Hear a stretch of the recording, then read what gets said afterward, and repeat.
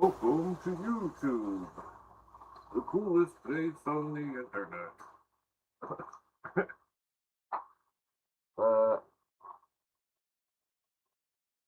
see, not really playing anything. So a couple invites. See if, people,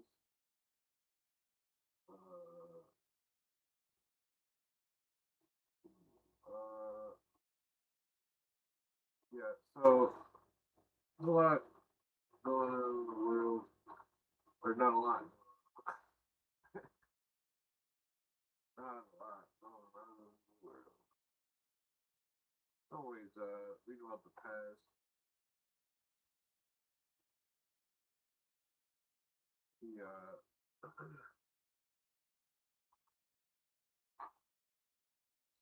reading about the past.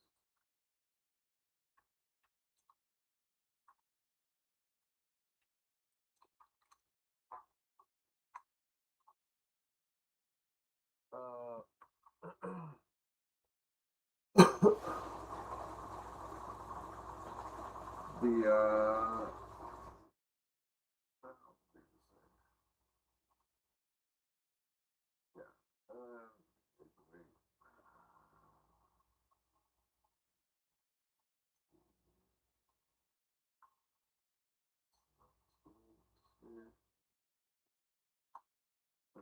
wait.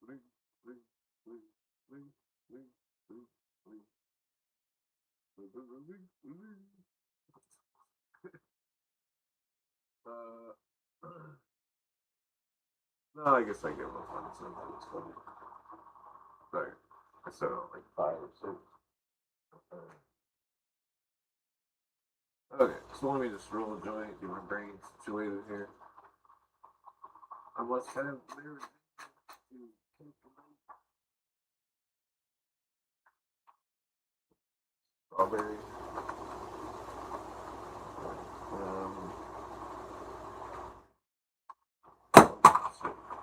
Okay, I'm running a little bit slow here. Sorry about that.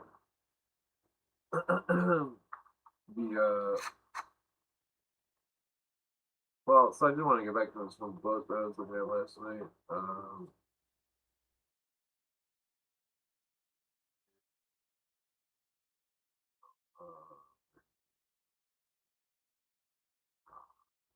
Book art, ritual.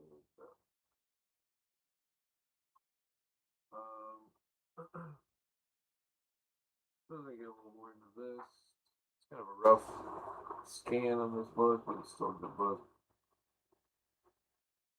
I forgot to snag a Len Cooper episode to examine.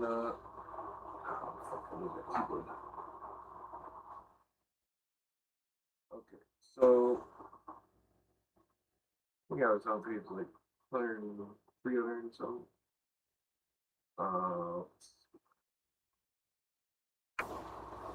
Apprentice.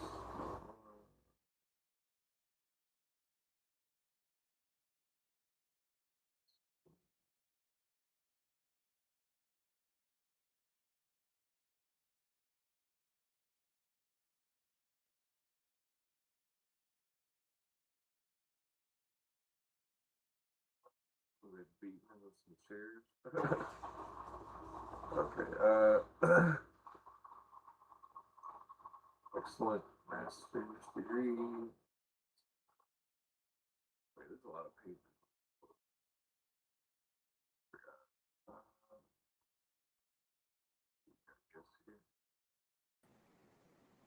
Hey, what's going on? Hey, man, what's up?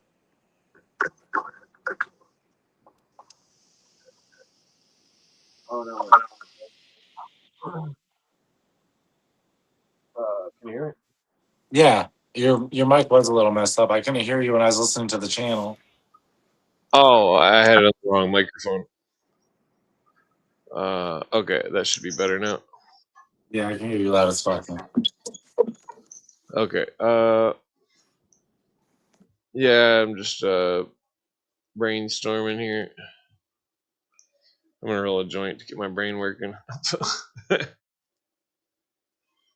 Yeah, I got like this horrible ingrown hair on my neck. That's like, it's a nightmare.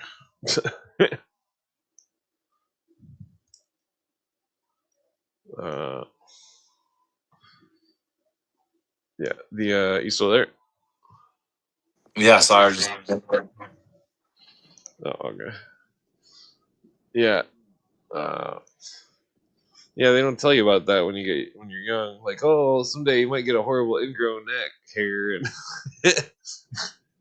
yeah, but it's gonna suck. No, I think it's because I forgot to put salt in the water, salt water softener, water softener thing. The water gets pretty rusty if I don't use that shit. yeah, I got a water softener too. It just broke. I had to pay a plumber to fix it. I thought it was something I could fix, but turned out it wasn't. Oh yeah, I remember you telling me about that. How much did that run? $500 or something? I actually haven't gotten the bill for it yet. Oh, well, wait. I think about this place because they'll fix it and then bill me. You know, it's nice. Yeah. I don't like when they're like, "Pay right now." I'm like, "I'm broke. Just fix it." Yeah. Let's see. I got some strawberry weed. Feels pretty sticky.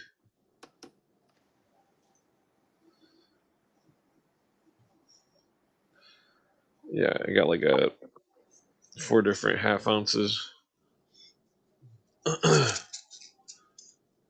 What was I gonna say? 4 different half ounces, nice. Yeah. Yeah, it should last me like a week or two, hopefully. It better.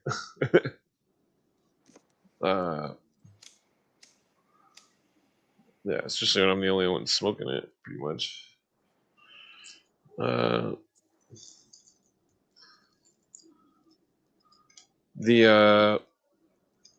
Yeah, those fucking ingrown neck hairs, fucking royal pain in the ass. Sounds like it. I had one like 5 years ago, and I kept picking at it, and eventually I like picked out some like thorn looking thing, and I think it was like some kind of like hair thing that turned into like a rhinoceros horn in my neck. Like a fucking, it looked like a cat's claw. Like it was like that big. It was real tiny. But I took a picture of it, but it was on my old phone. It was fucking weird. Then I looked it up and I was like, oh, people can get weird ingrown hairs that are like fucking thorns that turn into thorns or something. It's That's fucked up. creepy. Yeah. Yeah, I think it's like a genetic mutation or some genetic thing. I'm related to the reptilians. Not. They've got thorn skin. No. No. It's all good. I got 6 toes on my left foot. Whoa, what? No, I'm just kidding, dude. I'm just kidding. Oh yeah. Yeah, I never actually ran into somebody with like web feet or anything like that.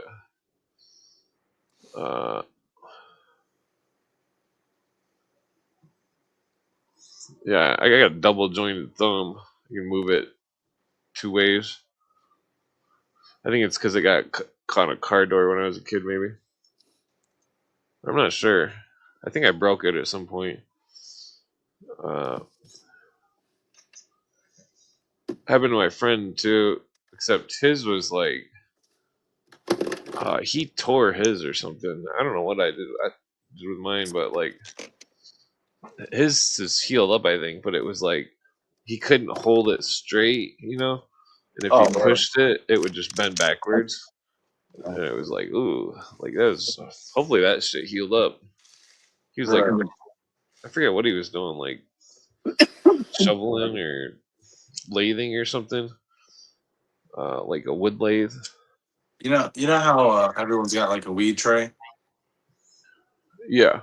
I got a Dragon Ball Z one, but I never do this, but I'm out of bud. But I was like, maybe I got some bud on my tray.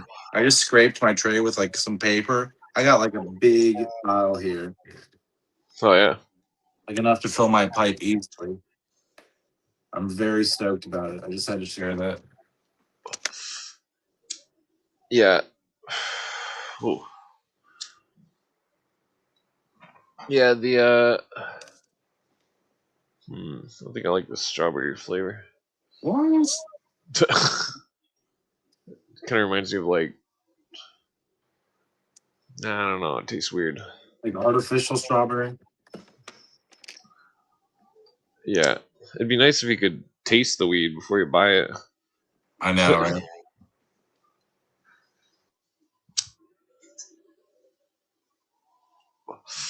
Yeah, there's like a it's freaking hot as hell outside. But then it's like pretty cool at night with still like 1,000,000 degrees humidity. Or huge percentage humidity. Oh. Yeah, I've been trying to figure out some stuff about this Knights of the Golden Circle and KKK and its connection with Scottish Rite Masonry. Yeah, the KKK do magic. Yeah, Well, it's always their positions are like Grand Wizard and shit. yeah, yeah. It's definitely this fucking joint keeps going out.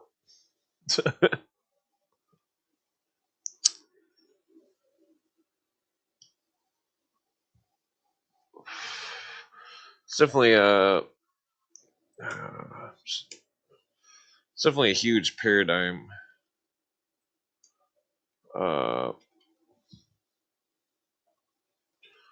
I think that there's a they're definitely using psychology in these paradigms of movies and animes and stuff. Uh, let's see.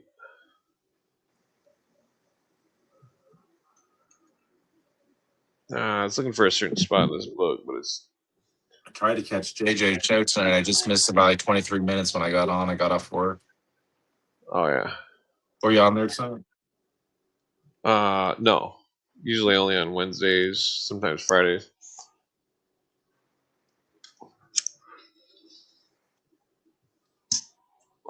Yeah, usually I don't go on too many shows besides JJ's and Jamie Hanshaw's. I haven't been on her show in a while. Probably like 6 months or a year or something. Oh, damn.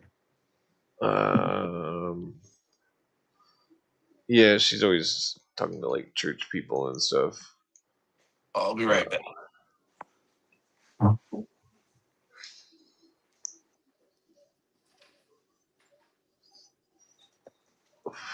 Hmm.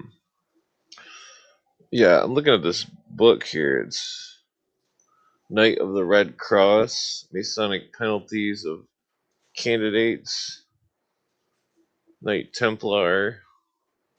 He's obviously missing his head. Royal Arch. Uh, there's the Select Master. Looks like his eyes got. Oh yeah, that's the.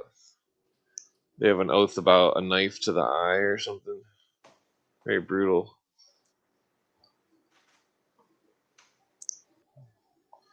What is that Masonic penalty? Is it like a sword to the heart? That's pretty bizarre. Okay. Well, I guess. Oh, what is Yeah, this? it's just a Mason book about the penalties and the. It's written by an ex-Mason. I gotta go through it more later. It's a whole lot of fucking shit. Uh, yeah, I was going over certain. I was trying to. It's interesting how you can use AI to forensically enhance old pictures and stuff. Yeah. Like I was using it to enhance UFO photos and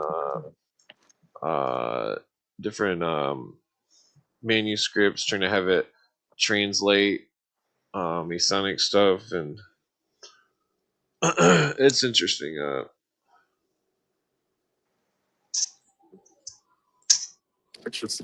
like to have a paraphrase stuff on me too. Yeah.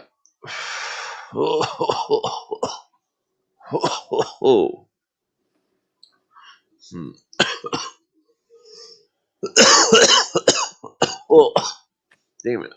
Well, I'm going off to a slow start here.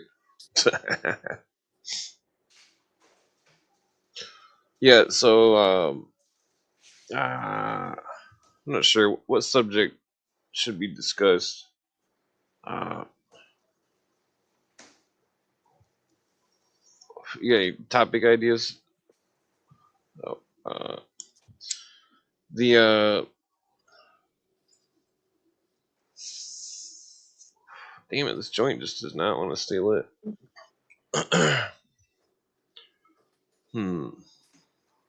What's going on, Pedro? No, I'm like 10 minutes late on the.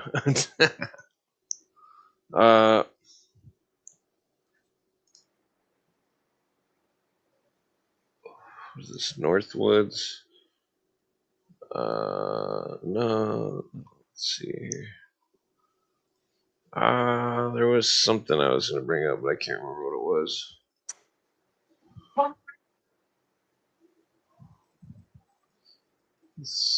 Mists of Fire seems pretty good. No, that's not what I was going to bring up here. You talk about Freemasons. Freemason. Yeah, trying to think of something good to discuss from having a brain fart. You know, I could talk all day. What Well, I think that stuff you said about supernatural stuff that you seen in the Middle East is interesting. Oh, like the UFOs and shit? Oh, you mean when I would look at images from like predator drones and shit? Yeah, well, both subjects. I think it's definitely interesting. Because I mean, he's like a general in the Air Force. what's that? Did you say you had a friend who's like a general in the Air Force? He's something. I can't say his. Well, I'm not exactly sure his exact position, but he's really high up. The I told you that story about how he sent me that Florida alien thing at the shopping mall. Yeah. And I was like, why the fuck is he sending me this? He's not into that type of shit. It's like he must have known it was true. That's what I speculate. Yeah. Remember I told you I know a handler in the Pentagon. Yeah. Fucking. Yeah. It's funny about my relationship with him, you know, because it's like a lot of people would like, I don't know, like a lot of times with my stories, people want names, and I'm like, can't give you people's names, you know. Like, I give you a few people's names, like that guy who wrote a book, you know. But Yeah, I'm not concerned with names. yeah, I could give any names. I feel like that's kind of impolite to do that, you know. And then if somebody like really looked them up and was like, "Hey, so and so was like saying you're a secret agent handler," that'd be crazy. You know, they'd hate that. Whoa.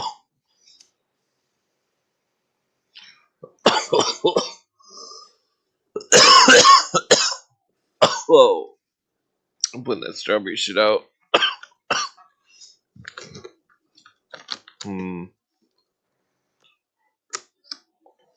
My girlfriend always gets mad that I don't put out joints halfway. And I'm like, well, why don't you just roll one? She's like, I don't want to. It's like, oh. Oh, he smokes too.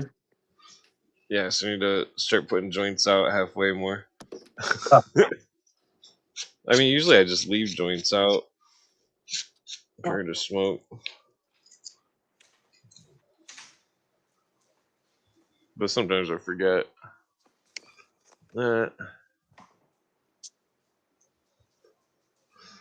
yeah, I mean, like the supernatural stories are just so. Somebody that hasn't experienced supernatural isn't really gonna believe anything that about any supernatural story. Yeah, well, God only gives you what you can handle, and once you start digging into the supernatural stuff, it gets complicated because Jesus doesn't want you saying like you're speaking for Excuse me. him. You know what I'm saying? It's like today's Hmm. messages are so sensitive, and it's like I don't know. I just know that religion is more fickle now than it's ever been. You know, and I feel like Fickle. fickle. You know, What does like that it mean? changes easily. Like it what? Changes easily. Oh yeah. Like just 20 years ago, just think about the things the Catholic Church, you know, mainstream Christianity believed till now. Things are changing, you know. Hmm. Yeah, there's definitely a. Well, it seems like more and more people that are just more and more immature. I mean, that's I don't know. It's like because all the people that are my age, besides like a very few close friends, they're all like, uh, I don't know. It's like it's like they pretend like they're not old. They're trying to be cool or something to younger people or something. It's like why do you care? You know what I mean? Like why do you care what anybody thinks? Like I don't know. It's weird. That's what I think makes a lot of the world go round is people caring what other people think. I mean, like I can understand if it was about emotions or something, but like not when it's about like people who are just like, oh, you can't have that opinion or you can't think like that or you know what I mean? Like, I don't know. It's it's like there's this one quote. It's like there's always how does it go? It's like one grain of sand. It's like one person asking advice from another person who's no different in a way is like one grain of sand asking another grain of sand where the ocean is, or how does that? Damn it, I fucked that up. That's not the right way to say the quote. But the it's like unless we get some kind of information from some kind of higher authority or something like, you know, like then it's really just I don't know. It's complicated. Yeah, it's complicated. I think you know what's going on. Me? Yeah. Wow. Well, I think that there's definitely a lot of wackos out there. You mean like alien wise or ghost wise, or what do you mean like Just secret most, societies wise? just like with most things. Oh yeah, it's like I've been speculating about stuff for quite some time about if things are real, such as Illuminati and so on and so forth. I'm definitely convinced Illuminati is real, but it never uses that name. So he's under the guise of Freemasonry or some other occult order, or even religious or political movement.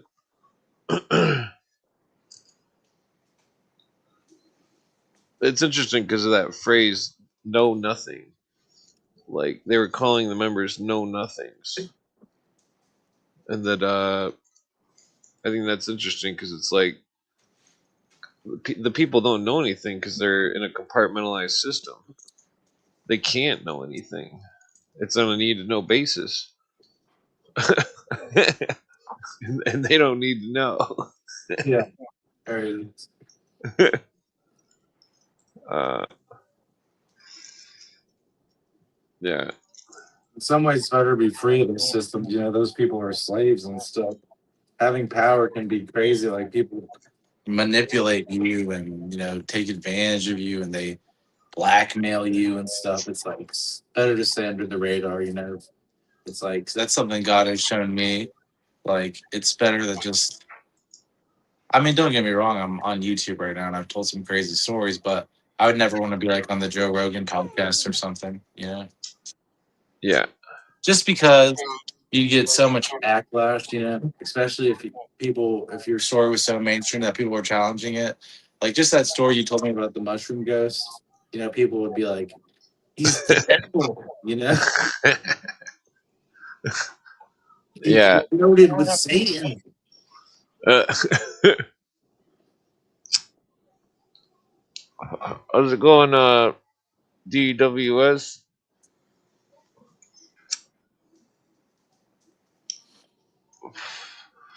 Yeah, that's why magic was always to be kept hidden from the public because they didn't understand it. They couldn't understand it. That one tastes good. What the hell?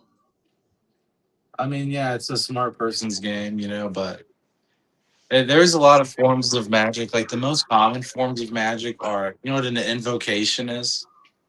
Yeah. Like invocations are very popular, and it makes sense scientifically because people would pray to gods or something. So why not invoke that god? It's Yeah. like have the most energy compared to like using your own energy or the energy of a door handle. I don't know, something anonymous. It's Yeah. like you need that energy that people have prayed to. So it's like even that makes sense. Magic is smart. They understood. But at the same point in time, the Jewish God is very interesting to me because I feel like, that God has a history of like storing energy and then doing miracles. Like if you look at the Ten Commandments, those people suffered for years. Then the God just broke out with like some heavy miracles in the Bible. So I don't Yeah. know how Well, I that mean, I works. think it's all surrealism and symbolism. I mean, I don't Maybe. know if those characters actually existed or not. Was it you we were talking about? Did the things really happen in the Bible? Remember when someone said yes? Was it Harry? Yeah.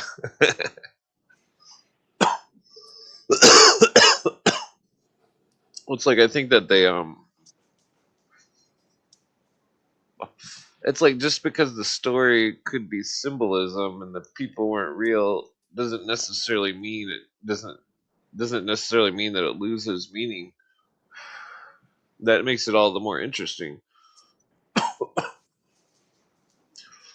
Hmm. This weed seems kind of wet. Hmm.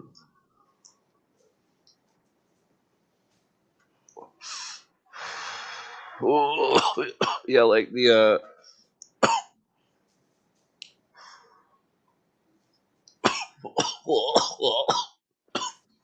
oh, the sweet's strong.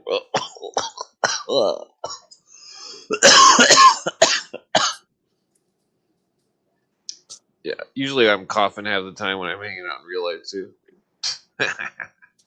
Dude, I have to mute myself because I cough so much and I got my puffer right here. Oh, those things are hardcore. Oh, you got asthma too? Yeah, dude. You want to know something funny? They give me the cheap kind. I know I said this on here the other day, but fucking, I hear like people tell me all the time, like my uncle and stuff. I would have joined the military, but I had something wrong with me. Remember I was saying that? Yeah, Well, I had asthma and I hid it. yeah, I would have had a rough time in the waters. So did I. I honestly did. And I was a winter class, but luckily for me, when I got out of Buds, I was never in the water again. I didn't do a single water mission. I just was in Iraq and Afghanistan. Yeah, But fucking, I had this was asthma. all for nothing. Like, What? oh, we're gonna give you life trauma from drowning in the water, but then we're gonna throw you in the middle of the desert. It's the best of both worlds. That's like the irony. All I can picture from your stories is I imagine my step uncle or whatever trying to drown me in the lake, like when he would drown my cousin. He wouldn't really drown it. Like he would drown us, but we weren't like we never got hurt, but it was still like just brutal. Like he would just fucking be all drunk and jump in and just push you under and fucking like rah, like Jesus, dude.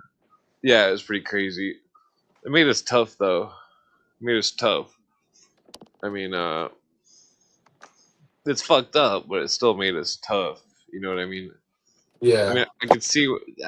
Well, I can't see where the dude's coming from, but it still made us tough. And me and my cousins could probably all whoop his ass if we wanted to now. So, not that we would or anything. I don't even talk to my cousins anymore. I love whipping people's ass. My daughters hate when I fucking talk about whipping people's ass. One of my daughters hates violence. And like if somebody flips me off in public and I'm like, I'll be fucking kicking that guy's ass. She hates that. Oh yeah, I'm against violence unless they punch me in the face at least twice. Because I mean, if it's once, it could be an accident, but twice, it's definitely not an accident. Yeah, definitely. Like I was telling this dude earlier, I ain't been in a fight in so long, and I don't plan on being in a fight ever again. I'm like so old, and I've learned my lesson. You should be able to talk about anything, you know. Oh yeah, yeah. One time, this dude like he tried to fight me, and he's like, I don't remember what it was even about, but he like punched me in the face, and then I was like, "Are you sure you want to do that?" And he's like, "No, man, I'm sorry," because he knew I was about to get lit. He punched you in the face, though. Yeah, he punched me in the face, and I'm like, "Are you sure you want to do that?" Because he seen that it didn't even, not even stun me, not even a little bit.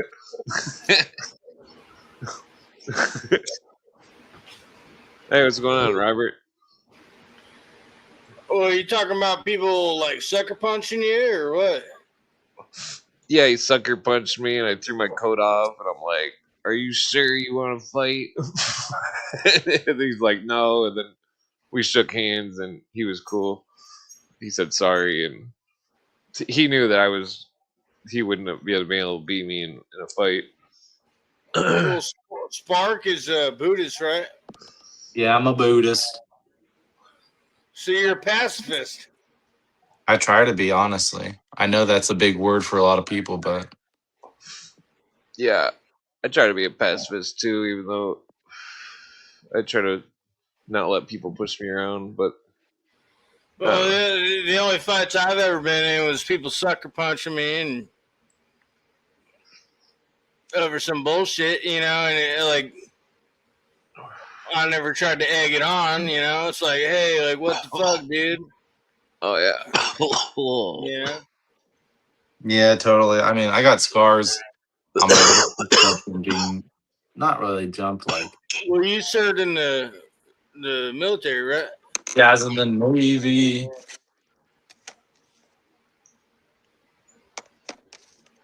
oh, I'm ran out of cigarettes. Oh, that's a tough one. Yeah, I only got one more left, man. I'm trying to quit. I'm okay though. I'm a quit. Oh, I swear this weed is wet. Yeah, I was in the Navy. I got a Navy tattoo on my arm right here. And then I got a Buddha tattoo on my arm right here. Oh, Oh, yeah? pretty cool. Not that one's more equal than the other. They're both a big part of me, but you know. You know that song, fucking like the Village People, like where they're making fun of the Navy, like they're gay or something. Yeah. In the Navy. Did you ever get any fights in the desert? Like with other sailors? I mean, with anybody. Did you ever have to like see any action or anything? Or Well, don't you think it's disrespectful that they made that song? Like making the Navy out like they're gay and shit with that song? Yeah, but the Navy does have a lot of gay women in it, you know. So maybe they like it. to the Combat stories, dude. I don't want to trauma dump on anybody, you know, but I could tell you stories about when I was homeless, when I was in excuse me. jail, when I was in the military, or all times where I had to fight for my life, you know, like in close calls and multiple times. But the military of all three of those situations is the least stressful. Like there was no time I was ever in the military where I thought, you know, like, you You know, thought you this were is gonna like die or this is something? it. You know what I'm saying? Where I thought like this. There were times I thought this is a close call and this is stressful, you know. But there were times when I was homeless where I thought this is it. You know? Yeah. Oh yeah. Yeah, dude. And I don't look. I don't want to admit to like any crimes or anything, but like I had to like really defend myself when I was homeless before. You know, just like as if I was in the military. Oh, people trying to rob you and stuff. Um, I swear I told you this story, dude, about the Yeah, hitchhiker. hitchhiker. I think so. The one that like hit you in the back of the head, or is that a different one? No, that's a different story. Maybe I did. I swear I told this story to somebody recently. He That's was why I'm like, asking you to reveal the secrets of Freemasonry, and he was going to strike you in the head. well, I was homeless a What? long time and I used to hitchhike, and hitchhiking is dangerous, you know? Oh And yeah. this guy picked me up and then he drove me out in the middle of nowhere and he like wanted me to do something to him and I was like, Oh yeah. You told me that story. yeah. So it's like, you know, I'm just saying like that's crazy, you know? It's like that never happened to me when I was in the military. You know what I'm saying? Yeah. And the military is a lot more direct. It's like you'd go on a mission, you'd engage small arms fire. If you were on the base, maybe you'd get some orders. If you were in a helicopter, maybe you'd get shot at. You know, it's like very direct. You know what to expect. You know, it's like when I was homeless, I didn't know when that was going to end, like a deployment. You know what I'm saying? It just kept going. And it's like every situation's dangerous. You never know where you're going to sleep. And being in jail is similar. Like, you know, I was in jail in Houston, Texas for 6 months. And that place is, that's like the most violent city in the United States. And, you know, their jails, Houston? yeah. Oh, that would suck. Fuck yeah, it sucked. I had to fight multiple times when I was in there. And like, I'm not trying to toot my own horn, but the first time it was like a stereotype, like the biggest dude in there. Oh yeah. So I'm just saying jail is hard too. And that's really hard. It's hard to sleep, you know, when you have enemies and it's an open pod, you're like, man, these guys can just jump me any second, you know? Oh Well, jail is different than prison. You know, I mean, I've been I've stayed overnight in jail a few times, but then it was never for like a long period. It was just overnight, drunk tank kind of shit. You know what I mean? Yeah, I got in trouble for assaulting a police officer in Texas. It's a long story, but I didn't just go up to him and punch him or anything. He snuck up behind me and then I accidentally hit him. But I spent But 6 months in that's jail. different from prison. You were never no in prison or nothing, right? No, I was never went to prison. But I was in, like I said, I was in jail for 6 months, and they put me like in a long-term jail facility, like not the main one, you know. And there, I don't know. Have you ever been? You said you've never been in jail more than a day, so it's like it's hard to Yeah. explain, but it's like man. it's not even so much the fighting when I was in there. Like I saw other crazy stuff, like you know, like just weird shit that makes it like you know, Oh yeah. like you know, me and Clint have talked about this before. Losing people. That's why I don't want to bring it up. Like you know, the S word. But it's like I saw somebody do that when I was in jail, and that was really rough. Oh yeah. Man. Yeah. When I was a kid, I was in jail a couple times. Mostly just for like a week or two here and there for doing stupid shit. But like just misdemeanors. And but then I had another misdemeanor when I was 15. Well, I got the misdemeanor before I went to jail. I just kept violating probation and stuff. But like it was like a week here and there. And then when they finally did the big probation violation, 2 years later, when I was almost done with probation, they were like, "Oh, we're gonna violate you and recharge you for the same misdemeanor, even though blah blah, and we're Double gonna make you." jeopardy. Yeah, I had to sit in jail for 4 months, and fucking then I had to sit in a halfway house for 4 months, basically. And it was like when I was 17, and it was like it was fucking bullshit. The judge had it out for me because his kid was a bully at school, and like his kid bullied me, and would him and his friends would get in a circle and punch me in the ribs all the time, and fucking like, and one day I stood up because I was sick of it, and I fucking grabbed the dude's head after he punched me, and I fucking bounced it off from a drinking fountain. And then everybody backed off, and then they were like, and then I think his dad knew about that fight, but I think the bully, didn't tell the full story that he was picking on me and fighting me and shit, and fucking you know, because it's like, imagine if somebody punched you every day for a year straight, and then they come up to you and try to punch you again, and then you just punch them as hard as you can. That's definitely self defense. You know what I mean? Like if somebody's sitting Yeah. there doing that type of shit, fucking rich people make fucking toxic little fucking idiot families that fucking the most toxic people in the world are fucking rich people. I mean, Yeah. Well, I was talking to my sister last night because some people invited me out to the Legion to go fucking sing some karaoke and shit. yeah. And I drank like 3 or 4 Long Islands. Ooh. So I got pretty fucking wasted. And I was like walking back home. I didn't want to get like a DUI or nothing. Yeah. I was like walking home and I fucking fell over in like a ditch on the highway or on the side of the highway. And I had to call my sister out, come pick me up because I got so fucked up. You know what I mean? Yeah. And she was talking about how she didn't like our dad because he used to whip us with the belt when we were bad. No, well, that's not a big deal. That's what I told her. I was like, hey, there's like way more abusive dads that people have. Like our dad was not a bad dad. Like he did.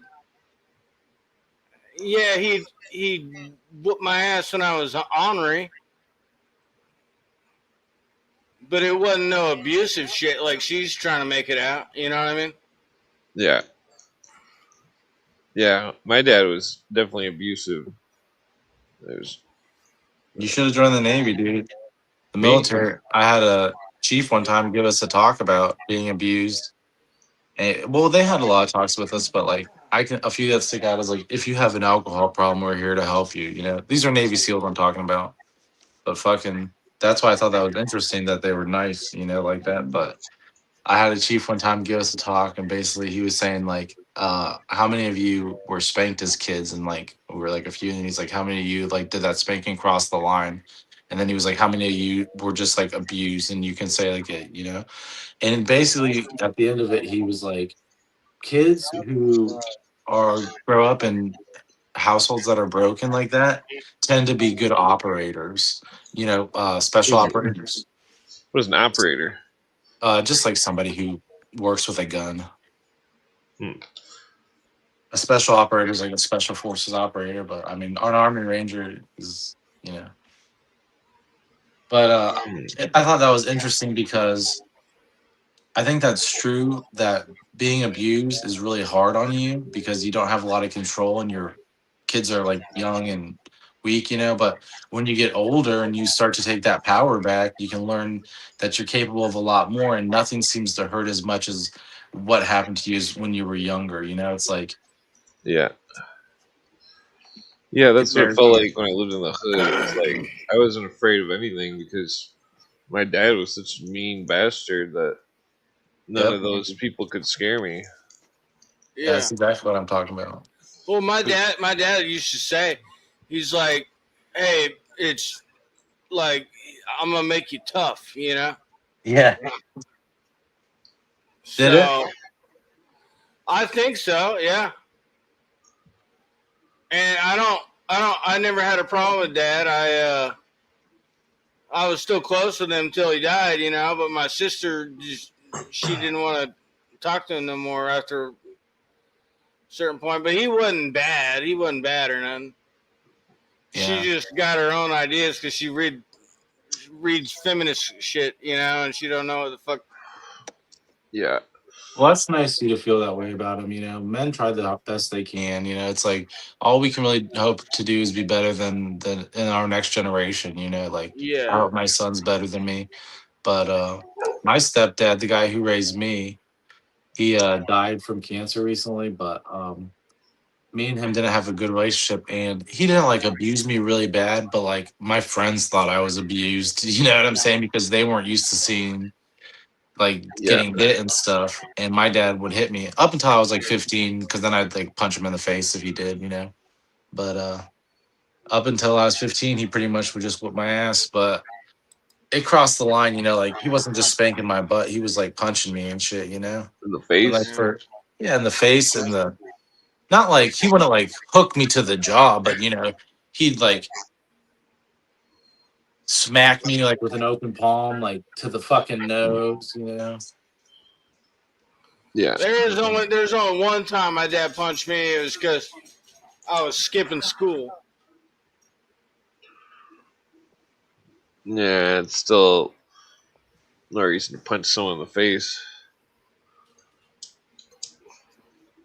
But I don't have any resentments towards him. He was a foreigner. He was from Ecuador, and a lot of foreigners are just like raised differently. You know, Yeah. it is what it is. He was real. I don't know. Oh, who's this? You got your own kids, right, Spark? I got who? You got your own kids, right? Yeah, 2 girls that live with me, and then my son lives with his mom, my ex-wife in Pennsylvania. Well, how big are they? My daughter's 19. She's going to college. She just made the dean's list. My other Oh, daughter is hell. 16, and then my son is 14. Wow. Well, those are old kids. Yeah. Is this Kane B? What's up, Yeah. Spark? They're already grown. What's up, Kane B? What's up, guys? How you doing, sir? Good to see you guys. How's it going, Clint? What's going on? Nothing much. I played your I live streamed your live stream from my live stream tonight. What? That little segment that we did about Beta Kappa, just kind of put that out there. I was glad I remembered it. Yeah. No big deal. We're just checking it out. That was a fun time last night. Kind of random, but whatever. Yeah. We're missing you at Sparks. What were you guys talking about just now? You got what's going on the possible Bill Cooper review? We're talking about Bill traumatic Cooper. stuff. We're talking about how being suffering builds character. Well, I mean, like, I don't have any kids myself, but I got a niece, you know, she's like a baby. And, I just want to expose her to cool shit. Like I like to give her musical instruments and shit. She turned 3. I gave her like a Casio keyboard. All right, those are cool. Man, the sweet is all too harsh. No. You gotta quit smoking all the roaches, bro. No, I got some fresh stuff. I think I like the roaches more. No.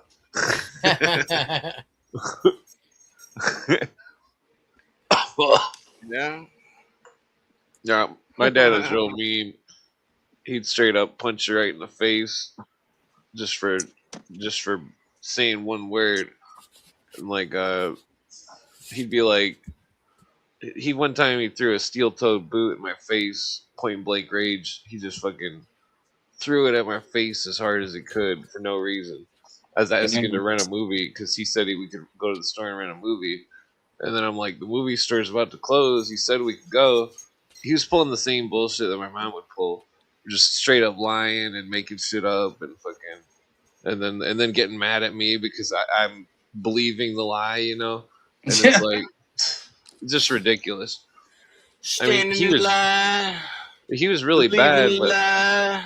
like I always saw my You're dad bowing was down super to the bad. flag. But one time I was at my friend's house, one of my Catholic friends. We were in, I think I was 15, and like this is like around the time when I ran away from home, and that like but like his dad, we were smoking blunts in his living room, and his dad came home, and his dad he just straight up jumped on him and started beating him in the face like a fucking maniac, and it was like I should have helped him, but I was too scared and I ran. That was the only time I ever ran from some kind of fight, because his dad was real big, but like, I was gonna say, an adult, that's not running, that's getting away. well, I was only like 15. It was just so fucked up. Yeah, Damn. people are fucked up, dude. Yeah, dude. I'm sorry. That It's is like pretty I bad. seen that friend a while back, a couple of years ago. He said he said something about it. He brought it up or something. He's like you're the only person I know that's got beat up like I did. You know what I mean? Like it's Yeah, I just didn't get it fucked that up. bad. It's tough. It's tough, dude. I Yeah. remember one time my dog bowl was empty, like the dog bowl for water, and it was a metal bowl. And my stepdad got mad, and I had a friend over, and he picked it up and threw it at me, and it hit my head, and it was like ding, like wrong. Oh shit! Yeah, it didn't even hurt that bad, but my friend was like, "Oh my god, do you want me to go home?" And I was just like, "No, this shit happens all the time." Well, it's always awkward when you go to your friend's No, house just and then, hang like, out. they get into an argument with their parents, and you're like, I don't know what the fuck's going on. Like I had nothing to do with it. There was one friend I had, and he lived in the apartments. You know, we lived in a neighborhood with learned doctors and houses. But he was this buddy I met at the, like, you know, hanging out at the tennis courts, recreation center, or whatever. He's like, yeah, come on over and come on, hang out, whatever, at the apartment. And so we walked to his apartment. He's like, just wait out here for a second. He goes in the apartment, right? And all I hear is the mom and dad screaming at him at the top of their lungs, whacking the crap out of him. We're 11, 12 years old. And so I'm out there, like, for a minute, like, what should I do? You know, and they just kept whacking on him, bro. You could hear it. And so I just eventually took off. But, you know, like, as a kid, you know, you'd be hanging out down the street or a neighborhood over or whatever with your buddy at their house all day long, and you're swimming at the pool and whatever, and they're like, oh yeah, you know, let's go to the coast, have a couple laughs, you know, and whatever, hang out and spend the night. And so, dude, I swear to you, as God is my witness, I learned how to treat people when they come to my house, because every time that I would stay at somebody's houses, I would end up getting up in the middle of the night and just leave, because the air conditioning wasn't on right. Oh yeah, It was that would suck. something weird, just something weird. Like, all day long, you're hanging out, everything's cool. As soon as those lights go out, shit gets real, and you're like, bye. I got a bellyache. I'm gonna call my mommy. I'd always get stuck at my friend's house, and he'd have a bunch of cat litter boxes everywhere. Oh, dude. And then I'd forget my asthma. Well, fuck, man. Like, the first DUI I got was because First one's always the best. some dude invited me to an after party, you know, after the bar. And I went over to this dude's house. I never knew the guy, you know, and I was like, he passed out. And I was like, why the fuck am I at this dude's house? I don't even know the fucking guy. I'm going to drive home.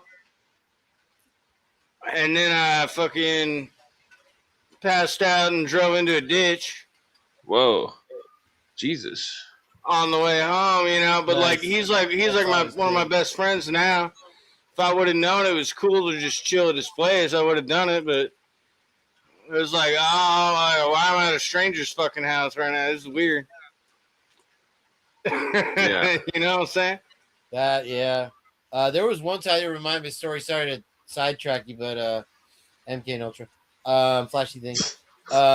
I was with this country girl. She was from Dade City. This cute little girl, and we'd been hanging out and we'd been drinking. She loved to drink. She got me drinking.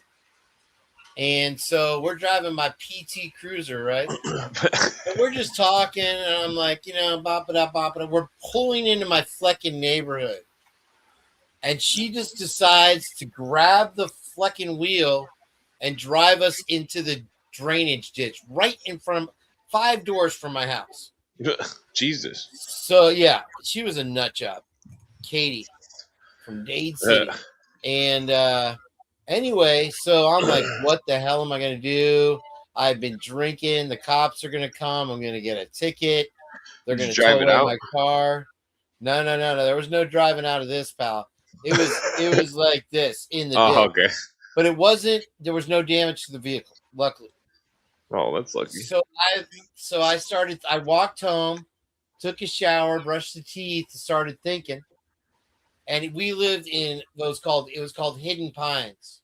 So it was literally like behind these department stores, and it was tucked away from the mainstream of a busy city, countryside. And so I'm like, you know what? I'm going to call AAA. So I called AAA. I just gotten AAA. And the lady, what's the nature of your emergency, sir? I'm like, my car won't start.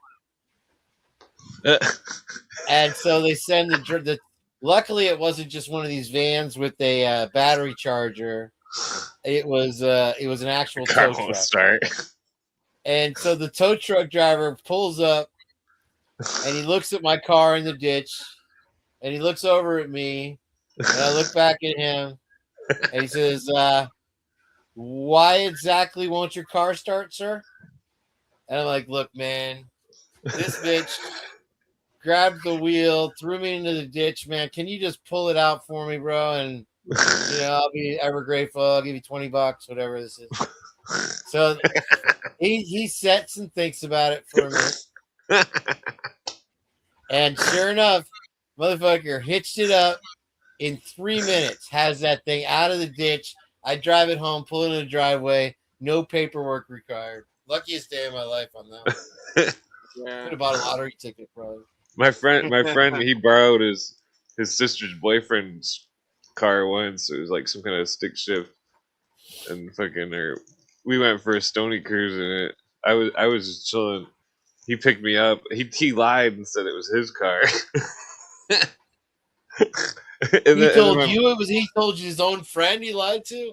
Well, he was telling my mom. He's like, "Oh yeah, my new car." And she's all like, my mom's like, "Why don't you be responsible like him and get your own car?"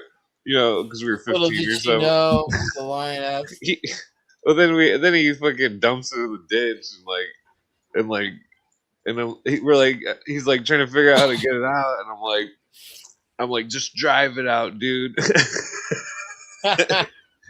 and he drove it. My plan was that he should drive it more into the ditch to then drive out of the ditch, Right. and it actually worked, and No I shit. saved him. No shit.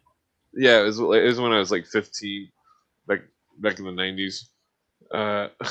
Pretty funny. Gee. Yeah, no, that's lucky as flap, dude. There was another time we were at this pool hall, and I was drinking for a while, a couple years back, about 15 years ago. And we were leaving this pool hall, what's it called? Strokes Billiards, some Strokes or something like that. All right. And so, at 2 a.m., you got the cops all over the place, and all the drunks are leaving the bar. I had a back way home, and I just got in my pickup truck, and I see this guy, bro, in this Mitsubishi Eclipse, one of these assholes, and he is stuck, bro, because there's it's literally like when you go out the back way of this place, there's literally like this tree line where it's like a roundabout. If you're coming from one way, the apartments, You got to go around it this way and whatever. So he's somehow fishtailed in between all these trees, and he cannot get out. And I was actually in my mom's car at that point. I'm like, bro, I got a truck. I'll go get the truck, and I'll pull you out. But you gotta give me $25, no matter what, even if I don't pull you out, right? And 15 years ago, $25 was $25. So I go home. I'm right down the road, and I pick up my truck, go back to the guy, and we put 2 tow ropes, and I attach them to the actual tow area of my vehicle. And the other 2 guys did what they did. I wasn't paying attention, right? I don't know what the hell. I'm like, this is your car. You figure it out. Well, I go, okay, you guys ready? You sure? Everything's all set. I checked the tautness of the thing and all that. All we needed was a little inertia, and this thing was out. Yeah. So I'm like, all right, here we go. Hit the gas, bro. And I'm like, boom, boom, boom, boom. Ka-pa-pa-pow! The fucking the actual bumper came flying off the car. They tied it to the bumper, and so now he was not only stuck, his car was pretty much totaled. It just ripped off the entire front end of the car. Oh man! And so I'm like, holy shit! I'm like, I hate to say this, bro, but I gotta get my $25 from you, man. Oh, Seals the deal. fuck, dude. He gave me the $25, and I was out of there before the cops came because I was still a little bit tipsy myself. Oh yeah. I felt bad, but a deal's a deal, right? You know what I'm saying? Yeah. Oh man. What's up? 1, 2, 3. Oh, that's just Left, me. right, left, right. I'm going outside to smoke a cigarette. Up, down, up, down. I've seen my neighbors. They fucking tore down a damn tree with their fucking trucks. On purpose? Oh no, it was like funny. It was like the whole town. Like I mean, it's like a small ass fucking town, like 30 people or something. You know. But like, everybody had their trucks out, and they're all fucking like hitching it to the limbs and shit. Yeah. On this big ass tree, and they fucking tore the whole damn tree down. It was like a big ass fucking tree. That's wild. And it was like the whole fucking town was in on it. Like, yeah, we're gonna tear down this fucking tree. That's crazy. Hold on, I'm gonna be right back. I'm gonna throw in another burger. I'll be right back, guys. Wow. I'm just smoking a cigarette outside. Well, actually, I'm in my car now. What's 1, 2, 3? That's me. Oh, okay. You got a separate thing. Yeah, I'm just smoking a cigarette outside, so it doesn't get all cigarette-y inside. I don't want to open the window because it's all humid out. Yeah, then you gotta take your shirt off. I was gonna take start my my shirt car off and and grab sounds it up, but fucking- the neighbors aren't having a bonfire anymore.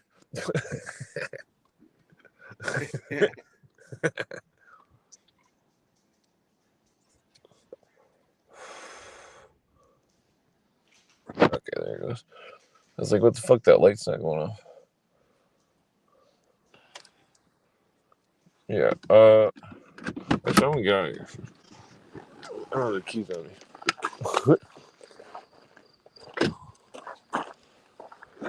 Yeah, the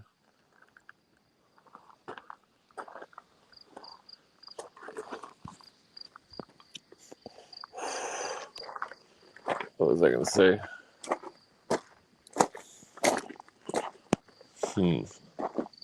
Hello. What? Said hello. Oh yeah, I got He's quiet. talking to his dog. What kind of dog you got? A big one. She's half German Shepherd, half what's called black mouth cur. She's a 100-pound dog, but she's the most friendliest dog. I've ever had, at least. Seriously, and I've had a lot of nice dogs. Don't get me wrong, sweet, but she's like the most sweetest, and it's kind of sad for her because people get afraid of her because she's so big and looks mean. But she's so nice. Yeah. I don't think she looks mean either, but her bark's real deep and stuff, you know. And then here's my little boy. This is my little Chihuahua. His name's Boomer. All right. Was that like you had your name as Sparkster the other night? Yeah. Is that like your dog's name, like Sparky? You know, Sparkster. Like Spark No. Blunt. Spark. I like Spark. It's like a double play on my last name. Like if you look at my name, it's Spark Sparacino. Sparacino in Italian means to fire, like to fire or like a weapon. Okay. So, well, spada means to. So like a spadacino is like a shooter, you know? You're Italian? Yeah. So I always say like, it's funny. It's like spark shoot, you know? It's like spark shoot. I don't know. It doesn't really make sense, but it's just, I also like spark Like an because like, Italian I word. smoke a lot. Yeah, spark another owl. Yeah. Everybody spark another owl. I used to have that album. Cypress Hill. Yeah, Cypress Hill, Volume 4. Like it's got the hardest fucking beats of any hip hop album ever. Like whoever did the beats for them. Yeah, we were always bumping that back in the 90s. Yeah, he's got like I'm having illusions. You know that one's cool too. Yeah. Yeah, I haven't listened to it in a while. The other night when you were doing you had like a whole on like rap like battle or something shit, and like Donut came on and Pineal Power were. Yeah. That was a good fucking show, man. Well, thanks. Most appreciado. Yeah.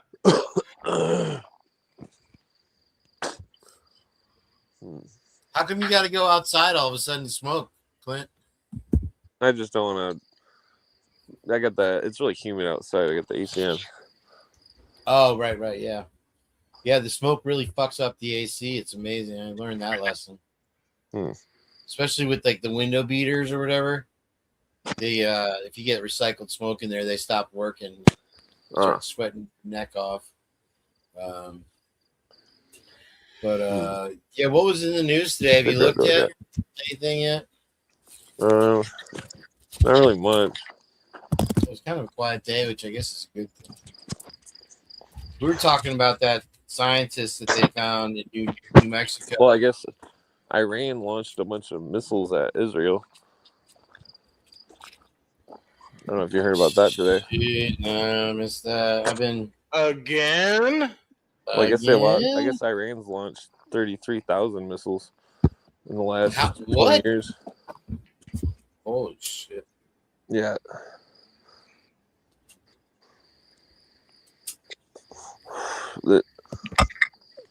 It's funny because the Nazis, they launched 11,000 missiles, but everybody tries to say that Iran is a bunch of Nazis when they launched 3 times as many. Damn. It's a big country and people don't realize that. Oh yeah, isn't it like the size of Texas or something? But I can hear crickets out there. Yeah, there's frogs. The maps, the maps are like distorted. Like they don't show shit as big as it really is. Yup. Like Africa, if you look at like a normal map, it like looks like it's the size of like Brazil or or whatever, South America. But in reality, like Africa's like way fucking bigger than South America. Yeah. Ah, I just inhaled the mosquito. It's just kind of weird how they draw the maps like in an inaccurate way.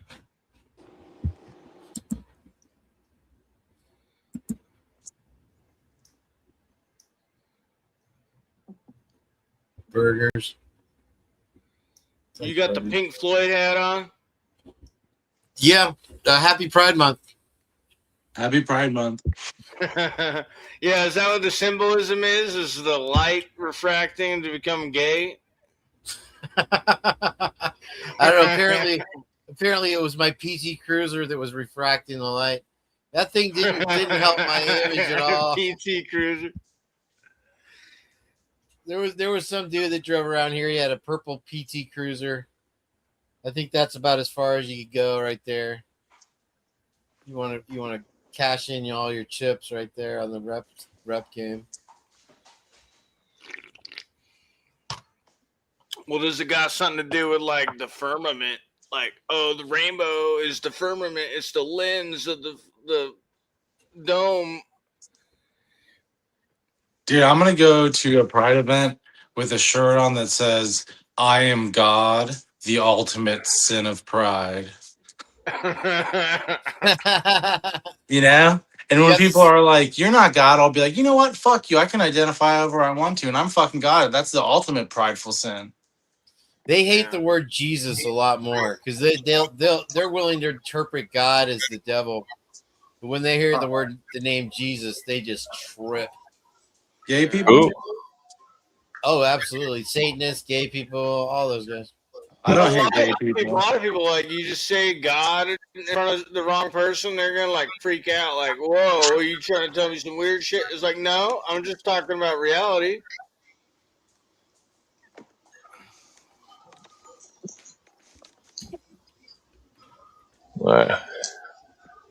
yeah. They're triggered to believe in things.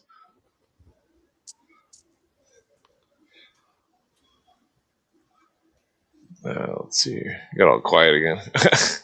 Yeah, it's all everybody's quiet tonight. Well, the Pink Floyd thing, I wonder about that. I mean,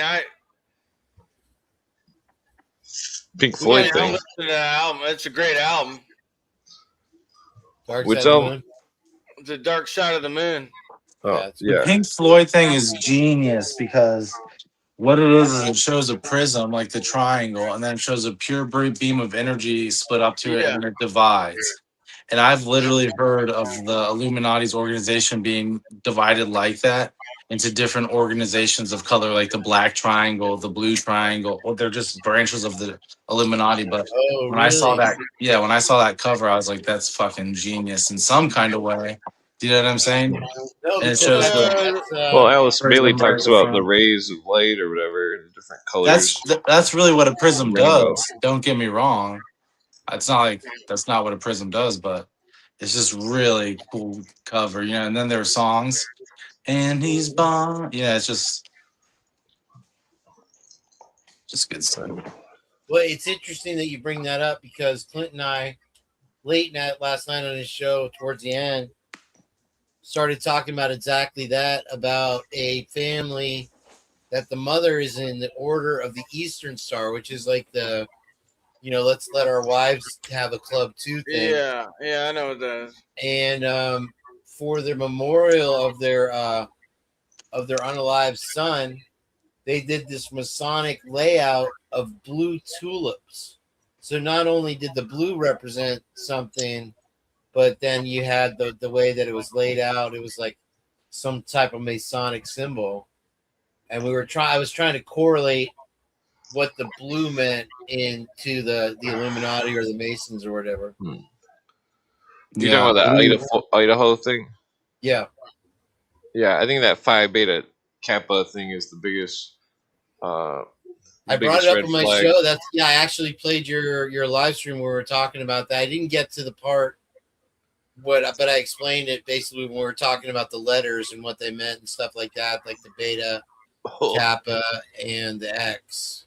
The X being the most important one, I think, because one of the bodies had 4 X's on it, 2 on her forehead, 1 on her forearm right here, and then one on her scalp. And the one on her scalp, I was telling you, looked like a 4-sided dagger, which you were saying is illegal in even like warfare and stuff, Geneva Convention shit.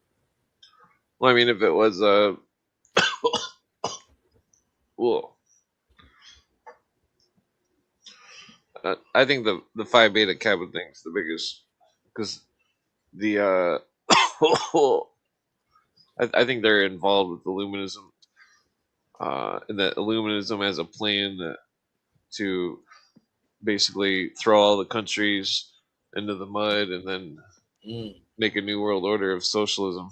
Right. Oh, that's right. That's what we were talking about with them. That's how we kind of got to that. That's right. Shit. Yeah, it's funny you talk about this today because there was a girl at my work talking about this today. Not the way you brought it into light, but she basically was saying that she wishes there was no borders, that it was all just one country, and that we were a communist country. And I was like, you'd fucking love the New World Order. Yeah, that's what they want Well- everybody to think. Yeah, isn't that funny? Well, am I wrong in saying, like, I think people should be raising their state flag higher than they raise the national flag, you know? Well, it's Like, you should be proud of your state. Like, because, like, local government's better than a bigger government. So it's like your state government is more representative of you than the national government. And then, like, the UN, you know, like, that's even more fucking, you know, or far removed from it. You know what I mean? Like, you should focus on your immediate surroundings. I completely agree with you. And local politics is usually what reflects the local area. But I feel like where I live, everything's fucked up, and they're trying to mirror, instead of the class they're supposed to mirror, they're mirroring like what Trump wants, you know? And it's like they need to represent us and what we want. Like I live in Indiana, 80% of people in Indiana want weed legalized. So it's like they're not representing us good. You know? It's like, well, it shouldn't be illegal in the first place. yeah. I mean, under constitutional law. Because, I mean, if you smoked a joint and you got arrested for it and they charge you with a crime, there's no injured party. I mean, if there's no injured party, then there can't be a crime according to the common Yeah. law.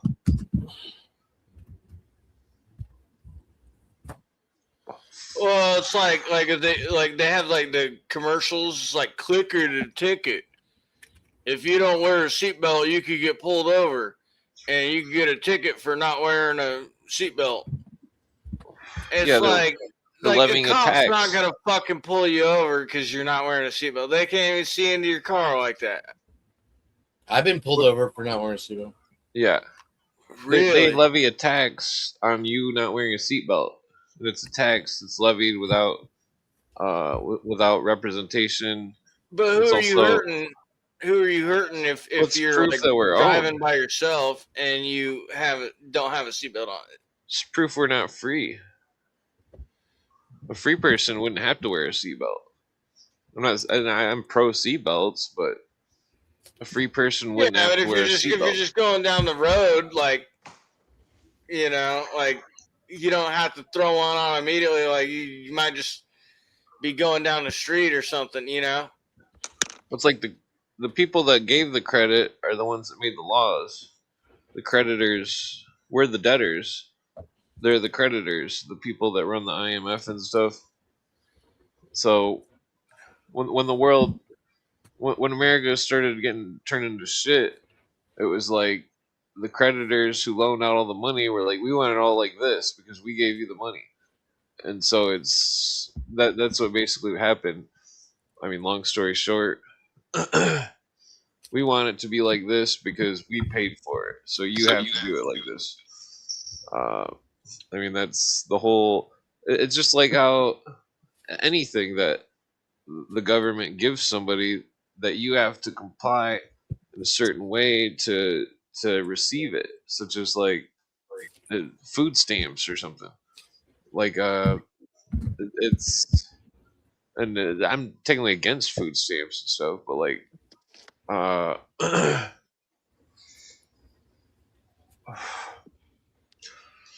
Oh, it's like say the bank gives you a loan for a house, and then you have to build a house within all sorts of parameters, and you can't just build whatever you want. You have to have all these steps and paperwork, and it has to be Yeah. You within gotta what pass the code. You gotta have dig permits and all this shit, you know? yeah. But plus, just the then the bank will want they'll say we'll give you a loan, but you have to have insurance in the house or the car or whatever, and you have to have full coverage. Like if you get a loan for a car, you have to have full coverage. Uh,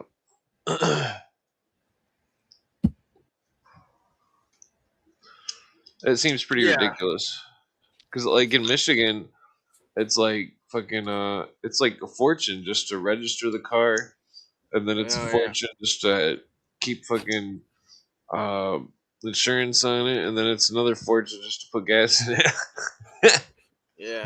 oh, bro, I filled up the electric vehicle tonight for the first time, which was a pain in the ass, but I won't get into that. But only $10 to get almost 80% full, except they put a $35 prepaid hold on it. And I'm just getting back up on my feet here again, and I go from 150 to like $70 or whatever it is, And I'm like, holy shit, man! What this is? I was at Walmart across the street, so I raced back over to get my car off the thing. I'm like, how much is this going to be? Like $100 to charge this damn thing up, but it ended up being only $10, and then supposedly they give you 6% cash back on the prepaid part, which I don't understand. But, or maybe that's just on the $10 that I paid to fill it up. But it took about an hour to charge it, which wasn't bad. And then it's it goes about 300 miles. But You here's got an electric vehicle? He's renting one because his car broke. yeah. I'm renting an electric vehicle, the shittiest Chevy Bolt. It's Bolt, Chevy Bolt, for the price of a Bugatti. It's $300 a week. Fuck, It's man. insane. Jesus. Why you Yeah. got an extra car laying around, Rob? What's that? I was Oh gonna say, yeah, Rob, if you had nice. extra car laying around. Well, maybe, but You want to make some money? you You like true crime? No, let me ask you. Oh, What? I was gonna ask, like, if you actually bought one. I was like, why the fuck would you want an electric car? But you say you're renting it. That's a different thing. Yeah. Yeah, and it fits all the criteria for Uber, and all the inspections are passed and this and that. I'm actually, when I get off the show here tonight, I'm calling Hercules Rent a Car or whatever, Hertz, and gonna ream them a new one, because they gave me the car. It needed washed. It hasn't been vacuumed since they bought it. It's got 40,000 miles. They vacuumed the carpet. Somebody definitely puked in it at some point. These types of things, So I'm gonna be like, I know what you guys charge for cleaning a vehicle, so I'm just gonna ask for a discount on my next week's rental, which is That's a coming good up. idea. I'll take And, it. Man. Yeah, I know, me too. A lot of times, because the rental is actually through Uber, they'll be like, oh, you have to talk to your Uber representative about that, and they just refer you, and they start playing ping pong with you, and you go back and forth. They said, and then I don't care what they said. This is what you got to do, But I got a perfect example for what you're talking about, Clint, as far as with the lobbies that try to get us to conform. In the late 80s, they wanted to raise the national drinking age to 21. Now, a lot of states make money off people 18 years old and up drinking at this point. You have New Orleans, which still to this day has drive-through. You can get a mixed drink through like a farm store. There's Yeah, they're on that Napoleon law. And so it's wild. Drinking And also, right, and that's a good point. I'm glad you brought that up, the DUI. So you had the DUI had to be enforced fully, and also the drinking age had to be raised to 21 for them to get funding for federal highways. And so they really put the screws to everybody with the DUI thing, especially Damn, I didn't know that. that made that. And then as you did it, they released the funds for you to get your highway. So that's I think a pretty good example of where you were talking about. Yeah, that makes sense. Yeah. Well, that's how like they can say we have different states' rights, but like at the same time, like the national government's gonna have their incentives that's gonna change the way that the states do their Yeah. shit anyway. You know what I mean? Yeah. Yeah, like there's when we used to farm when I was a kid, fucking we would get paid for certain fields that were empty, and then we'd also get paid the same amount for fields that had corn or whatever vegetable or whatever the fuck they wanted us to plant, like soy. It'd always be corn, soy, or wheat. Those three rotations. So they would pay you to have those three things in a certain order every year, or just to leave your field empty. Oh, sorry, I'm trying to roll a Yeah, joint. they need to pay you so they don't flood the market and stuff, you know, and you make the same amount of money. This Oh, the is ghost the picture. ghost picture for Lucy's talking about in the chat that I sent her inadvertently. There was no good picture of this accident. Now, let me fresh you It guys' is weird. memory about. It's very creepy, and I didn't see it. Here's the weird thing I don't know about if it's like a trick of light, because it looks like on the ceiling you can see the top of someone's head or something at the back of the and ceiling. it's like that. It's got this. Excuse me, I'm going to sneeze. Oh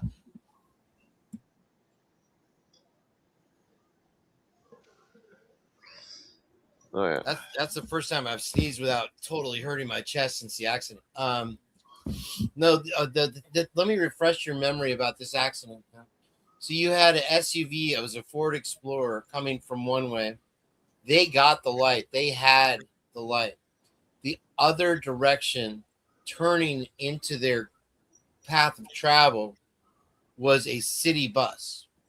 So the city bus was hauling ass to make the red light, and the SUV had made the light and was going at 40, 50 miles an hour, and they collided head on. Both passengers in the SUV, or the passenger and the driver, were my age, 57 years old, which was weird. I happened to be driving up right after it happened. They were ejected through the windshield. The driver survived. The passenger did not. The city bus driver, just to tell you how crazy the crash was, that ran the red light, also was ejected through his windshield onto the road. Jesus. Wow. And so That's I horrible. pulled up, and just as the cops got there, they were cordoning off the light, directing traffic to make this tiny little U-turn by the hotel, and then you get back on the high. It was like a freeway entrance area. You know, it's not a, what do they call those? The frontage road, but it was, you know, like a highway that led to a bigger highway. And here in St. Pete. And so I pulled up just as it's happening. You know, anytime you see lights, I'm like, oh, I should go live on YouTube, or, you know, because people will be like, oh, police lights, 5,000 people will jump in. But I'm like, okay, well, at least to document it, I got a new phone, I got a new camera. I'm going to take some pictures. All of the pictures were like, I had the flash on and it reflected in the window, or I was, you know, it was just a bad picture. This picture here, I was like, you know what? I'm going to take an over-the-shoulder boulder holder, just for posterity's sake, and just that's the accident is literally in the background. Those bright lights are the police vehicles. Yeah. And so it was just the last minute. And I share everything I do more or less in my life with my friend Lucy, that's in the chat. And so for some reason, even though they were the stupidest pictures, just to go along with the story that I'd seen this accident. And at the time I was delivering DoorDash or whatever, right? And so I'm like, oh, look at these pics. I was, you know, I went through this accident, and I guess the lady died. And she sent back the text. She's like, did you charge extra for the ghost in the backseat? And I thought she was kidding. Of course. And I looked at the fucking picture, and I mean, you guys can decide for yourselves. Obviously, it could very well just, my friend Jen, she fully thinks it's a shadow or reflection or something like that. But it just look at my face, bro. First of all, I don't have like cancerous lesions. I mean, I do have one little thing here or whatever. It's kind of a dark spot. Yeah, I mean, I couldn't even tell it was you in the picture. You look different. Different to say the least, right? And despite all that, I was like, man, this is the worst picture I've ever taken of myself. Despite all that facts, I send it to her, and of course, she sends me back this ghost. And once I looked at it, it's like, man, you can't not see it. And the creepy factor of the lady had just died right there, same age as me. And I don't know how pixelated it looks for the folks at home, but to me, it seems like there's like another entity or something to the left of the picture, I guess you'd say the ghost's right-hand side, like they're riding together. You know what I mean? Like it's weird. I don't. It's cartoonish even almost, but it's still.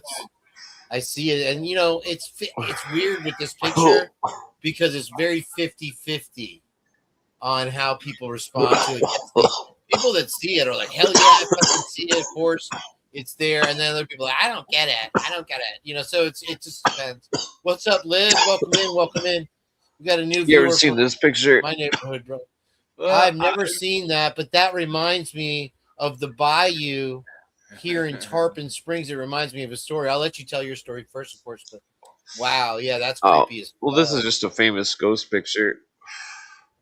There was one time where I was staying with my mom in a town, and like she had like some tweaker neighbors, and some dude was like showing me a bunch of pictures on his phones. It was like literally him just like taking pictures of streetlights and shit. Right. And he was like showing me like, oh man, you see the face in this one? You see the face in this one? And that guy was just like a hardcore tweaker. He was tweaking out. And he I mean, like, I'm not saying that there isn't no ghost pictures, but some people read into like seeing like dust particles and or whatever. I mean, it's pretty crazy with some of that. Yeah. Here's a ghost picture. And let me ask you, do you know in that last one with the staircase one, did the people, because a lot of times you'll hear people like, I just took the picture. We didn't know there was a ghost there. I wonder if they were like looking at the fucking ghost and took the picture. We're like, this is a picture of a ghost. And then it came out on film. You know what I mean? Like a lot of times you'll hear them say that, oh, I didn't even know it was there. And then that first one was like, that was a full embodied, 9/11 and phantasm there. Shit, that's wild. Obviously, that second one's good too. Is there any kind of information that goes with that one? Oh, the second one? Either one. They're both really good. Let's see. I got another ghost picture somewhere.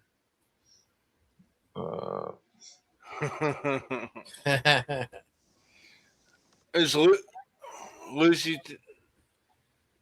Who's doing the Harry impression? That would be me, sir. I'm gonna save it because I got some of my viewers in the chat tonight. I don't want them to think I'm some 90-year-old man. Damn it!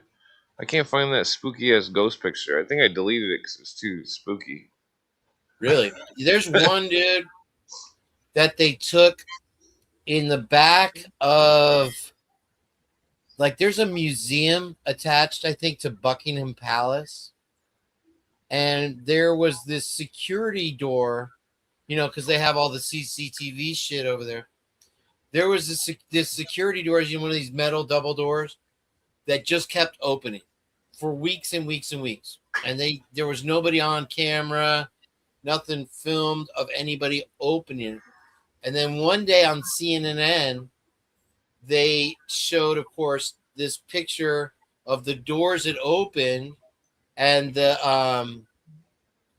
CCD TV camera. All it was a still frame picture, but you would have, dude, it's the clearest ghost picture I've ever seen before in my life of a Skeletor ghost just Yeah. straight mugging the camera like. I've got the picture. And- Hold on. You've seen that one? Yeah, this one.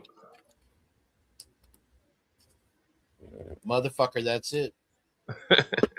Holy shit, bro. That's some Yeah, crazy it's shit, some right? Hampton ghost. That's spooky shit. It's wild, dude. I remember when that came out on like some TV show or something. Damn it, I can't zoom in anymore.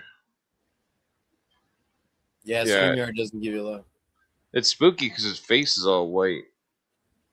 But it's creepy because the security guards were all like freaked out. You know what I mean? It's like we didn't know what was going on. That door kept opening. We didn't see shit, and then this appears. I mean, Where yeah. was this taken? It was in somewhere England. in Some somewhere in security Europe, camera in the Hampton Castle or something. It looks Well, like this buildings is- in I mean, like Cleveland. what year? What year are we talking? 96 like- or something. Yeah. Yeah, I remember when this happened. Yeah, It it was was- all- I mean, this was one of the first things that was like you couldn't deny that was Yeah, look at something the that clothes. seemed real. Very Nobody wears period, Robes yeah, like that. period specific, right? Unless they Spooky. were on the Star Wars set or something like that. Well, it could have been something hoax, like they did the hoaxes with the like crop circles, you know, like cults doing like reenactments and public like LARPing and shit. And Well, I think this one's a hoax right here that I'm bringing up. Where's that? Yeah, right here. or like they had Jim Morrison's ghost. That They was had the yeah. monoliths. They had the monoliths popping up a few years back or whatever, and they were talking about that. Well, I think that was they put those monoliths up as symbols of the consciousness evolution. That's what the consciousness cults believe in. Is I that think what this that one's was? fake. This is Jim Morrison. I supposedly. like this one, man. I think I'd seen it before, but completely forgotten about it. Yeah, I think I showed it to you the other night. Yeah. No, that's what totally refreshed my memory on it. Kind Like of, like the nose in the middle. Is that what you're talking about? Like the white part? Oh, it looks like there's a guy standing there in the doorway. looks like he's going like this, like a Jim Morrison pose on stage, kind of. He's got the leather pants on. Yeah, like the white part. It's like his arms held out. You always wear those blousy white pirate shirts, kind of deal. There's his face. Oh, okay. Pants. I see what you're talking about now. Yeah, like the feet. It's kind of spooky, but I think this image might have been fake. Come on, baby, light my fire. I mean, it's interesting though because his arm isn't going in front of this thing. But I mean, it wouldn't be impossible to Photoshop it. You could just project something. It's an interesting.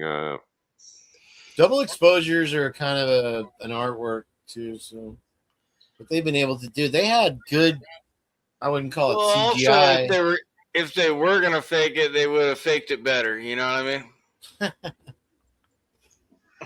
Yeah, they could have made it a little clearer. Sure. Trying to figure out where that ghost picture was. Somebody was who was talking about. Was that on your show? Somebody was talking about Venice Beach of San Diego. And I'm like, yeah, it's Mission Beach, bro. I don't know what show that. I've been on like. Oh, one of 10 my shows friends is today. in Florida.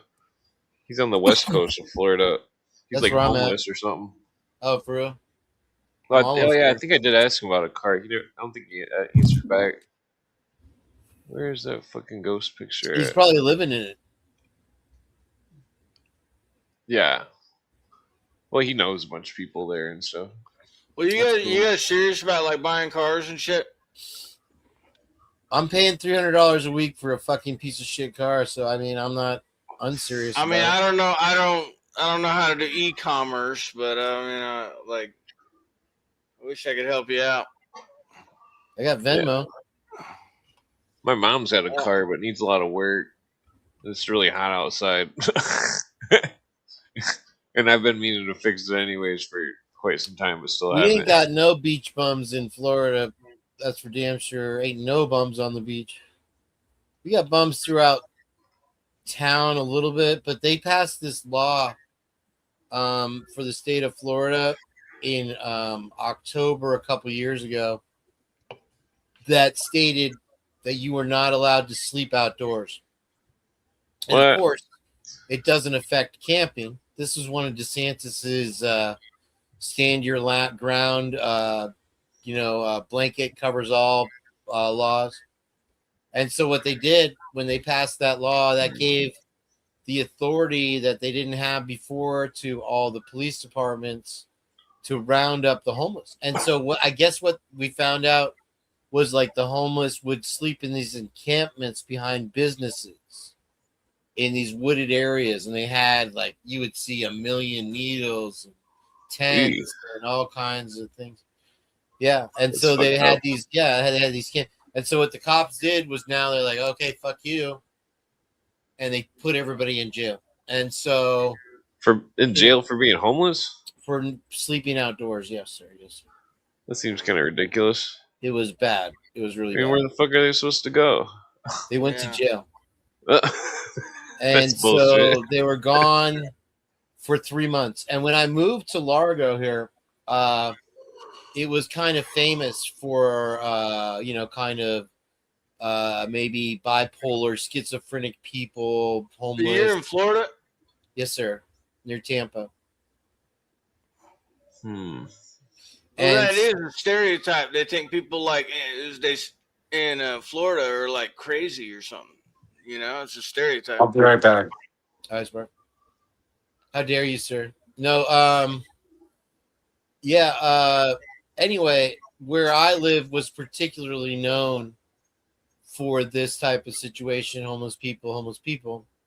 They rounded up all these people, bro, and I'm telling you, overnight, I at that time didn't have my car yet, and I was able to leave my bike in the mall unlocked. I'm like, and some lady's like, they're gonna steal your bike if you don't lock it up. I'm like, oh, didn't you hear? They rounded them all up. To the lady, jokingly, of course, and it was true though.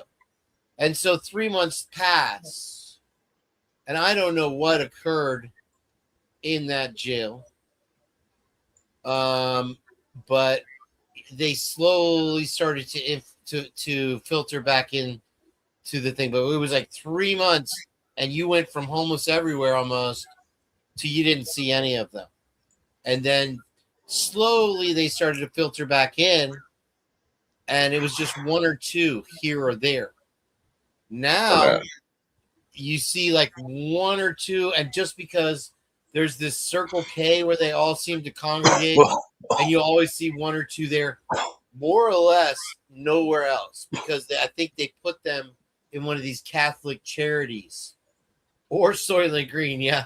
DWS, that's very possible as well. Well, like you're talking like people like they were doing like mass arrests, like arresting a lot of people at once. No, I mean there was a gourd of homeless people here, and they were gone overnight. So here's another thing. There's this YouTuber guy, since you brought it up, it refreshed my memory, that was doing something where my buddy Twiz lives down in Sarasota. His brother lives down there, and this guy is like, yeah, we're trying to find out where the homeless went because people are telling us, oh, they went to the Catholic charities. So he's like, okay, let's follow up on that. Goes to the Catholic charities. The Catholic charities like, no, we haven't received anybody new. We've been beyond capacity for 2 years. And so, like I said, probably 90% of that population disappeared overnight. And that's pretty spooky. Yeah. The other thing is also as well. Maybe they went to halfway houses or something. Yeah. Well, they didn't go to the Catholic Charities. I'll tell you that. And that's where the Alright. cops were saying that they took them. Well, so I got this ghost picture. I did locate it. The backstory is that like when my girlfriend was in high school, like 18 years ago, her friend posted this picture on Facebook, and that is it's got a ghost in the background. Okay, so let me just bring it up on the screen here. Yeah, someone asked if you see the ghost. Okay, so look to see if you see the ghost. How can you not see it? Holy crap. Can you see it? Yeah. Which one's your girlfriend on the left? No, that's just one of her friends. Oh, okay. But Is see it- that face right there? Damn, yeah. It looks like Beethoven or some Oh, that's a real picture. Yeah, that's a real picture. Oh man. You can That's see the face. shit. It's creepy. Look at Straight the up. eyes, bro. The eyes are intense. Look at the Yeah. suit he's wearing too, kind of like period like- specific. It does look also. like a suit. That's weird. I never noticed that. Yeah. Whoa. It looks like he's got a tie on. I'm very That's observant. very clear. That's fucking spooky. I never Yeah, noticed that before. It looks like he's wearing some kind of thick bolo tie also as well. That's freaky. It's Robert Palmer. Robert Palmer. Looks like Nixon. Looks like Beethoven to me. It's some dude with a suit. It's fucking spooky, that's for sure. Yeah, you can see the collar and everything. Yeah, this is a real ghost picture. That is freaking wild too, bro. Yeah. Ghosts are freaky. What were they looking at, a mirror or something? Yeah, they're taking Yeah, a picture selfie in the mirror. in the mirror with the camera held sideways. Damn, dude. Who's the guy in the back? What guy? What? Holy shit, bro. Yeah, I've heard a lot of stories like that where it's like people take pictures and they're Yeah. like, "Who is that? Who's in the background?" And it's like, Always "What do in you the mean?" reflections, dude. There was one there was like a ghost tour of this haunted house, and the lady starts filming, right? And you see the ghost in the mirror, like go walking by. It's really crazy. Yeah, freaking ghosts, Good looking ghost. scary But ghost shit. Liv, you're right as far What's going as on, the homeless people, because when I got arrested, I didn't end up getting a DUI, but I got arrested for DUI allegedly. And when I was in there, you cannot do not eat the food in jail. And Don't drink the Kool-Aid. so like they served and they make this big deal about dinner, right? And you get this tray and it's like sloppy gruel. 5 kinds So of I'm like, beans. I tried to find the beans like something out of a can, whatever that could not be. And so I took a bite. I'm like, oh, this is bad. And of course, one of the guys was a homeless dude, and he's like, I'm in here because I get fed. And dude, he ate 14 trays of this crap, and I took one literal bite just to taste it. And I was gastrointestinally sick for 2 weeks after, and I was only in there for like a day and a half. Oh, that's terrible. If people think it's like better to just like fuck it, I'm gonna go to fucking jail because I'll get some food and a place to sleep. That's so fucking terrible. Like Some people you live shouldn't like be that. like that. Bro, Fucked think up. about how long could you last on the streets in Florida with no air conditioner when it's 93 degrees for at least 150 days out of the year, at least. Wow. And it that's doesn't crazy. cool down from June on, from pretty much May on, like this point tonight. I felt the humidity move back in. Like the last couple nights were beautiful, cool, breezy nights. I couldn't believe it. Tonight you felt the warm move back in. So it stays 80 degrees plus at night Yeah. because the Gulf is right there. Once the Gulf warms up to 90 degrees, the land never cools down again. Like that's the beauty of San Diego, is that the water is typically between 60 and 70 degrees. So you always get that sea breeze that blows in and cools the air down at night. No matter how hot it is during the day. Here, you don't get that relief, bro. And so it's just the life's expectancy of any person sleeping outdoors, so to speak, is got to be very short. I can't imagine that you'd last more than 2 years. That's why it was so creepy to see them all kind of disappear at the same time, because you kind of expect to see, you know, them to fall off one by one. How do you like? I mean, they got like suntans or sunburns that are they turn out darker than anybody else walking around because they're outside all day. You know, you can't hide from it. Yeah. If you have no shelter, Yeah. you know. And anyway, There be no shelter here. No. nobody wants your I- ass, man.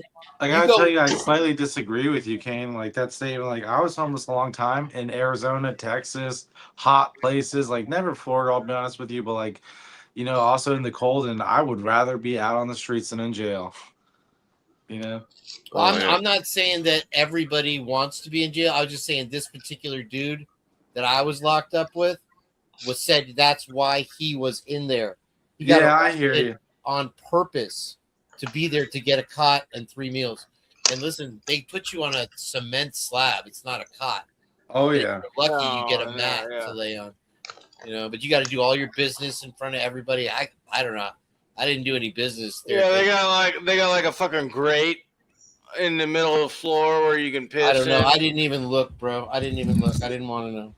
I I don't dropped know. my damn fucking glasses in there. Oh God. I had to get new fucking glasses. I hope 'cause you did. I hope you did, man. I had to get new. I'm not gonna fish my fucking lens out of the damn piss grate. You know, fuck that. So crates. Alright.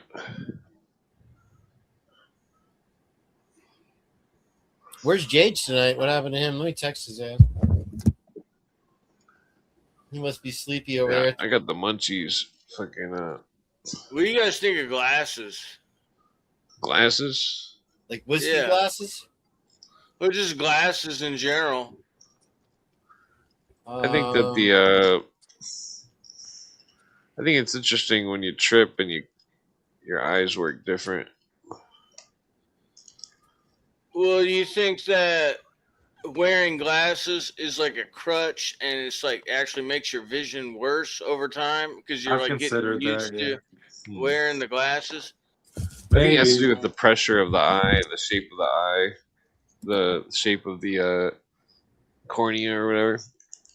If it's like convex or I forget how it goes, convex or concave, like how concave it is or whatever. I forget which one's which. Well, there's different types of vision decay. that Yeah, like get. farsighted, nearsighted, loss of Yeah. light. Yeah. I don't know. My cousin, when we were kids, him and his friends would always have BB gun battles, and I never participated. But like, he got his eyes shot out by a BB gun by his friends. Oh shit. Like actually got it shot out. Well, not like the whole thing, but he can't see out of it now, and all he Damn. sees is light and dark, and out of that eye. It's but he lied and told my aunt that he's the one, and it ricocheted and he hit himself in the eye, just because he didn't want to get his friend in trouble. Wild. Yeah, you want a narc?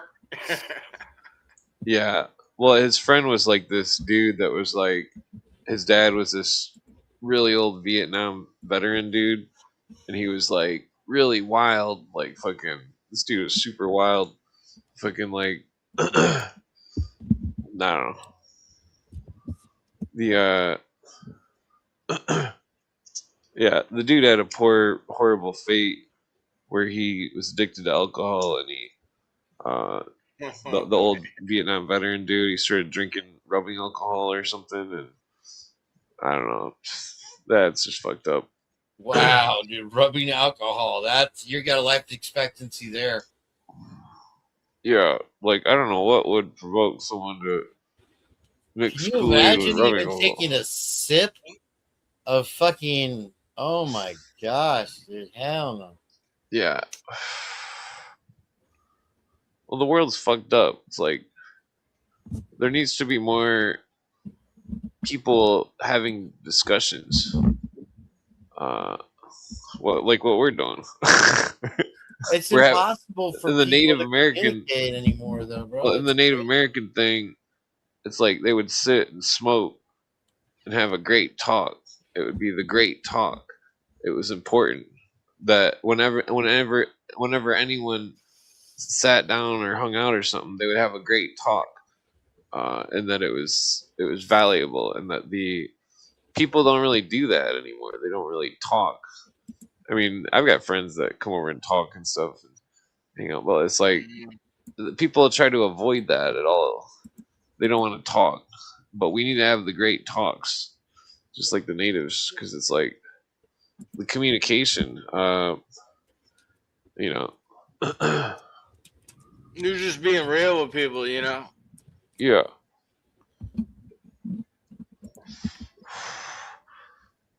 I mean, here's the thing: people don't have the time anymore to talk to their kids, let alone, they have them on the electronic babysitter feed, which is even more interactive and more engulfing with these iPads and shit, and then Well, you try to take it away from the kids.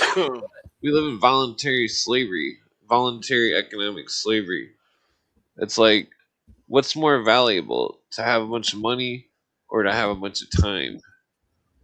I mean, what happens in the end? We all lose it all anyways. I mean, like, time is more valuable than money. Like, we may be all poor, but we're rich with time in a way, and that's a gift. Because Yeah, many people don't have time. right. No, all I want is that universal income to kick in, and then I'll have all the time on my hands that I ever needed, right? Too much time on my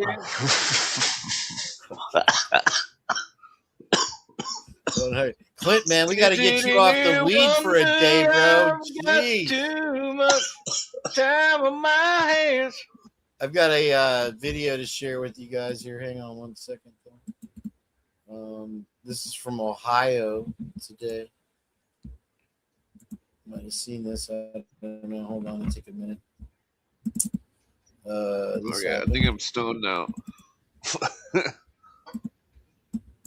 Where were we here? This one. Let me take this one off the stage. What's up with you today, Spark? Yeah. Be quiet, bro. Well, Sorry, whoa. I was paying some bills on my phone. Oh, okay. I don't let me forget. I got to call and yell. It hurts, for fuck's sake. I had to pay my trash it on bill. air? Your trash. And I had to pay my electric bill. So If you want to, it's like Oh, if you want to play Monday this right clip, now, you quick know. clip, the check this out. Hold on. the Russian KGB, or what is this? Oh, Jesus! Yeah, I heard about that like 2 days ago It's not working. or Hold on. yesterday Oh or something. shit! This is 2 hours ago. This is new. No, it happened like yesterday or the day before. For fuck's sake. Ohio now, where police are Some kind of festival. suspects who opened fire at a street fair this weekend. Several people were hurt in the gunfire that sent many scrambling for cover. CBS's Jonah Kaplan is in Toledo with the latest developments. Excuse A me. much Holy calmer Toledo. scene, Jonah. Jerika, it's not the calm here that people wanted. It's a perfect Sunday evening. This place should be hopping right now, packed with families for this big festival. But instead of everyone being outside, they're inside, worried about what might happen next. Cell phone video captured the moment. Damn. Hundreds of people scrambled for safety at Toledo's 53rd annual Old West End Festival. Despite a heavy police presence, Oh, lady got shot. 12 people were Wow. struck in the crossfire. Man. 2 of them are in critical condition. Toledo police are calling it a gunfight. Appears as though there was at least 2 shooters. I think They were probably shooting at each other. Tito Aguilar was there with a That's friend. fucked up. Video. She got hit in the head. Oh my god! I thought I was gonna get hit. I could have swore I heard something pass by my head too. According Oh, to he's lucky. the Jesus. age from 14 to 61 years old. Detectives and investigators are asking people to check their cell phone video and pictures as the manhunt goes into its second day. We're going to need the community's help when the time comes. A bunch of people were out there that could probably help us with our investigation. We'll That's take all the fucked up. information there is. We did get a late update saying that all of the injured people, they're actually now in stable condition, so that's good news. When it comes to, though, canceling the rest of the festival, organizers told us it was a heartbreaking decision, but it was the compassionate and most appropriate thing to do. Jerika? Jonah Kaplan, thanks so much. You never know Yeah. anymore, right? That's fucked up. And it wasn't even Cleveland, for fuck's sake. That's Yeah. crazy. Yeah. It's like I remember back 25 years ago going to Chicago, and like there was always stuff happening in that city that was scary, and like you never really seen it on the news. But it's like like my friend Oh, from sure. Chicago, he was he went to a Catholic school or something in like 96 or 94 or something, and he was the Catholic school was pretty sure it was like in K-Town, but it might have been more of a nicer place. Might have been more by that one airport, the South Airport. But like Johannesburg? no, the O'Brien, I think. Or wait, Oh, you're I talking can't- about in the States. I thought you were talking about South Africa. no, in Chicago. Okay, right. But like he was in a private school when he was a kid in Chicago, and that there was drive-bys all the time. He said that he was in school once, and that because of the gangs, and that the windows all just shattered, and that he ran out, and he said that there was gangbangers that were driving by doing it, and like he said one time he got out of school and he seen some gangbangers kick some guy's leg backwards in Chicago. The same with he said in Chicago, he said he seen somebody get murked. He said it was fucked up. It was all at the same school. He said he was like getting out of school and he'd see this crazy shit going on. And like, I mean that type of stuff was never reported on the news, really. Not like how there's stuff reported today. People think there's somehow more crime, but statistically there's way less crime. And like that's the thing where it's like people, you could show them the numbers. You could show all these leftists the numbers. They don't even care. They don't care about any of the numbers. They don't care that the crime's lower than it's ever been. Like Well, I used to work at a TV station, and oh wow, it's that's pretty like- neat. well, it's like you're a network affiliate, so you have to play whatever the fucking network is. So like I was like at a CBS station, but it was also the Fox station. So like we're running the same news programs on both the Fox and the CBS station. Yeah. And we all got it in from like whatever corporate wanted. You know what I mean? Yeah, you couldn't choose anything. So it was like, even if there was like a big local news story, it's not going to make national news. Like something crazy could happen in your town. Like, and then it's not going to make national news unless they want it to be national news. Yeah. You know? Yeah, 'cause shit happens all the time. It's crazy.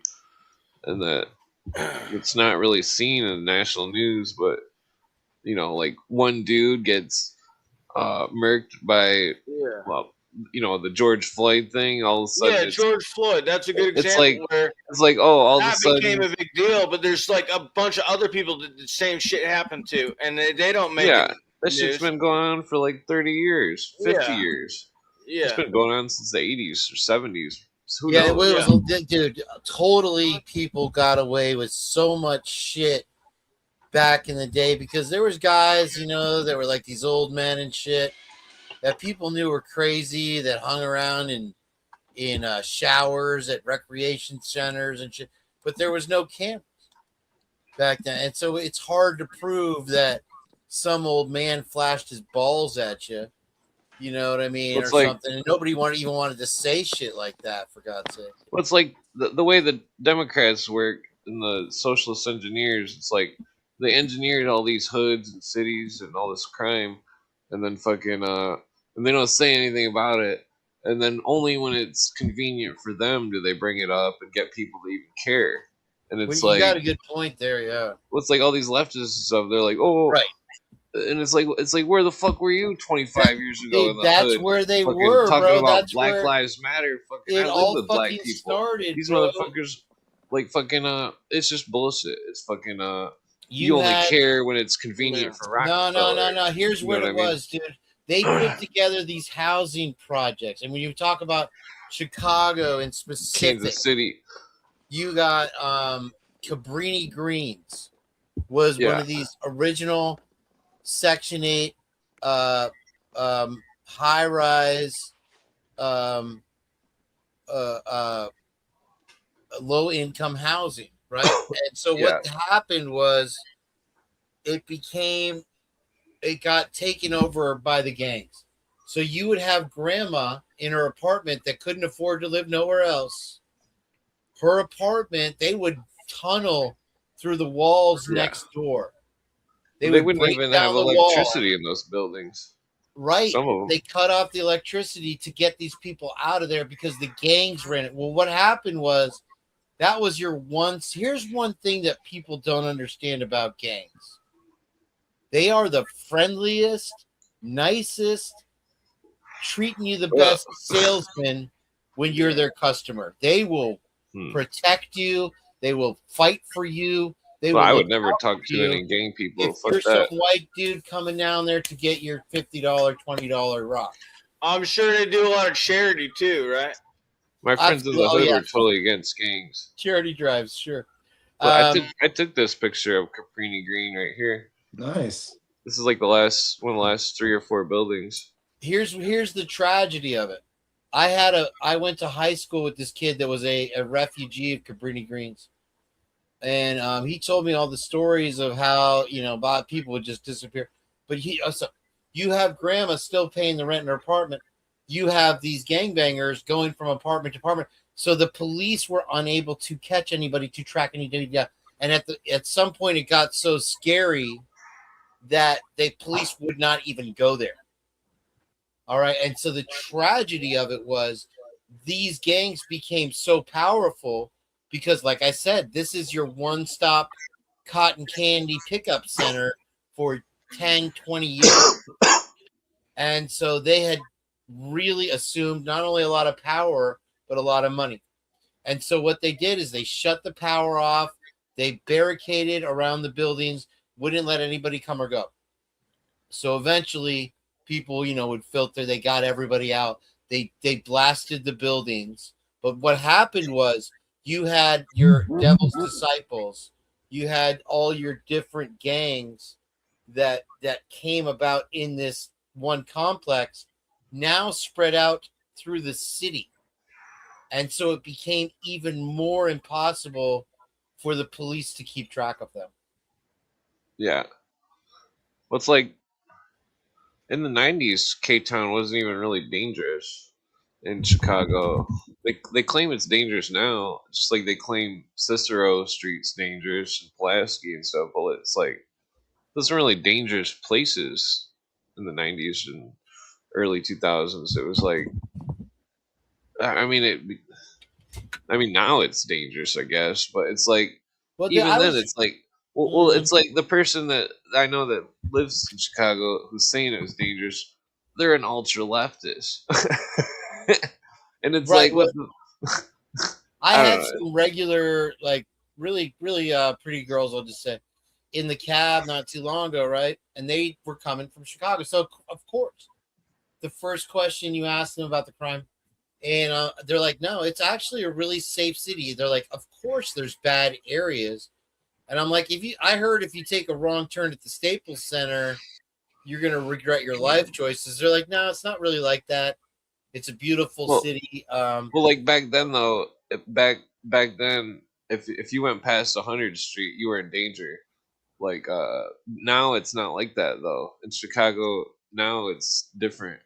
I mean, I haven't been there for quite some time, like 25 years, but like it was one time we went to the wrong gas station just to get gas, and we almost got fucking robbed or something, and it was something crazy was gonna We happen. have, I just dude, we I have just a drove place off. like I that didn't here even in get gas. Tampa with the gas stations, bro. And it's really wild, bro. They have it's like a gas station takeover, and you pull up to it, and you're like, I ain't stopping shit. Mom. Yeah, you I'm can't even out of stop gas. because Fuck they're you. fucking set up shop. They got fucking hood people set up shop, and fucking it's dangerous to stop. It's just fucked up. It's like I don't know. I think the real tragedy of Chicago is that it has a lot of history. It's Well, a then the clubs are beautiful dangerous city. too, because it's like if you if you step on somebody's shoe or something, and they look or you look at them wrong, they'll just fucking end your life. There's one time I was going to a bar and I held the door open for this guy, and I just as a joke, I was like, "Ladies first," you know. Oh no. Oops. And that guy he's like, "Hey, motherfucker, I'm from Chicago," you know. And I was like, "Hey, I wasn't trying to. I was just joking around, dog. You know what I mean?" Oh yeah. But that guy was like ready to swing on me, and I wasn't thinking. I just thought it was a stupid joke I would say to somebody. I don't know. I was being dumb. I had a similar thing. That I is was in the city, hilarious. and I was wearing my Pelly Pell jacket, and I was at a weed dispensary, and some dude was there from Chicago, and I was like, "Oh, you're from Chicago? That's pretty cool, you know." And then I just mentioned that I used to hang out there like 25 years ago and wearing stuff, and he's like, "What? Whatever." It's like, you think I'm making it up? Like, Yeah, that's what I'm like, saying. I'm wearing Twister's jacket over here. I have a very similar story to Pat.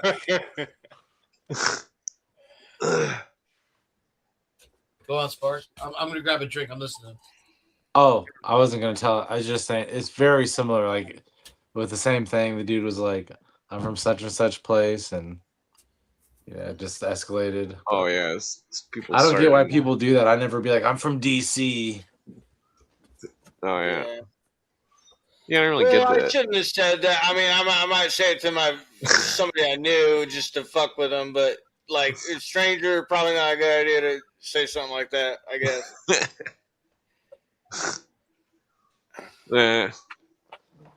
Well, I told you the story about how I got kicked out of a weed dispensary for giving my customer viewpoints. I go in there one week and I get a little bit of weed, and then I wanted to smell like five of the flavors or whatever, you know. And I'm like, and the lady and she's like, "Ugh, do you have to smell another one?" Like she kept singing this stuff, and I'm like, and I didn't say anything, and then I kept trying to, you know, but like so I got what I wanted, and then at the cash register I pay for it, and then I'm like, I politely told the lady, I was like, I think you need to adjust your attitude, and she was just because she was the whole time she was just bitching, and it's like, and then I texted my friend who worked there, and he's like, oh, that's my manager. I'm like, flat, you're kidding me? That's your manager? Like she gave the worst fucking customer, you know. And so then the next week I go in there and I see these two dudes I know that work there, and I didn't think that lady was in there, and there was no customers in there or anything, and I yell out, I heard your manager is a stupid fucking cunt.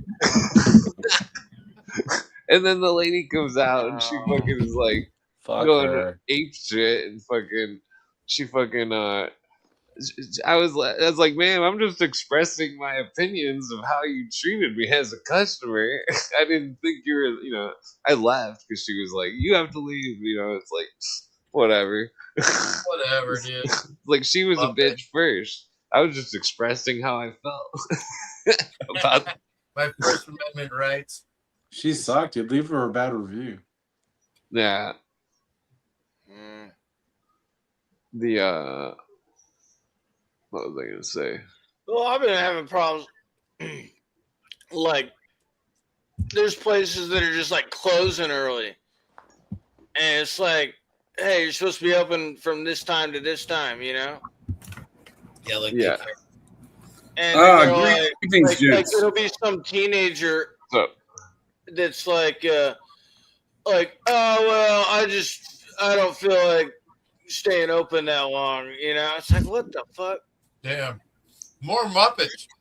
yeah. Muppets have entered the chat. For fuck's sake. What up, JJ? Everybody, Blue Avion Spirit of David Wilcox. Are you rubbing poop on yourself currently? I tried to, dude. It's the Blue Avian way of life. The bird shit, you gotta get that blue bird shit on you. Fuck yeah, that's the healthy shit, dude. That's the good stuff. Oh man, I remember Yeah, the bathing games it. where blue bird shit was everywhere. Did you eat your big boy treats? Hmm. That's the utopia we all hope for, sir. Oh yeah. Where you been, JJ? It's like 2:30 in the morning, dude. I was out hiking with my pup, dude. We had to get some exercise. Yeah. Oh, yeah. You're probably going to score some fat downtown. Yeah. He was in downtown Chicago. At the we didn't see a soul out tonight down here and down by the river. They're all dying of the autovirus out there.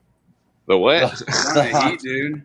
The hotta virus. The Yeah, hot. dude. The hotta virus. 108, dude, or something like that. It's 106. Whoa. All right, that's pretty warm. Fuck yeah. Actually, it sounds like cold front moved through because you were at 110 the other day. Yeah, no, Oh, right. yeah. Well, it's reasonable out there now next to the river. You get a nice little cold breeze in. Yeah, we got our first heat wave in tonight. I felt it because the last couple of nights were in the 60s, 70s, whatever. Tonight it was just straight humidity, just like the zombies had taken over. They're coming to get you, Barbara. Yeah, but I had a show earlier. Then we did some purging over on Kane's show. But good to see you here, Kane. Definitely. All right. Glad you made it. I texted JJ to join us. Yeah, I was baiting, dude. I said, come back later. I'm baiting. We can't talk baiting. Did you guys do a 12 Monkeys episode, or is just Yeah. Todd just talking about it? Yeah, dude. That's it. That's Yeah, a we good did movie, dude. It's Okay. good review. You should I check it out. gotta listen to that one. It's a real barn burner. Yeah, that movie is definitely a classic. Well, a friend of mine was telling me there's like a TV series of it. He was like, "Hey, have you seen the series of it?" I'm like, No, I watched the first season. It didn't it's seem like as good. Netflix, some shit. It was okay, but it wasn't as good as a movie. They didn't have the magic of Willis and Pitt. Yeah, something about Willis just being like totally lost and He was too, wasn't he? well, that's like the cool thing about the movie is you don't know if he's like just fucking crazy or if it's like he's actually a time traveler. They do choke that line pretty well. Like Yeah. the part where he eats the spider. Like, what the fuck is that shit? he was getting a sample. They only eat bugs in the future, so he just thought it was a meal. Yeah. Free snacks. It's the WEF program, right? You will eat bugs. All right. Yeah. Well, if you're like in prison or something, like you might eat a fucking bug because you're just fucking hungry, No, they were like they had those globalist folks at the WEF. They were talking about folks eating bugs in the Yeah. future as the main source Yeah. of protein. Yeah. They want us to eat cockroaches. Hakuna Fuck Matata. that. That's what that was about in the Lion King movie. That was about eating bugs. Yeah. Hakuna Matata. It means no worries for the rest of your days. No, it 'Cause you means Microsoft and language.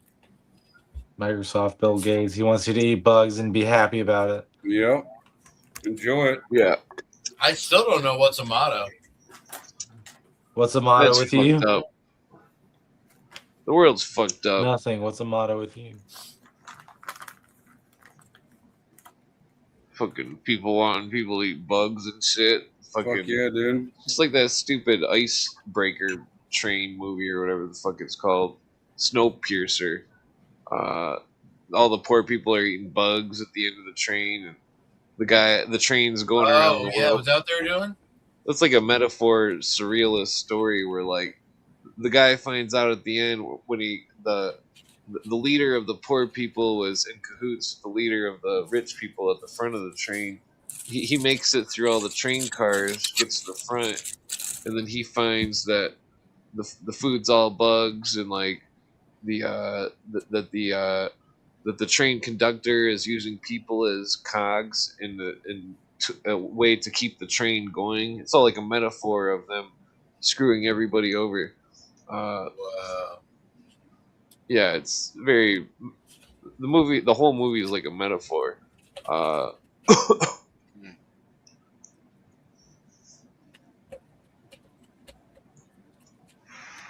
Yeah, the secret is that it has the same gnosis as the Conan the Barbarian movie with the Snake King.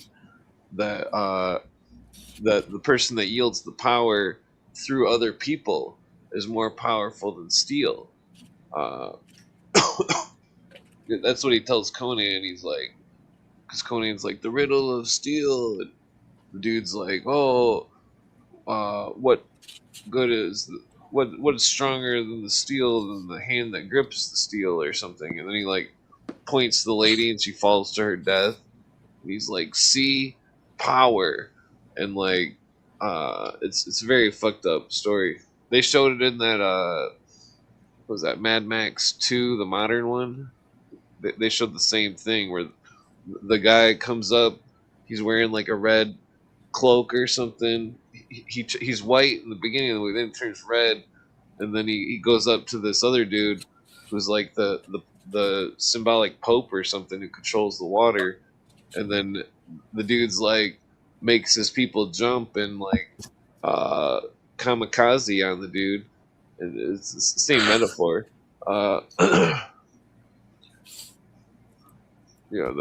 Jay, you missed it earlier. Clint went outside to have a cigarette and he swallowed a mosquito. Oh, dude, nice. Was it good, dude? You're on the WEF diet plan already, bud. Well, I spit this mosquito. I inhaled it. You will eat the mosquito and you'll like it. He's ahead of the program, bro. He's on the plane, dude. You're on the plane. I like it. Listen, Rick, I'll tell you right now, the first 10 minutes of Super Troopers was the best 10 minutes of any movie I've ever seen in my life. Super Troopers 1 or Super Troopers 2? One. Obviously one, sir. Let's not bring the French. Let's be honest about the situation. You love number 2, dude. That's your favorite movie. I've never even seen it. I like Bill Sasso. I seen it on bootleg when it came out. Because if you start talking with the French Canadian accent to people, like it's hilarious once you get it down. Like, yeah, dude, Galifianakis killed it in that one. Galifianakis was good in that. He was in that? No. Yeah, Galifianakis was. What was the name of that kid? He was like had like some kind of a Gary Coleman disease. He was like an old dude, but he looks like a kid or something. Oh, the Harry Joe Osmond. And Andy Milonakis. Oh, he was in Waiting, the movie Waiting, where it was Shenanigans was the restaurant. He had like a show on MTV, and it was like he was doing sketch comedy where people thought he was a kid, but he's like saying like fucked up shit. Yeah, he started at 11 years old by singing some stupid song like coo coo coo coo coo coo coo coo coo coo coo, like some dumbass song. Is that your favorite song? That's Canadian, bro, and you know I'm not a fan of the Canadians. Oh, Canada. Really fucking wild, bro. I have a since I was about 18, I have a BB in my leg by my knee. And they when we went to the hospital, they said just leave it in there because if we did surgery on it, it would mess you up more than it would. Mess you up, boy. Well, because it How was, deep is it? It was all the way up in my knee, I guess. It came in just above the knee and went up kind of into the thigh. And so something on your program the other day actually reminded me of it.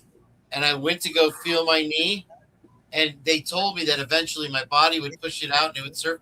Bro, I could literally cut myself with a razor and pull it out right now. It's that Do it. close. I was thinking about it. I was like, Let's that's see, like do it on camera, dude. Yeah, live self-surgery on the purge. That would definitely get us some views, wouldn't it? I don't know. Yeah, the blue agents can help you. They'll guide you. Yeah, we get some blood magic going on. I hit a femoral artery. It just starts squirting all over the camera. Oh no, that'd be horrible. I would have already had that bitch out, man. I would have been like, pop, pop. YouTuber gets murks himself doing self-surgery on True Crime Comedy Channel. That's epic. What a way to go. At least I passed away doing what I loved. Oh yeah. What's that? Self-murking myself with BBs. Stock up on cocaine. Cotton candy first. Oh, does that help? That sounds like a Jonah opinion. Nothing like, okay, yeah, now he's gone into cardiac arrest, folks. He's got the BB out. For some reason, he put it in a mosquito and then ate it. You thought it was a BB. It's really a blue avian tracking device. Yeah. That's what they're saying in the like chat. Bruce Willis when he Yeah, pulls dude, like the Bruce tooth out. Willis, dude, from 12 Monkeys, for sure. Well, here's what they Yeah. told me, Gerald, is that it was brass so that it wouldn't really rust like a silver one would have. So it stayed in there. That's your brass, it won't. Silver. They make silver BBs? Well, they're cheap Nickel? stainless steel. Yeah, it's nickel or something. Oh, okay. How dare you, sir? Should we do a little harmonica interlude right now? You got one?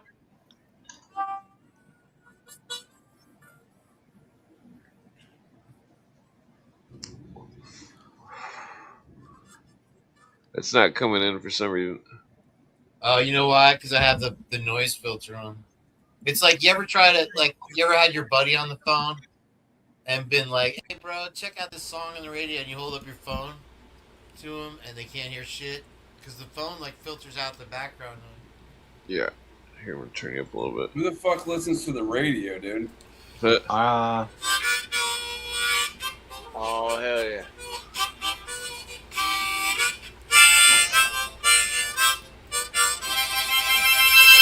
That's impressive. You do a good job.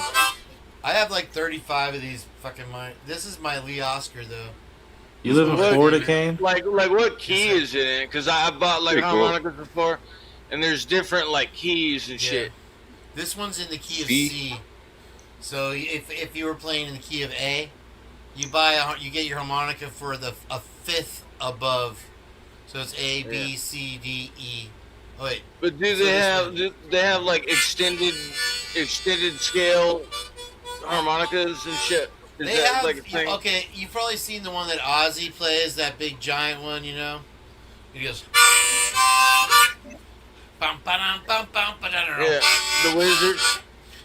This one doesn't do the blues very well because it's a C harmonica, so it's like playing a piano. But I have B flats. B flats are really good for blues. E flat, that kind of shit. But they have one called. What is it called? The Omnica or something, and it's got and it's super long, and and that's what Stevie Wonder used to play. I don't know if you can pull up a picture of Stevie Wonder, but it's the Stevie Wonder's not blind, dude. I've heard that. I mean, how can he play the harmonica so good if he's He blind. must be deaf with the music he makes. How can he play the harmonica so good if he's blind? That's hilarious. You know, George Costanza doesn't see color. He I'm doesn't. not making it up, dude. Stevie Wonder is not blind, dude. Yeah, There's I videos think of I've that seen a dude catching video. like falling microphones. Yeah, I've Shaquille seen O'Neal that tells one. a story about a time that he gave his car keys to Stevie Wonder and he was driving his car and shit. That dude ain't blind. Oh yeah, Well, might be I like remember mostly blind or something. there's a joke I remember somebody told me like when I was back in high school or something. It was like, it's my black friend, and he told me this joke, but he's like, hey, you ever seen Stevie Wonder's wife? Oh, You know? And it's like, well, you're like, oh, I don't know. And you're thinking about it, and it's like, well, neither is he. And then he said the N word, but you know.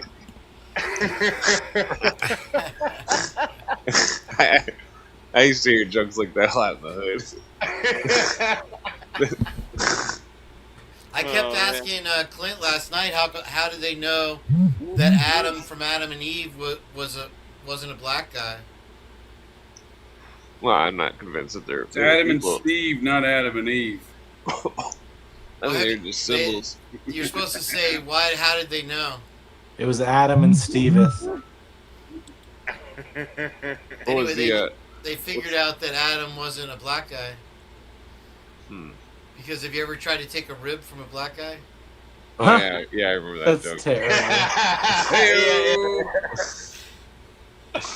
Oh man.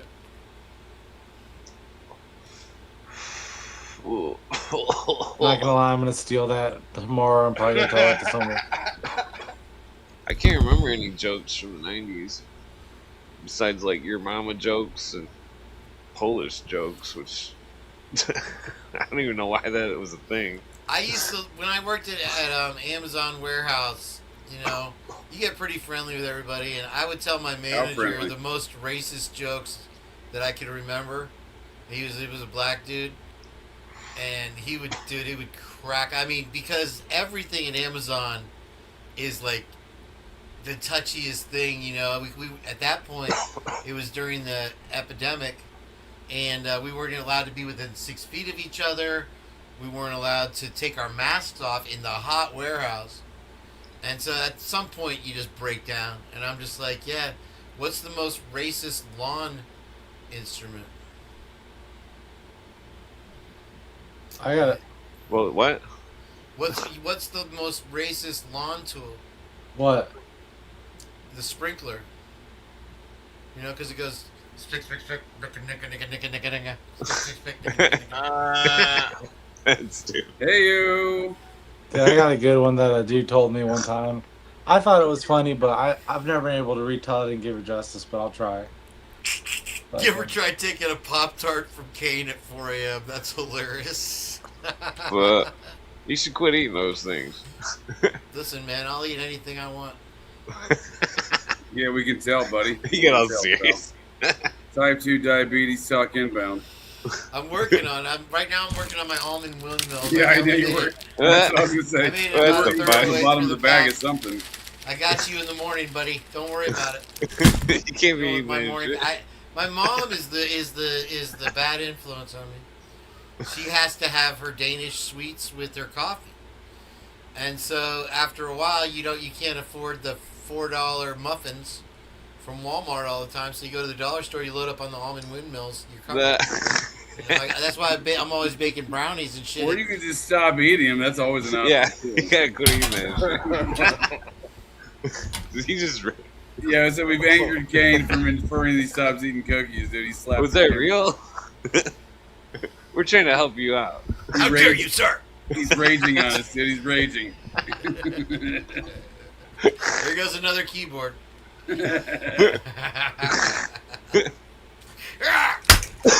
Whoa. It's funny. Last night I just found my back scratcher here, and Clint and I were talking about the Illuminati and whatnot, you know. And so I for some reason, I decided to make my emphasis point. I was tapping on this piano bench I got right here, and it was a lot. I was listening to the playback on my show today, and it was a lot louder than I remembered. This is pretty loud right here.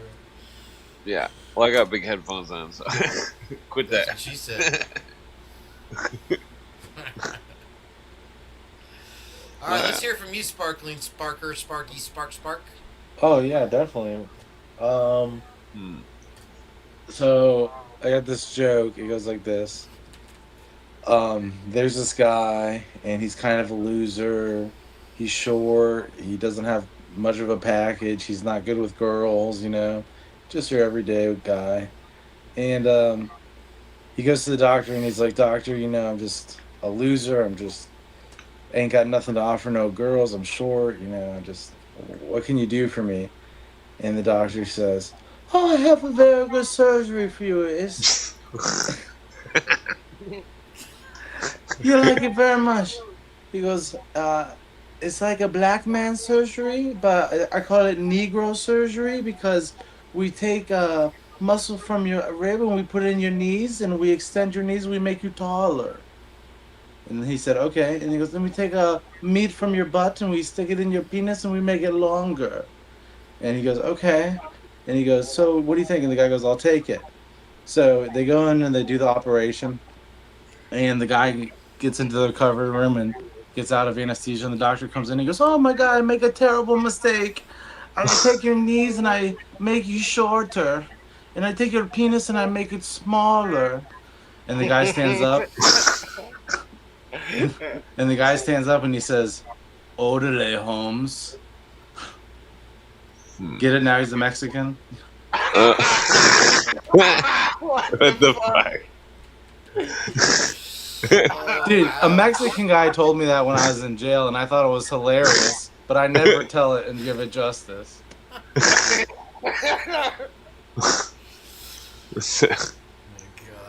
Yeah.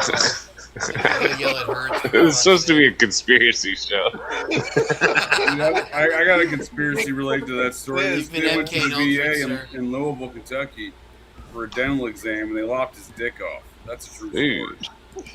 That's hilarious. Jesus. That's lopping your dick off conspiracy right there. That's fucked up. Yeah, that's the VA for you, dude. You go in there for a dental exam, they lop your dick off. They literally have to mark up the appendages like your feet and arms now because they had so many. Do not lop off.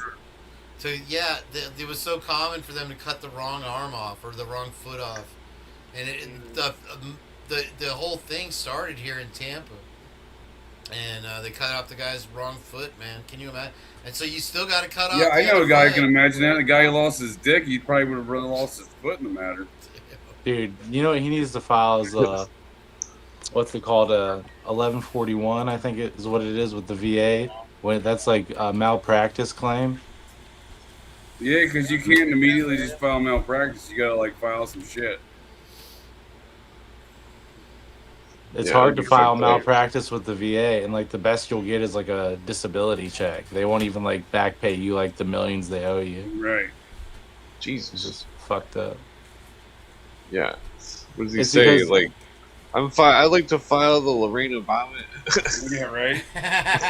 I'd be getting 100% for sure after that loss of that appendament, plus probably No doubt, dude. S&P. You know what I'm saying? Suffering and shit. That's a horror story right there, dude. That Going is, there dude. for a different medical procedure, you lose your dick. I'd probably kill the person who did that. Yeah. Jesus. Crossing my mind. My grandma had surgery. She was real big and fat. I was about to say, hopefully she didn't lose her dick.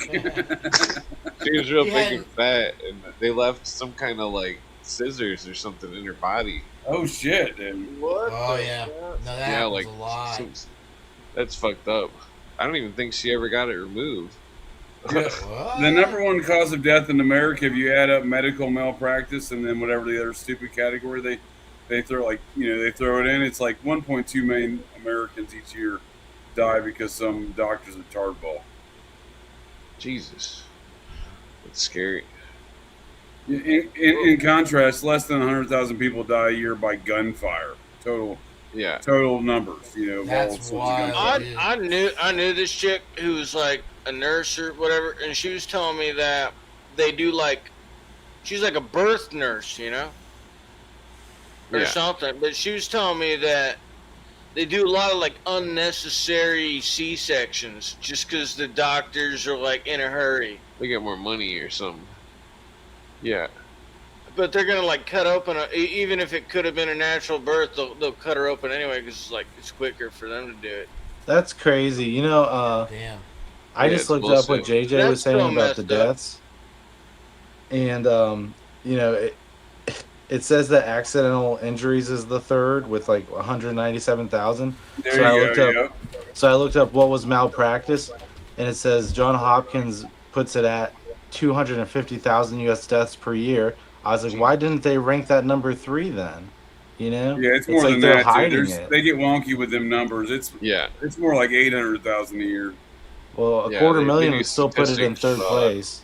Fuck yeah, it would, dude. They don't want to be honest about how many times doctors kill people, dude. They just, Yeah, even if they put it scary. with accidents and unintentional injuries, that's still less than what the malpractice estimate is.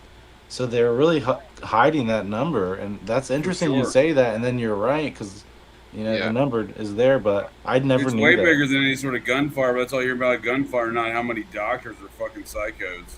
Yeah. Out there killing people. Yeah, my grandpa would say, you don't go to the doctor, you'll probably live longer. Fuck yeah, dude. I mean, Look at the makes you want a cigarette. right? It's mosquito time. Yeah. I might open the window and turn on the fan just to like get the weed smoke out. Yeah. What do you think they could be like releasing vaccines through mosquitoes or something? I would That's doubt crazy. it. I mean, I'm not saying yeah, but it's I was about to say, they can do all probably- that fucking nanotechnology shit through mosquitoes. Dude. That's a way We to got robot transfer. mosquitoes now. There's no stopping them now, too. That's another thing about what they're gonna do to us in the future. Here is that they're gonna implement these data centers, right? And people are going to lose their jobs, and so maybe they'll implement this minimum income thing. But what'll happen is down Wait, the what road, minimum income? Like what sort of minimum income are you advocating here? I'm not advocating anything, sir. How dare you? But I will tell you this: that they are talking about Elon Musk about the universal income for people because of all the billionaires wanting to push these data centers forward, and the AI taking all the jobs and the robots taking the jobs and this and that. But well, the minimum wage I think started in Can I interrupt 1972. you? Interrupting you real quick. I'm gonna interrupt you again right now Hold on, because the I'm not minimum done. wage started in 1972. And Listen, the I minimum made wage today to be equivalent to $30.65 that an would be hour like at my first $150 job, an sir. How hour. dare you? So that's what I'm saying. Like when you start doing these whole basic income things, it completely annihilates the fucking economy. Yeah, it's an unwarranted variation. Right. Well, anyway, my point was before you rudely interrupted me, and I interrupted you, and you How dare you, sir? I'll interrupt you right now. They No. are. What'll happen is if that type of thing, the universal income, does go into effect, the corporations will have all the money, and so they'll get tired of paying the tax that covers the universal income, and what they'll do is they'll lobby Congress to get rid of the universal income, and then we'll be all completely fucked. Does that make sense? Because that's what they do. They lobby shit. They How wind about you lobbing me a burger, sir? One burger coming up, sir. No, I mean you make some relevant points. That is generally how it goes with the lobbying. It's another thing is I think I was saying earlier, maybe on Clint Show or not. He's probably outside eating mosquitoes right now. They just dropped 35,000 robot vehicles on Europe, despite the safety concerns. California went ahead and cleared the robot taxis to wander the streets of California. And so now they plan on dropping 200,000 coast to coast within the next couple of months. And so here's what's going to happen is they're going to flood the market with these cheaper rides on the robot taxis, and then having a driver will become a luxury. So, you know, if you want a human driver now, you're going to pay way extra. And, you know, so I don't know. It's careful what you wish for, I guess, kind of thing. That's good for you. It may be. I don't know. I'm not sure, you know, if at that point. Are you saying you're not human? I can neither confirm nor deny. I knew it. Well, okay, if they normalize the self-driving cars to a point where they're like insurance companies are not going to want to insure you if you have a manual car. That's a good point. Most likely, yeah, for that's what they want, I think. You know, I'm still caught up on this. And it will be like complete slaves at that point. Like, oh, you can't even drive your own car. Well, that's when we're just going to drive illegally. No, I'm joking. You know, I know. I'm just saying, it's like a slippery slope thing. Like, you start letting one thing in, like, we need universal income and all this crap. It's going to get, like, completely insane like that. Yeah, like, if you accept the universal income, you can't do this. You have just no like you First couldn't Amendment own right. a gun if you had a weed license. Remember that shit? Later. No, sir, this is America. I don't remember that shit because in America, you can't infringe upon the fucking inalienable rights guaranteed to you by God, enforced through the Constitution. They can fuck there. You can't have guns and pot. George Washington loved guns and pot, dude. This nation was built upon guns and pot. George Washington loved whiskey, weapons, whores, beer, and more. Nothing wrong And with any of those things. You know, and 5 Duchess of Washington. He liked wearing aprons. Yeah, he loved wearing his British Army officer with the red sash that he stole from the British general that he murked. And he was running around Alexandria, Virginia, I think around 1772, wearing that outfit. So, you know, he was ready. He was ready to fight. He was ready to fight.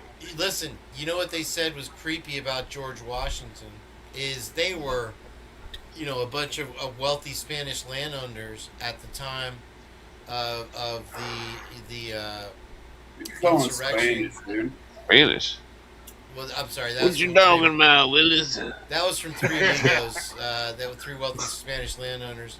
But around the time of 1776, and so they were just talking about what can we do about these taxes and this and that.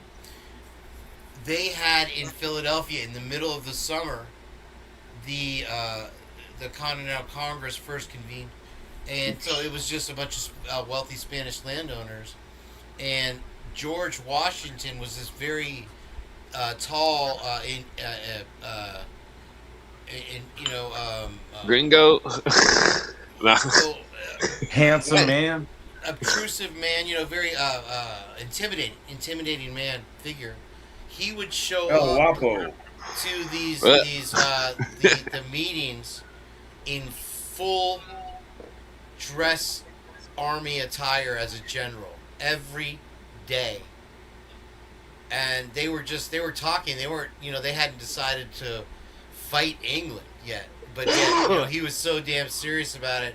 He showed up in his full regalia every day, which was just freaked everybody out. Yeah. I've always liked that story. He was, like JJ said, you know, he was very, very adamant to get things underway for sure. Well, I suspect he was up on treason charges. That we just aren't told that in our modern fucking propaganda history. So he had nothing to lose, right? It's a family program. Yeah, he literally had nothing to lose by going to war with them. Yeah, I mean, he became the wealthiest private landowner in America. He just murked the general, his boss in the British Army, resigned his post, married Martha Dandridge Custis, and became because she had inherited her husband's wealthy land holdings. You know, when he died in the war. So he became a wealthy Spanish landowner, also. For sure, dude. The wealthiest private landowner in America in 1759. Which is the same thing that basically happened in 1861 with General Lee. His wife inherited all the land that is now, what's that funeral, the graveyard? Arlington National Cemetery. Do you know who his wife was? His wife was essentially the great-granddaughter of George Washington. Correct. So, yeah, so her name was, she was a Custis. That was some of the Custis land holdings that George had inherited and passed down to the Custis kids that he raised. And here's the real kicker about it, is that he, before the war, they had acquired this land, however it was, handed down to her. The reason that they put Arlington National Cemetery there was because he lived on that land, and they wanted a reminder every day of all the deaths that he caused in the war. Well, that's also very important mound land. So, It's a necropolis. I beg to differ. It was Almond Joy's, 100%. That's it. They have that. They have all those available for you at the refreshment stand, sir. I'd like some popcorn, please, sir. Well, they've got a whole necropolis there at Arlington, like a big theater, and it's all made out of stone and stuff. It's pretty interesting. Amphitheater? The amphitheater? I mean, like, Cooper believed that the Illuminists put the eternal flame on JFK's grave to mock him, and that he believed the same was done with the lost soldiers or whatever. Oh, the Tomb of the Unknown Soldier? Yeah.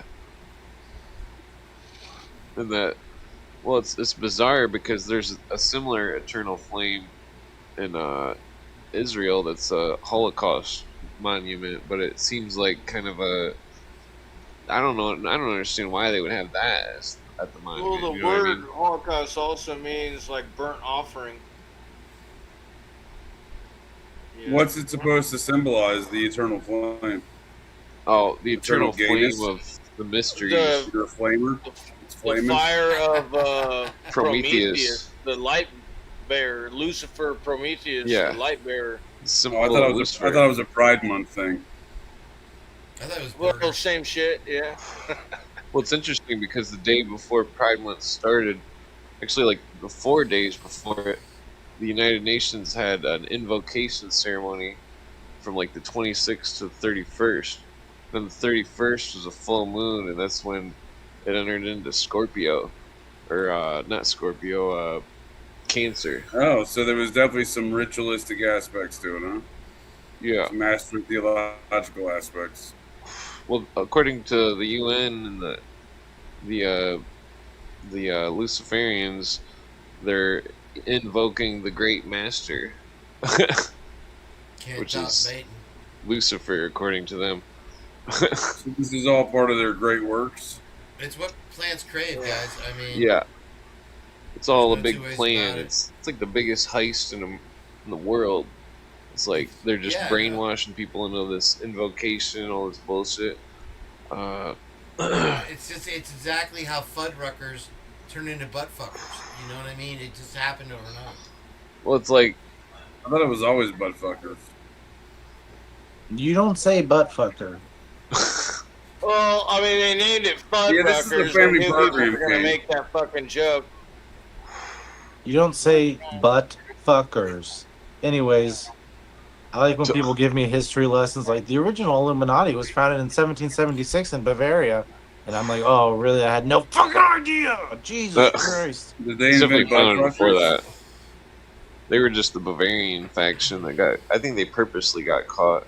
It's like the Illuminati are so crazy, dude. It's like the light bearer Satan. Everybody knows that trick, dude. It's so old. There's so many more clever things that a flame couldn't mean. It's like if I see the flame on JFK's grave, I just think maybe that means enlightenment. maybe it means his destiny will go on forever through his works. You know, it's like their worship Satan should have just missed on people. They think it's an inside joke, but they're so fucking dumb, dude. It's like they have to announce their plans to the world all the time. It's like people are ignorant, you know. It's like this new world order shit. They're on TV saying you'll own nothing and be happy. It's like it's gonna Eat the happen. bugs, Sparks. Eat the bugs. There's like I told them earlier, JJ. There was a girl at my work who was telling me, you know, it'd be nice if the world had no borders and we were all communists. I was like, you'd fucking love the new world order. Yeah, tell her to keep Yeah. going. Tell her to wash George Soros' balls better next time.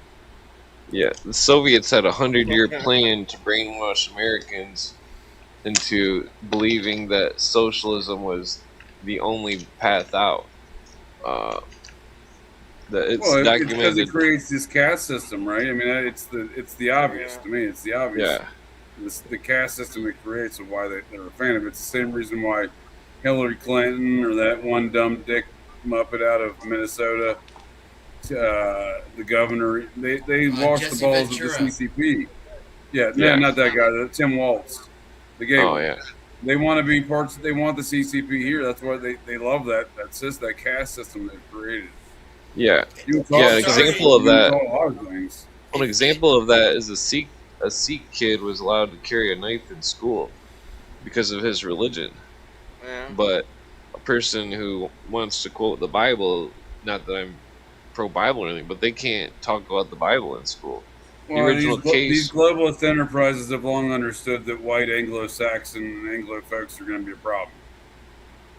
Yeah. That's why there's a war against they're- white men. Well, they're part of it though too. It's like this. What was that guy's name? I feel your pain. I mean, socially, economically, I'm a white man as well. Caucasian for sure, right? You want to hear something When funny? you fill My out documents, nephew- do you have to fill out Can I interrupt you, Caucasian? sir? How dare you? I'm a I blue thought Asian. you're Hungarian. Well, I was Yeah, I bringing up- put Hispanic white. It confuses them, but I'm like, well, I'm Hispanic and Italian, so I'm Hispanic and white. Yeah. Well, I was bringing up this quote from Morgan Freeman. Or wait, is it Morgan? Shane's a black man. That's what he puts on his documents. It's from that movie Shawshank Redemption where he's in the parole board or whatever, and he's like, and they're like, they ask him, "Are you rehabilitated?" And he's like, "What is rehabilitated? It's a politician's word. It's a word that's used, and that like, and then, but the point though is it's like this white black thing is, it's words. It's like we got tribes in Europe that were specific tribes, and like I technically I argued this to Headless Giant the other day on Twitter, but he didn't respond because he was saying something about. I'm not gonna say what he was saying, but it was like I was like, well, the Roman Empire came to Scotland and destroyed my white people and made them assimilate. And he didn't respond back, but like I wasn't trying to start beef, but it was like, you know, because the Nazis were doing the Roman salute, and he was like, "Oh, this is cool" or something, and like, I'm like, "Well, no, it's not cool because this whole white stuff is not. It's a lot more complicated, you know. It's like I brought up the Pictish, I think, in the McKelpine clan of Scotland. And it's like because the kings of Scotland stopped at like 11 or 1200 AD, and like they were forced to assimilate. Yeah, With the it's Romans. crazy, dude. Do you think they destroyed your culture? Yeah, I mean, nobody knows the Pictish language. Nobody knows. There's very few Irishmen that still know the fucking oral tradition of the Sealy stories. There's a whole bunch of stuff that's just wiped off the map, and even like England itself, like there's there was an uprising, I think in like 900 or something. It was Hereward the Wake, that he was basically what modern people would call a pagan, but the societies weren't pagans. They had advanced systems, and like, because it's always like people on the internet like talking about like, oh, this and that, something that happened last 100 years or so, or 300 years. It's like, well, what about when our cultures were all destroyed 1,000 years ago? And I mean, it's definitely a big subject. It's kind of like how England, their crown was taken in 1066, Battle of Hastings. Fuck yeah. By my people, the Anglo-Normans there. That's Clan Vance for you. You're welcome. You know what's really even more relevant is how we have corn, what your people call maize. What your people? Yeah. That's what the English call it. Your people, dude. I got that backwards, didn't I? Well, it tastes good. Dude, there's nothing like corn on the cob. Unless you're eating mosquitoes. Then Yeah, dude, grilled corn on the cob, dude. That's way better than regular corn on the cob. Dude, I could do like a 15,000, 20,000 mosquito meal. That'll fill me. Like put it on the grill, put some butter in, like with some foil. Like some mosquito briquettes or mosquito kebabs with a little tomato and onion. Hell yeah. Get some bloodworm in there. Alright. What was I gonna say? What my people call corn, what you people this is Galifianakis me. What do you mean, you people? And shit, I had something MK and Ultra the shit out of you fuckers. Nah, he's gonna flashy thing us with the memory eraser. Don't make me Sparky flashy thingy. Hold on, wait, where are the glasses? Sparky, what do you gotta say, brother? You're creepily quiet tonight. Oh, I'm sorry. I like. Or not. There's a lot of good conversation going on. I like to listen, but I have an opinion on racism. I want to write a paper on racism, like a study on my experiences and just what I've learned about it. And like, there's a few things I'd point out.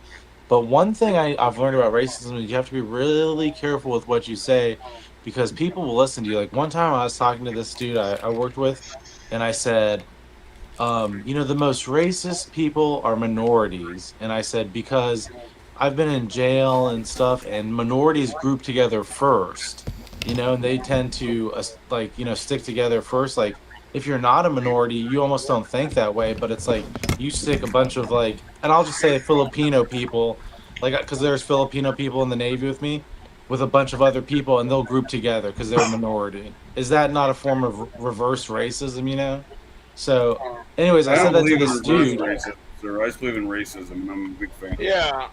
I said that to this dude. Like people are racist against people.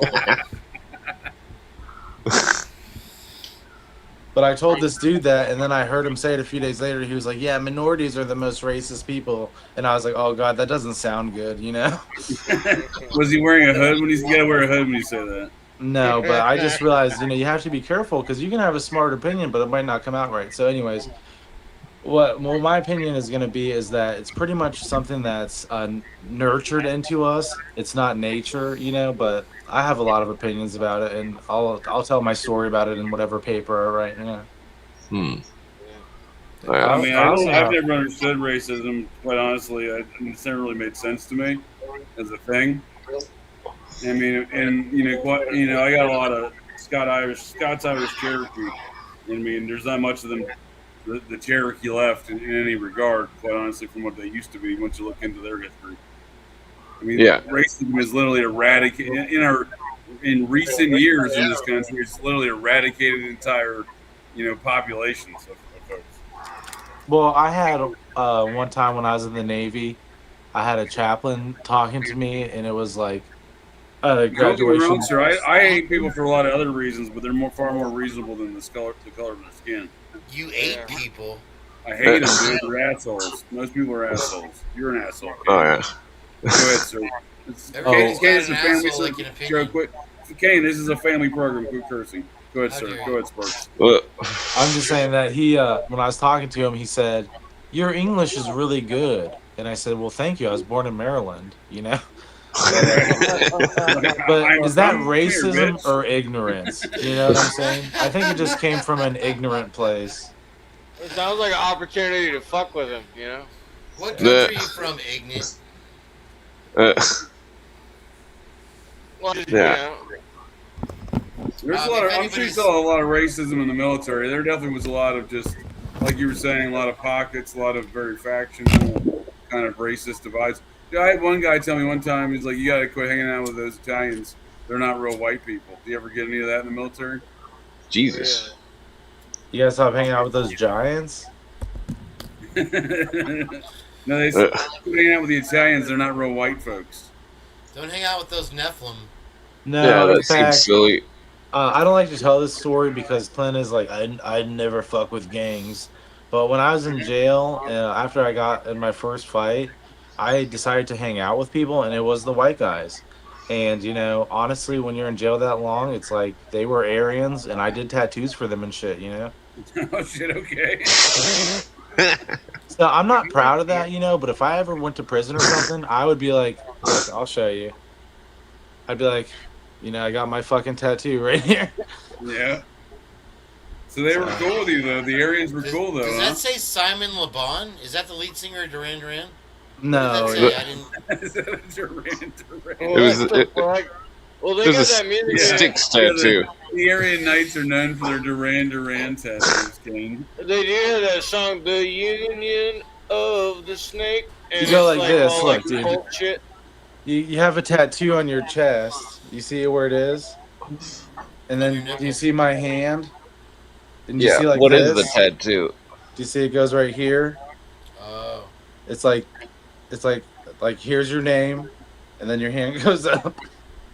Well, that's weird. It's a paw puppies kind of thing, or what is it? A pound puppies. Spark's been hanging out with weird people. I'm not a fucking Nazi. I'm just saying that's where that history comes from. The Paw Patrol. Oh, that's Somebody bizarre. told me if you get Oh, a I Woody see. Woodpecker tattoo, that's like some kind of white nationalist shit. Yeah, you're a peckerhead. Yeah. A peckerhead, is that where that came from? Never Yeah. ever heard of that. A woodpecker. Or what if I Pecker just Wood. liked the cartoon Pecker and I wanted Wood. to get a tattoo and I didn't realize that that was what it was about? You know what I mean? Fuck. Peckerwood. Yeah, somebody said it. Sparks a creep. Dude, I always use the term spook in regard on intelligence agencies and their intelligence officers. And someone said Yeah. to me one time on a podcast, like, well, you can't say that. I'm like, dude, what do you think I'm referring to here? I didn't realize that was a commonly used term for black folks at some point in time in the South. You know, it's also regional though too. Like in Boston. Apparently, dude, I never heard that before. They thought I was dropping an N-bomb or something. Now, you know, I'm talking about unintelligence agencies, buddy. They say Yeah. Cooley is in Boston. I had heard that the first time. Oh, Boston's got some weird. Yeah, Boston's got some weird lingo, dude. Some weird regional lingo. You know, it's funny because you're right with kind of what Clint started this conversation with. And you Is this kind the of white expounded power hour? Is that what upon- this is? No. This is What did I this start is- the conversation? This is Hatchet Mary right here. She was in a Costco. She was in a throwdown at Costco, and she ended up chasing the other person in the fight. They were fighting over the gas tank or whatever. Don't make gangs. That's nice, Sparks. Thank you. Thank you. This is the anti-gang hour.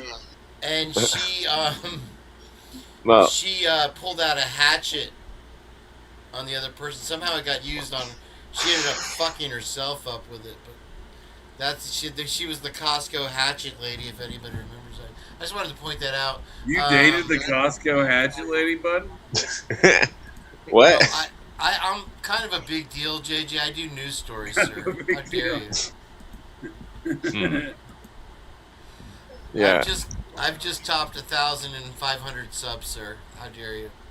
Oh, congratulations. What's the domestic abuse victim in the background there for then? I like to keep my trophies. No. What the fuck? Also. Yeah, but I'm the most fucked up one here. I know. I never would have said that. Kane wins that all day. Yeah, if I would have said that, everyone would have been Dude, like, I am constantly implicating myself in every fucking crime around. We better do a background check on Kane. No. Yeah, right. I guess it's all perspective because I got one of my dudes goes around telling everybody in the world that I'm the creepiest person he's ever met. Meanwhile, I go around telling folks he's the creepiest person I've ever met. So I guess it's all perspective. It's gonna come backfire on both of us one of these days. Well, so DWS in the chat said something about the DARE program. Oh, the DARE program was a psyop. narc in our. I think that was pyramid just an excuse to get kids to narc on their parents for smoking weed and shit. Yeah, and introduce them to drugs.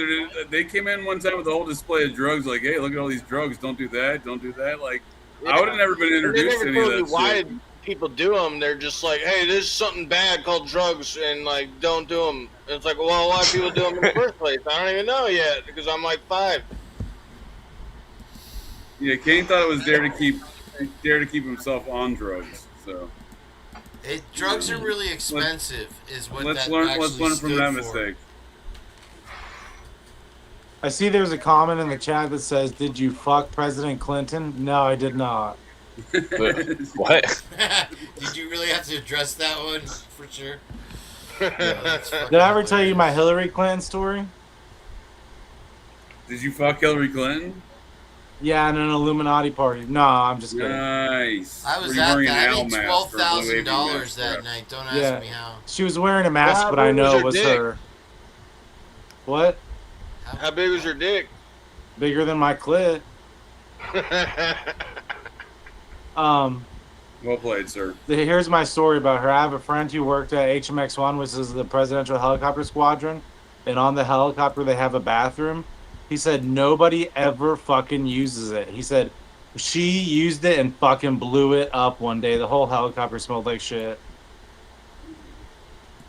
And she was just changing her tampon, is what I heard.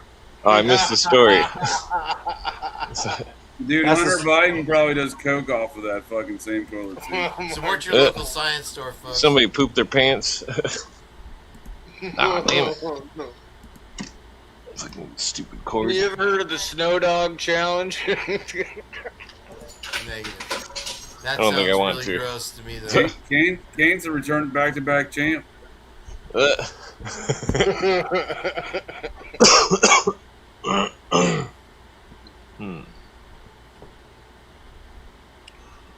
It's the cold mutilator, friends. The cold mutilator.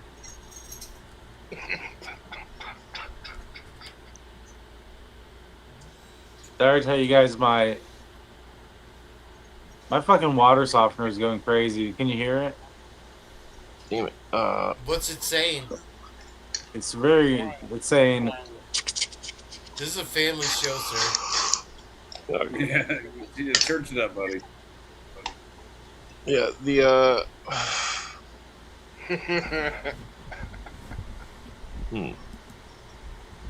pretty stoned. Has Ellie called in a while? She was sick. She's been sick. Not sure She what. was, I saw her earlier in my chat briefly, at least towards the end of the show. Yeah. Yeah, she said she had the flu or something. She should probably Yeah, she smoke was. more weed. She was like the last 5 minutes she was there. She's usually there most of the show. JJ, you were deployed before, right? Yes, sir. I spent about 5 years over there in the Middle East. And they could use 50 cals, right? Yeah, I got certified in 50 cals at one point in time in my career when I was doing convoys. Sure. Yeah, you know, when I was I over was there, 50 I cal worked. sniper. I've used 50 cal sniper rifles too. That's sick, dude. I never actually, maybe one time I seen someone use one, but this one. But when I was over there, I was the reason a whole Marine unit couldn't use 50 cals. Okay. How'd you get that title, Jimmy? Well, it's not like I got in trouble. It's just because they were in combat, and picture a house, right? Like a block of butter. JJ will tell you 50 cals will shoot through a whole house, like come out the other side. Oh, dude, it's Yeah. a fucking cannon, dude. Yeah, so they had issues with some Marines, and basically there was a friendly fire situation. They had shot through the house. Basically, they didn't even realize there's Marines on the other side, but they didn't know what had happened.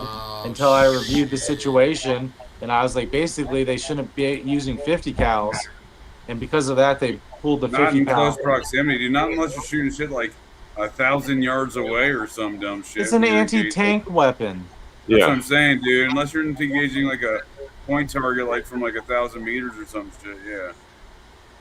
Yeah, I was like, Well, you know what, a golf the is force enough. around that thing, dude. You can like not even get hit by the actual round, and still get completely fucked up by the force around it if you're within a couple meters of that round when it's flying past you. Yeah. Yeah, I could like rip your face off or something. Sure, man. Fuck yeah, dude. It'll fuck the world up, dude. Yeah. Well, yeah. People are. There was an incident. There was a case that Cooper talks about in the 90s where some dude was like arguing with his old lady or something. The neighbors called the police on him, and the police surrounded the house and then like shot into the house from all directions.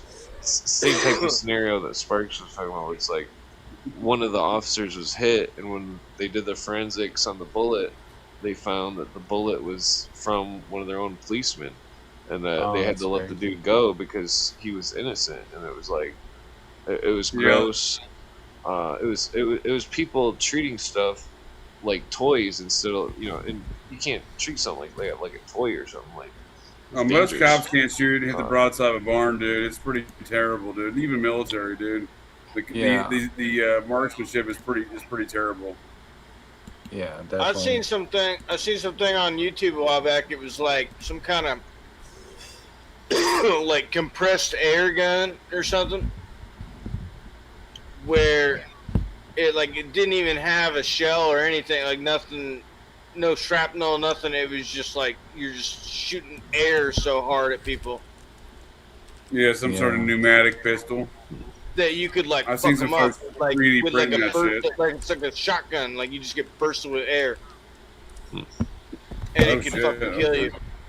And so it's like it's like they wouldn't be able to find any evidence. Like if somebody killed you with that, there's no like bullet or nothing, because you could just like blast somebody with some hard air and fucking That's kill them. crazy. No, that's fucked up. I mean, that's what JJ does all the time when he's talking. My number one pastime, man. That's how I spend most of my days. Yeah, police are okay. This Just they. and all enjoy that. I mean, Jiminy Joseph. It's He like eating so much candy. They always say they don't have enough training and stuff. Like that's always their excuse. Nah. Is that upgrade spelled with 2 D's for that double dose of pimping? A Pimp's Love. Let me tell you about It's like, Pimp's Love. I remember hanging out in the hood like 25 years ago, and like I was just a youngster, and like so was my friend. We weren't into nothing besides smoking weed, and like, but people in the hood were crazy. They were straight up strapped up, and like we would always see the police trainees in the ghetto store. And like we'd just be like, Is that next to the Science Store and the Ghetto Store? Is that right next to Science Store? well, it's one of those It's on the stores where same the block. Arabs own it and they sell the crack bodegas? stuff. The Those Arab are everywhere. stores. That's the thing. That's become the norm for convenience stores. Is they sell the illegal weed, all that stuff, right? No. Sorry to interrupt you. Yeah, but we can't have You it can buy, on The like, Simpsons you can buy though. like tasers at a gas station for some reason, Well, basically my point though is it's like the hood was really dangerous, and like when you see those young people, I mean I was young back then, but it's like I used to know this lady before I had a girlfriend. I used to talk to this lady. She was a police lady. I didn't date her or anything, but like I used to talk to her. But like she worked in this spot in the hood, and like it was like Jesus Christ. Like I knew which spot it was, cause like, and I don't know. I would just be like, that lady's very brave, very brave lady. Like no exaggeration. Because those hoods are very dangerous in certain parts. Yeah, dude. I've been in some dangerous hoods. I've had like knives held to my stomach while my hands were held behind my back.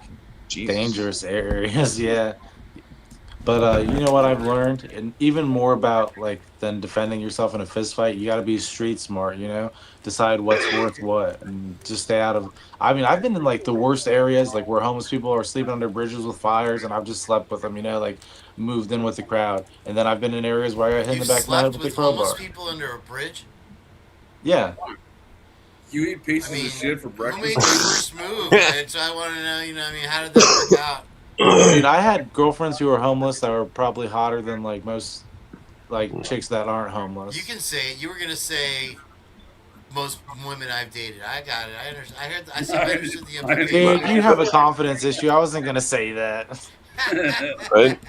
In Chicago, the gangbangers would take a Suburban and they would put a cement block on the gas pedal and they would ram it into somebody's house. Like the stuff that used to go on in the hoods and stuff doesn't really go on anymore. But like, I was gonna Sounds bring like a up. waste of a good vehicle. Well, they're crazy. They're fucking they're out of their minds. I mean, like, think about it. Like, you could wear the wrong colored clothing, and get fucking obliterated for no reason, just because you're wearing the wrong color jacket. I mean, it's insane. Yeah. Uh, I hear that though. So remember the one tale that turned out to be kind of a urban legend, where you would allegedly see. One of oh, well, these that's no car- joke. Well, a car driving without headlights, and if That's you flashed dangerous. your lights at them to tell them their lights are off, they would turn around and murk you. Yeah, those gangs are dangerous. They initiate through death. Like, they're Right. very You have to dangerous. unalive. Yeah, I saw. That was in. What was that movie? Schindler's List. New Is there any Jack gangs City. you can join by murdering a burger, dude? I'll murder a burger. Welcome to Yeah, Costco. most I white love you. kings. Fuck yeah, No. dude. Yeah. Well, I heard stories where it's like they wanted somebody to like shoot somebody's baby or some shit. That was their initiation, Jesus. you know. Or, I'm sure you've heard that horrible Immortal Technique song on his first yeah, album. yeah. Yeah, that's The disgusting. dance with There's- the devil. If, Is that what if you're that's talking yeah, I don't know why anybody would even write something like that, real or fake. It's like that song's disgusting. Fucking yeah. The I was gonna throw a story about You prison tase a David baby, recently. dude. I know a police department that hires folks that tase babies. Jesus, They promote them to captain. that's The fucked babies. Babies, dude. Yeah, that's. Don't that's what I tase call me, a baby. comeuppance. Don't fucking tase me, baby. That's gonna be the hit single for Blue Avian Turner Overdrive. up. The Nice. Now the Moscow, Idaho Police Department hired their captain of operations, Roger Lanier, after he tased a baby in a neighboring town. Jesus. Jeez. That's crazy. Instead of dude. getting Fucked up. charged, he resigned that position and immediately started work at the neighboring Moscow PD as their captain of operations. He got a promotion out of tasing a Wait, baby. repeat Fuck that no. again. What? What's his name? There was a guy. There was a guy holding a baby, and this Roger Lanier, the now retired captain Holy of Moscow shit! PD, tased the Wow. dude holding a baby, dude. He tased a baby, dude. Oh, That's you crazy, did tell dude. that story before. I deal with That's so crazy. many asshole Well, cops I every heard. day. Well, actually, like- I heard the baby was asking for it, dude. And he Oh, was fuck talking that. shit. No. He's like, "What are you gonna do about it, pig?" Jesus. I deal with Nah, so many dude, the asshole guy, cops the every guy day, tased the dude. fucking baby. He got promoted fucking- for it in a neighboring town. No charges, no big deal, dude. What's his name? Roger what? Lanier, Lanier. I'm trying to remember what it's the town's in Lake Charles County. It was I think Lewiston PD, Lewiston PD. He was getting brought up on charges, and they just let him resign, and then he immediately got hired at a bigger department and got a promotion. Did you say water like in the toilet? Did you say burger? Like I want one in my mouth hole? Hmm. I like So- money. You said Moscow PD. I'm wondering Yeah, if he's. ISP, the Russia. Idaho State Police. I'm gonna quit my job because I fucking hate police, dude.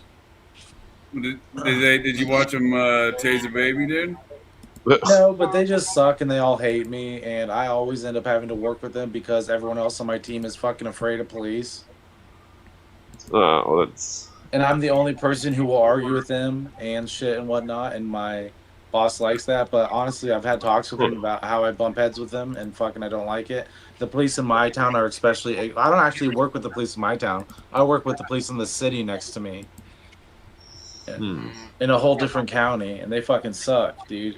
Like I could tell you, it would have to do. I would kind of be breaking confidence, but I could tell you like 100 stories. Well, not pretty much almost every interaction I've ever had with a cop. They're ignorant and they're really quick to like want to arrest people and not help people. Yeah. Dude, I know an entire department. It's now since been dissolved. In recent years, the town voted to dissolve the police department, so that's America. But the entire department was comprised of KKK, outlaw biker gang members, and that was the entire police department. Yeah, dude. Yeah. I tell people to spread the word I mean, I don't want to say who I work for, but we have a crisis number, and they have mental case managers that'll come out and work with the police, but not a lot of people know that. But sometimes, like if a police is having a mental health issue, we'll get called anyways, or if there's a lot of people there, like the police will call us just because there's eyes on, but I try to tell them, spread the word. If you're getting arrested, like call this number, because He has an IMDb. Yeah. Roger Lanier. Yeah, I put it in the. Holy shit, dude! Did you see that, Jage? Yeah, he tased a baby, dude. He was in an episode of Court TV. Yeah, he's on the episode of Tasing Babies. I was trying to figure out if Roger Lanier was Phi Beta Kappa. He's Phi Beta Tasing Babies, dude. I'll tell you that much. They made like a documentary episode on some show about him. Well, here we go. In an old 1960s music catalog mentions a Roger Lanier in a list near Phi Beta Kappa references. That's not necessarily. I honestly don't know much about his background outside of his baby tasing. Well, we don't need to know much about Whitcomb either, other than his unarmed mother carrying a 4-month-old baby killing, Merkin, sorry. That's right, he was a sniper at the Ruby Ridge. Well, he was the lead sniper, and I don't know that he took the shot, but he directed that. He probably had diplomatic immunity. That's why he didn't get charged. Or maybe they probably danced around it. What do they call it, Jage? Muppamatic immunity, I think. Well, Sabrina made an interesting comment saying that anybody can have an IMDb page. You just need to pay. Yeah, there's a strange connection between Hollywood and Latah County law enforcement. They've done a number of quote-unquote true crime shows with these law enforcement folks up there as the folks on screen, Lanier being one of them. This is before the murders of the 4 college students back in November 2022. But yeah, it's a strange environment up there. Yeah, because Kane was saying that one murderer dude was a member of the Phi Beta Kappa. I'm pretty sure that Idaho dude. No, I was saying that some of I think the Phi Beta Kappa is like the bad boys, the cotton candy dealers, such and bad such. Bad boys. Oh, okay. What you gonna do? What you gonna do when they come for you? Bad boys. It's all it's all about a pimp's love, really. A pimp's love is different than a regular man's love in many ways. For sure, dude. Upgrade spelled with 2 D's for that double dose of pimping. I'd rather be. Oh, here we go. Guess who's a Phi Beta Kappa member? David Wilcock. IMDb is listing Billary as one, and HW. Well, okay. There's one time where me and a buddy of mine, we went to this, like, they had like a barcade in some town nearby. Nelson Rockefeller. Oh, sorry. Go on. Well, it was like a barcade, and the guy that fucking owned the place. First of all, like, none of the machines worked. He had like a bunch of like arcade machines that didn't even fucking work, you know. And then Yeah. he was like trying to bang some chick that like was his bartender employee, I like banging chicks. and he was like talking all like, oh, I used to work for NASA and all this shit, and also I was in a movie with Owen Wilson, and like we're like, you're just talking shit, like you don't know what the fuck you know, you're just saying shit, you know what I mean? Yeah. But he's like, oh no, look me up on IMDb. I'm in a movie with Owen Wilson. Hmm. Oh, And, I Wilson mean, looks he first might- of all he like might David have just- Wilcock. He might have just put his name on the damn page, like, and nobody noticed it because it was some stupid movie no one remembers it anyway. But Yeah. then he was also like, oh yeah, I used to work for NASA and shit. It's like, well, why are you running a shitty barcade if you know what I mean, if you were doing that shit? Front company, dude. Fucking front operation for laundering. Hmm. To be fair, I accuse most businesses of doing that. I mean, why do we need 9,000 fucking independent mattress stores in America, dude? That's You money know laundering. why. And they never turn their lights off. They never ever turn their fucking lights off, bro. What's up with that? Mattress places have the right idea. They spend thousands to stock that place, throw them out when the new models come in. Most small businesses fail in the first year because of undercapitalization. This company is throwing tons of money into its business. You got to respect that. You got to respect the money laundering operation. I just had like a mosquito or something. Where's the flying in money my mouth. coming from? Who cares? The point is they're running a Who business. cares? The I see mattresses you keep for flying, dude. Who Gary cares, here, buddy? dude. The mattresses keep going. Listen, it's just like the Great Garbage Avalanche of 2505, bro. You keep throwing these mattresses in the trash, it's gonna build up and everything's gonna. Here's the funny fucking thing. Is this about brought to us by Idiocracy. Carl's Jr.? Fuck you, I'm eating. The Great Garbage Avalanche of 2505 already is happening, and I'm gonna show you a picture here. In just a moment, I'll share with my boy Clint here in a second. So that's the Great Garbage Avalanche of 2505, you guys. And let me share with Clint real quick. Check this out. This is the Great Garbage Avalanche. Is that your of- profile picture on there? Hold on. It's from the movie Idiocracy. Yeah, that. Oh, hold yeah, on. Let me. I have to pull it up. I forgot in Brave browser because you got to use a different browser. I got it right here. Though. Hold on. This is the Great Garbage Avalanche of 2025 in Western Sri Lanka. Check this out. Real talk. Okay. Right here.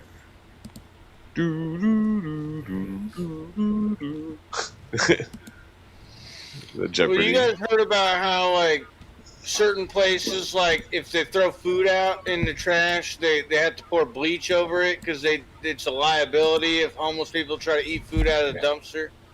No. Hmm. That sounds Yeah, I've heard worse about that. 'cause they could eat bleach.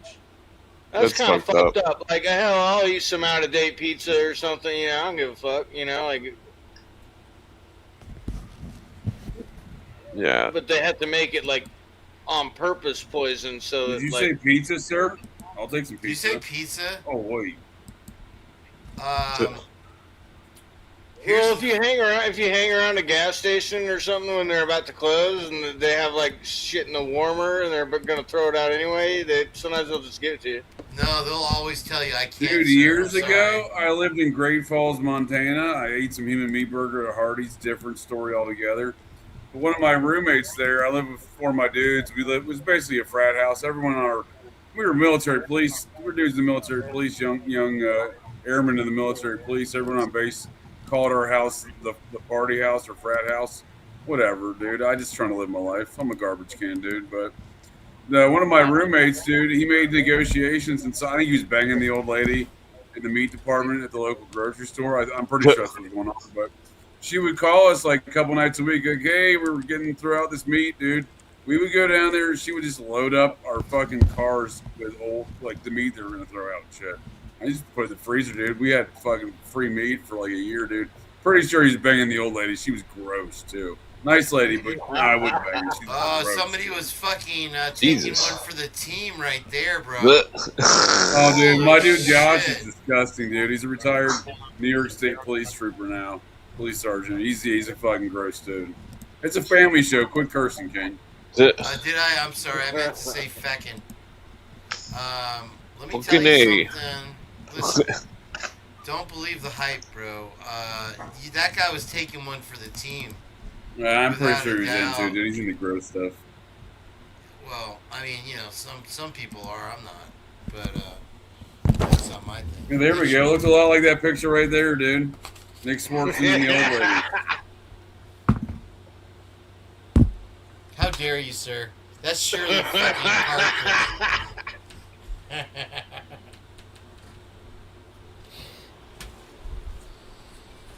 All right, gents, I'm going to head down to my local Yell at Your Hurt store and chew their asses out and see what kind of mosquitoes I get. All right. Support your local science store, sir. Thank you for your beryllium chloride. Good night, Lucy. Good night, chat. Oh, you're going to sleep? Later. Good night. I'm going to yell at somebody. I might pass out. He's going to bang some old lady, dude. It's Golden Girl style. Good night, Gerald. Don't talk about me, sir, while I'm gone. All right, later. Let's talk about him. You know, when I was in Buds, JJ, I used to go to Hooters, like at the end of every week to celebrate with my buddies. So Honestly, I'm pretty sure that's probably required R&R at the end of the week, right? we used to go. I had a small class. Like, not a lot of people made it through my whole week. So it's like those of us that were friends and enlisted, we kind of like had our thing, you know. But that being said, oh, excuse me. Where was I going with this about your party house? And Hooters? I forget what I was gonna say, dude. And I'm not even that stoned. Hooters. Did you see that Hooters competitor? They were failing big time, dude. Twin Peaks. That's what it's called. Yeah, they got two mountains as the fucking.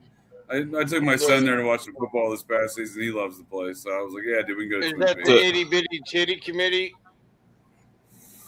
I mean, I think they're trying to be a Hooters. They weren't doing too well. I didn't see a lot of Hooters action going on there. There was a lot of A and B cups, if you know what I mean. You know what I mean? I'm being pretty forward about what I mean. Twin Peaks, it's just nipples. Right, dude. Yeah, dude. Like, I'm not surprised they're failing. There are these oversized fucking. It's like a bigger Hooters, you know. And Hooters didn't make it. I don't know why their competitor thought they could expand and be like, oh yeah, we're gonna be successful. But yeah,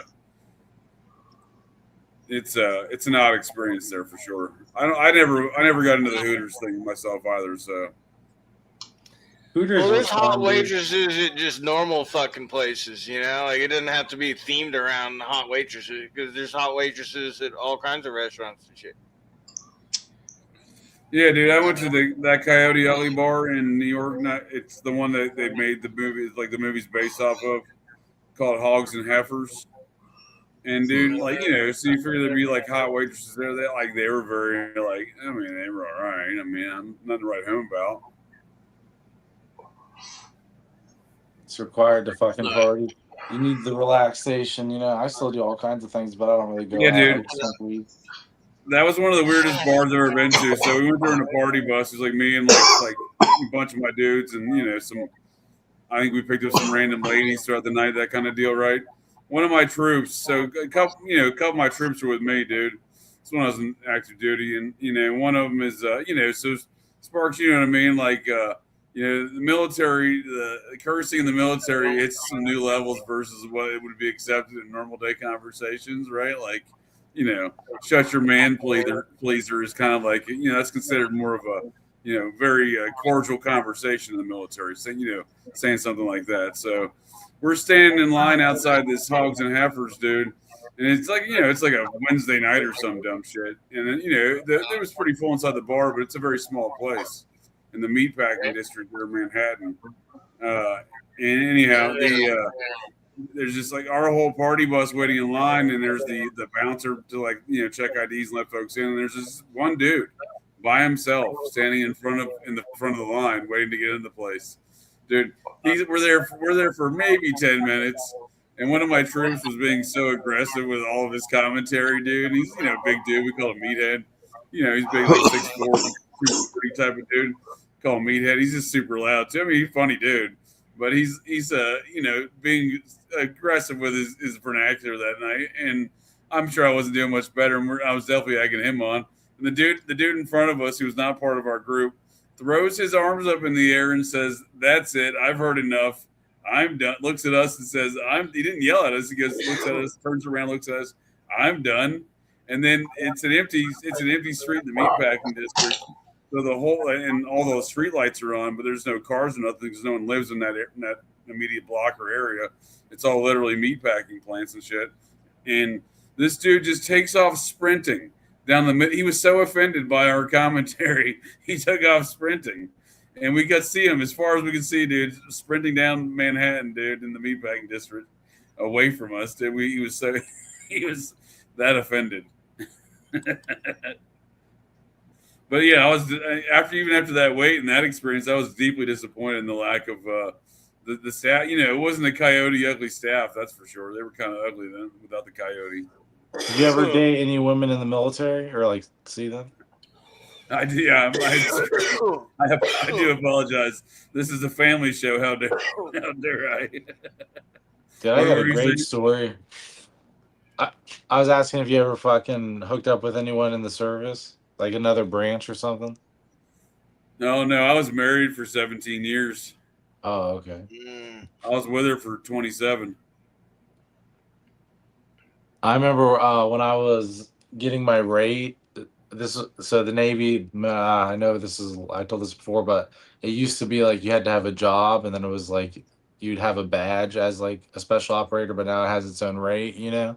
So in my MOS school, I went and I met a female diver, and she was black and she was beautiful, and she we were all running one day and she was in first place and I passed her, and it just we took off from there, but those I'm like those were good times. Yeah. Fucking I remember one time, the first time we got romantic, we were, like I said, she had just gotten out of dive school. I had just gotten out of BUDS, and we were in our MOS school, and I was going to go to expeditionary warfare school after that. So there's a lot of tension. We both hadn't had sex for a long time, and we were making out on this couch, and I stuck my hand in her pants, and she was like, whoa, I haven't shaved for a while. And I was like, it's cool, don't worry about it. And I stuck my hand down there, and then it was like a fur diaper. Like she had never shaved her whole life. What were you hooking up with Sasquatch? Sasquatch. Yeah, did she shave her top half that night? Was it a female Sasquatch, dude? Family show, Spark, family show.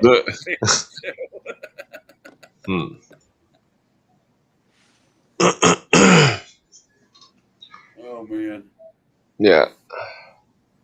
Yeah, she was in good shape, that girl, really good shape. That's what I remember about her the most. But I had just gotten out of training, so I was in really good shape, probably the best shape of my life.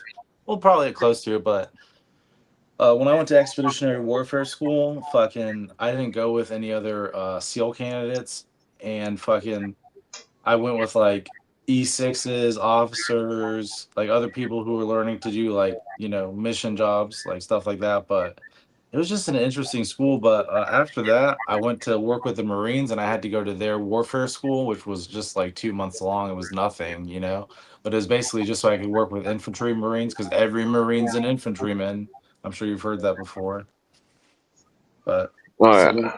to work with them, I had to go to a school like that that they even send the corpsmen to, the Navy corpsmen, and they go through that school to work with the Marines.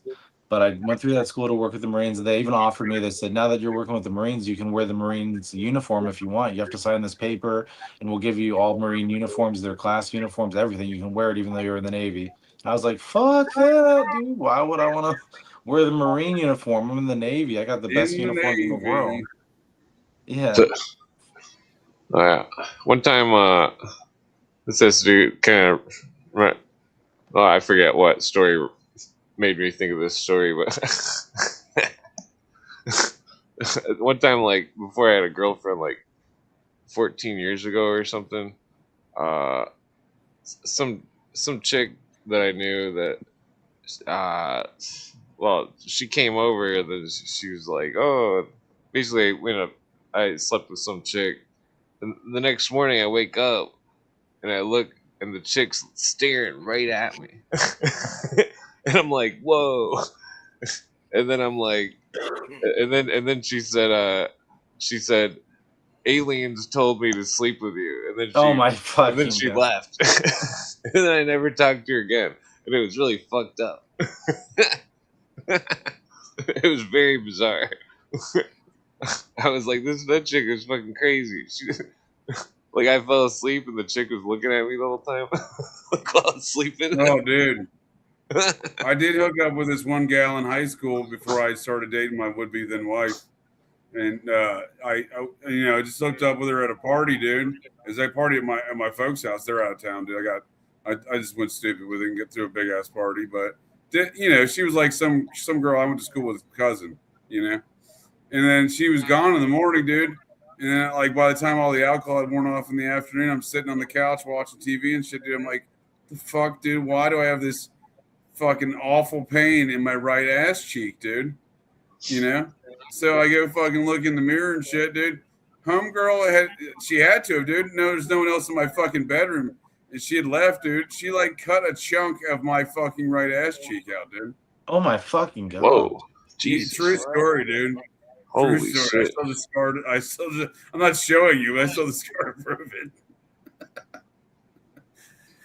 I'm not gonna show you my war wound there, but yeah, dude, bitches be crazy, dude. Bitches be crazy. Yeah. Oh yeah. I see someone in the chat said, "Did you go to MCT?" And I did, yeah. So girls are crazy though, dude. I'm talking about like a half-inch deep, dude, but like about an inch wide and an inch tall, Jesus. dude. Chunk. Cut. I mean, I was so drunk, dude, that like, I didn't wake up, dude, but like, I certainly didn't call her again. Oh, that's crazy. One day when we're off air, remind me to tell you the story about the girl who skipped over my wing. Never mind. I don't want to tell her right now. Let's stick to the family show. All right. Yeah. I slept with this crazy chick once, and she scratched me with her claws like some kind of wild animal. And I had all these scratches, and it was fucked up. I should knew she was crazy because she had a V6 Dodge Charger. I was like, what the fuck? Who would buy a Charger and not get a V8? Like some crazy bitch. Like that was a long time ago. That was a different time. Yeah. I remember I was like, you got this fancy car with all this fancy paint, you don't got a V8 in it? Like, come on. Like, why would that? Hell, you can get a Mercury with a damn V8. Yeah, I mean, it's different these days because, like, car V6s are pretty quick these days. But either way, I mean, it's like my friend, he's got a Mustang, he bought a V6. It's like, he wants to do all this stuff too. It's like, you might as well just got a V8, and then you wouldn't have to do all that stuff and be more reliable if you were. Well, that's like the commercial for like the drink, or We should have had a V8. I mean, like a non-aspirated engine is typically the most reliable engine if you're like racing it or something. Because I mean, a turbo can get too hot. Supercharger can, well, those probably don't really have too much problems unless Well, you get I sunlight. don't know what exact model it is. Like the fucking like the Mercuries. It used to be the Crown Vic. It's like the Crown Vic body. Yeah, those are good cars. Those things go fucking fast. Those are cool fucking vehicles. Yeah, I used to have one. I always stand on the brake and then press the gas and just burn out. Yeah. Wow, wow, wow. That's always fun.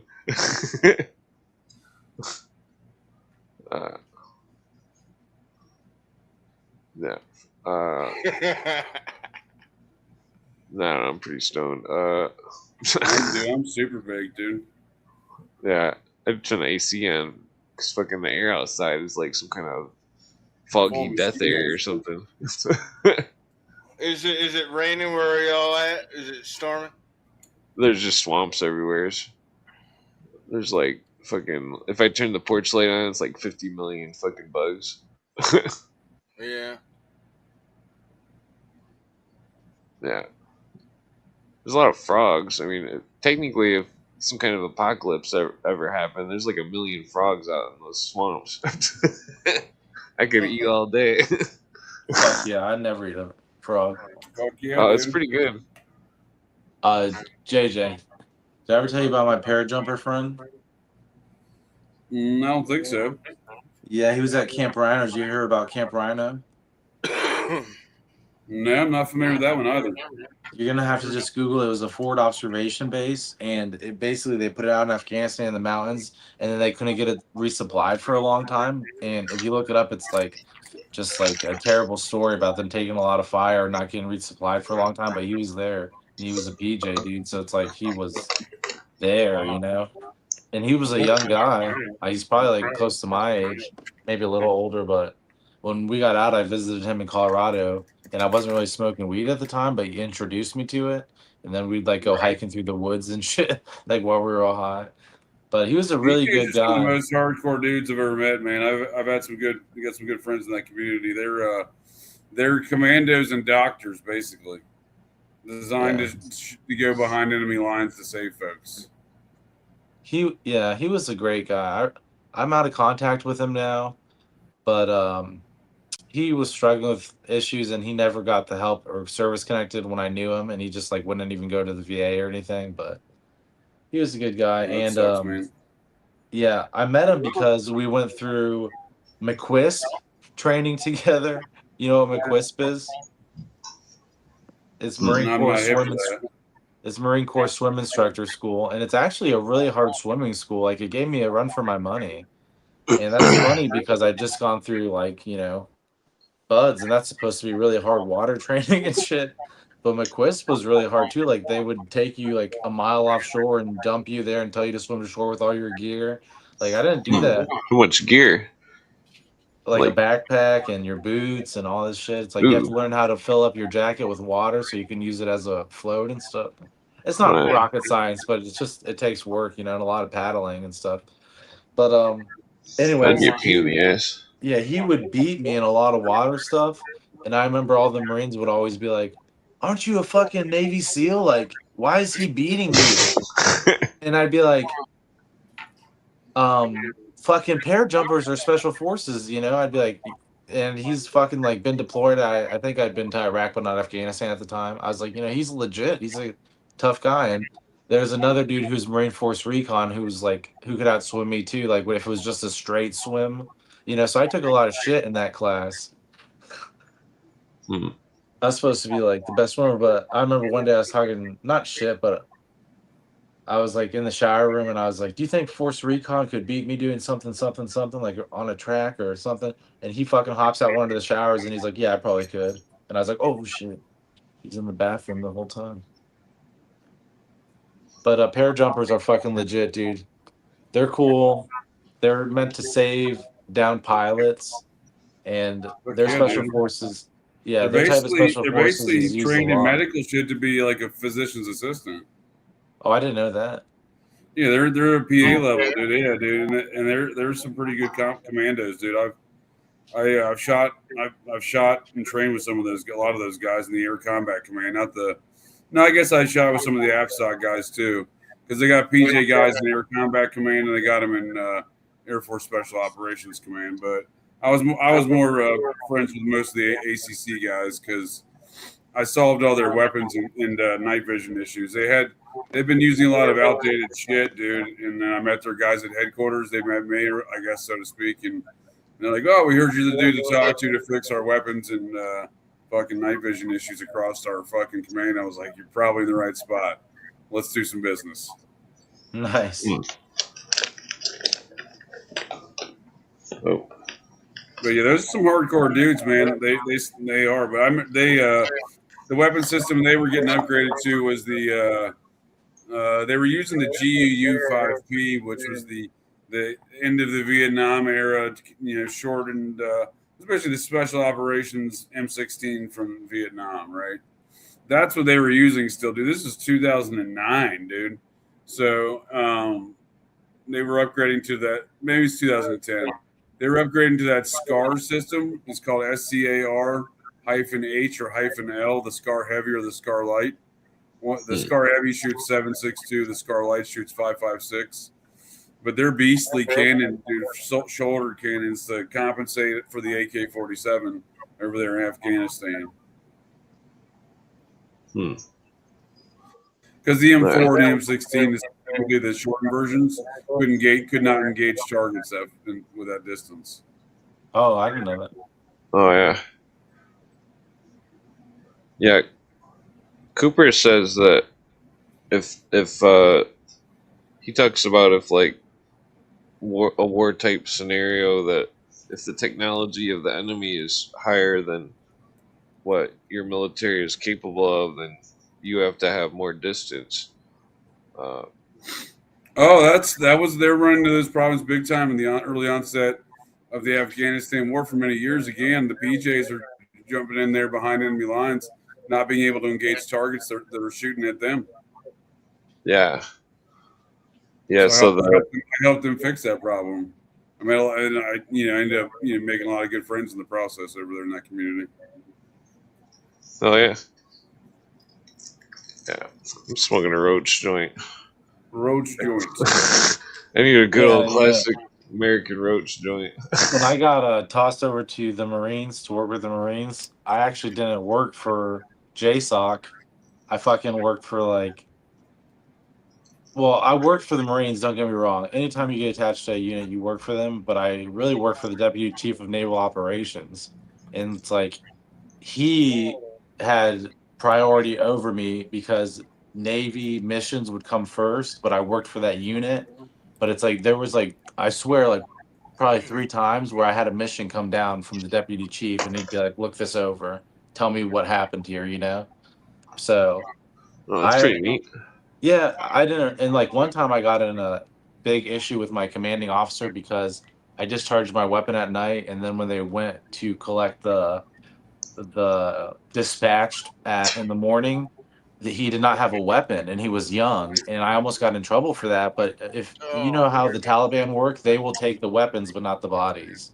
So I had to wait for the Afghanistan police to do an investigation. Meanwhile, he said that if it came back bad, that basically he was going to throw me under the bus. And I was like, okay, well, I would rather go back to the deputy chief command. I threw my boss's rank out there, and I was like, if it comes down to it, I'd rather be returned to my unit, But the Afghan police suck. They don't even do a job, so it's like nothing ever happened from that, and now the whole country's fallen. There's no Afghanistan police, so it's like nothing will ever come from that, But it's like, it's just war is crazy, Crazy shit happens. But most of my fucking deployments was planning missions and going on convoys and stuff. I did a lot of flying to go to forward observation bases because every forward observation base needs to be inspected, and that needs to be inspected for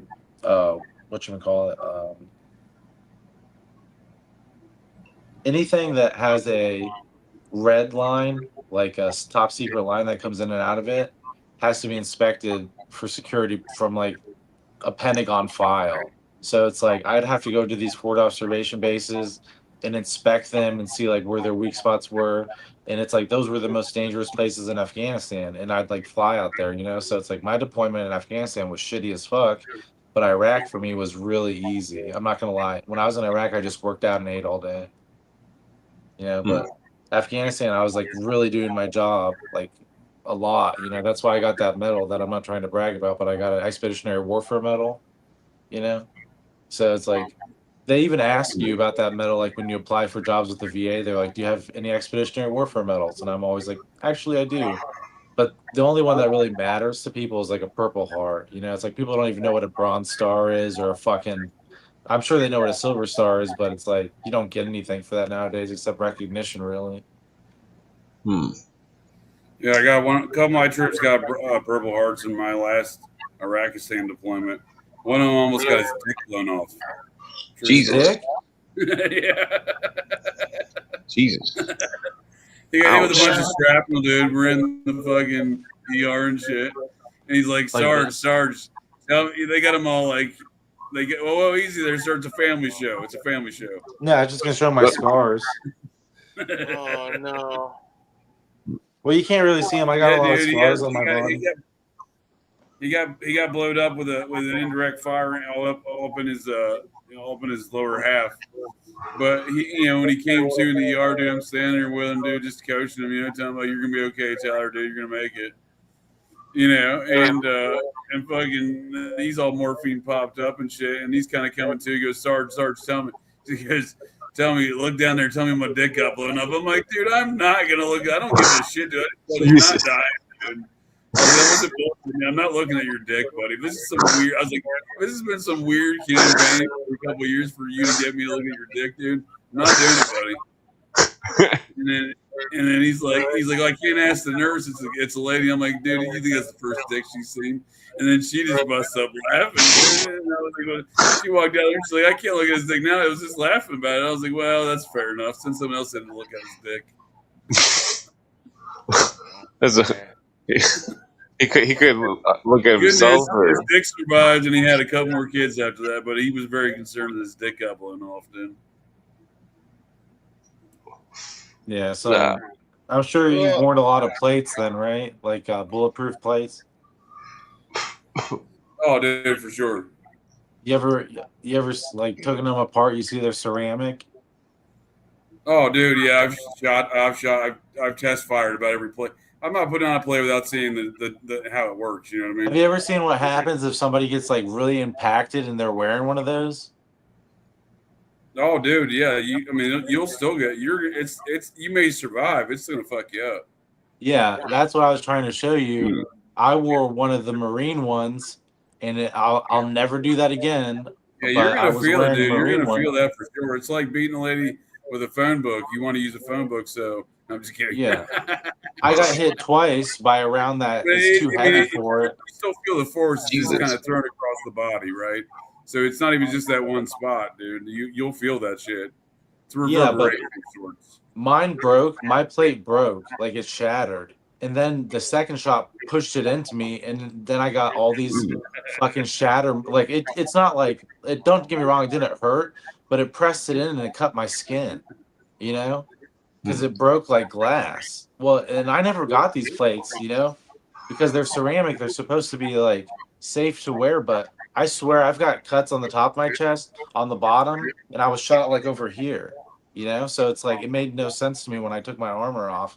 And it really made me think. And then people told me this, but I don't know if it's true. It can only take one shot. It's not meant to take two shots. It's not even meant. Yeah, it's only meant to take shots in a very particular, like, set of circumstances.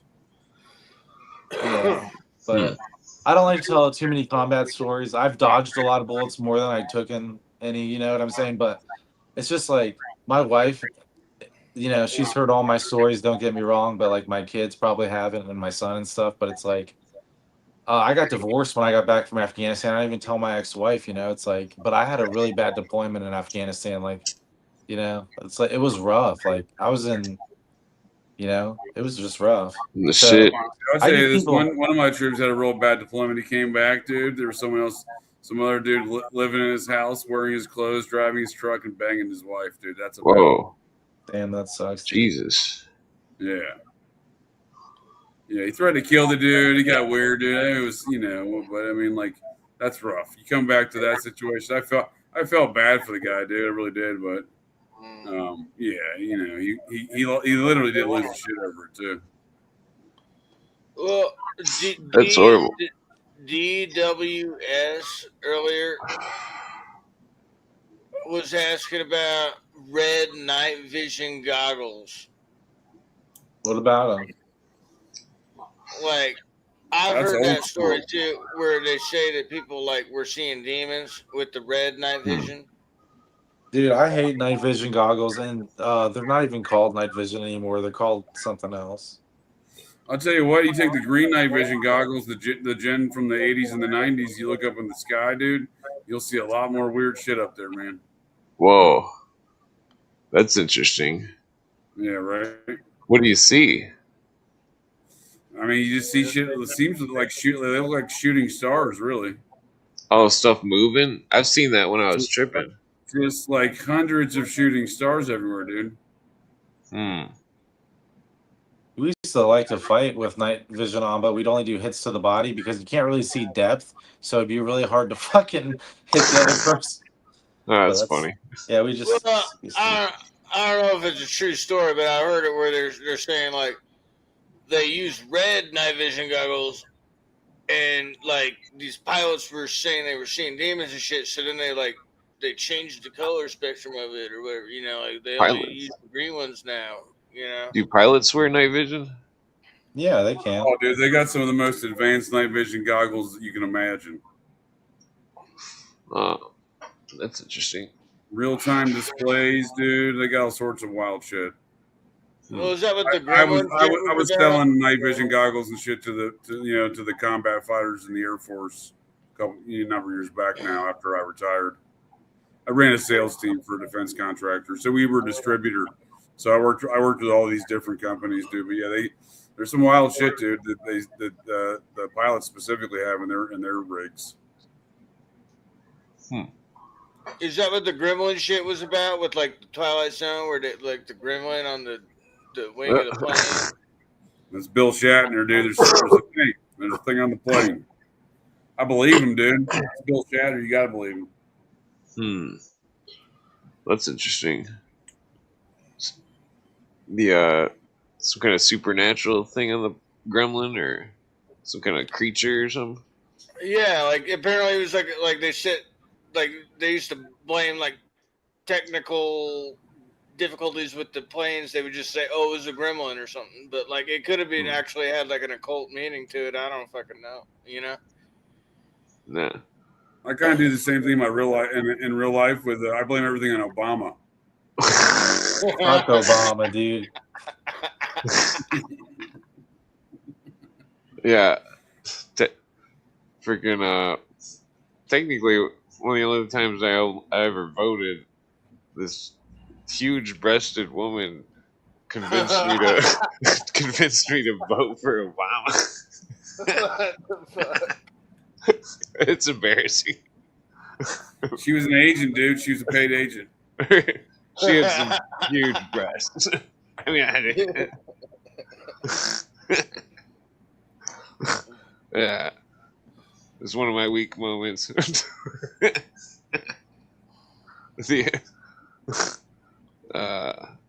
Yeah, it's a horrible mistake.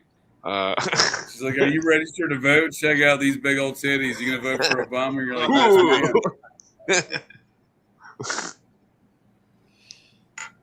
Oh, you ever seen that Onion movie? Onion. Oh, I've never heard of it. It's like the Onion News Network, but like before they were a big internet page, it was like an actual magazine, and they made a movie of it.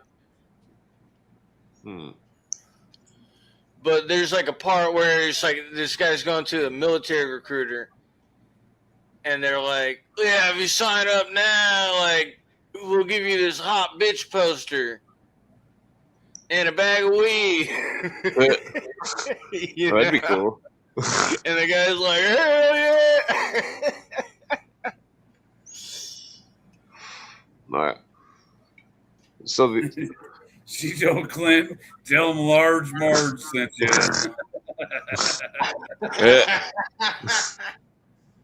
that's a good one.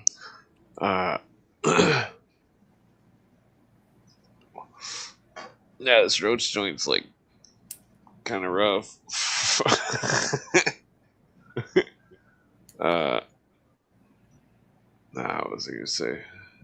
Dude, did I read correctly? The Chicago Bears are moving to Gary, Indiana. Oh no, really? The place No, that looks like it got bombed by a nuclear missile, dude. The socialist dream. Socialist haven, dude. That's what I always say, dude. That's my reference point for any time folks say like talk about nuclear weapons. I'm like, oh yeah, we bombed Nagasaki, did we? Why don't you take a look at Gary, Indiana, compared to Nagasaki? Tell me which one looks like it got bombed by anything, dude. It's pretty rough. Gary gives. Dude, that whole area, dude, in northern Indiana is rough as can be, dude. I was up there in Michigan City, Indiana. That's where I sold my RV months back at a RV auction house up there. And fucking, I stayed at a hotel overnight there, dude, and someone fucking vandalized my wagon and shit, dude. Hoodlums. Jesus. Fucking hoodlums. Oh, yeah. Yeah, the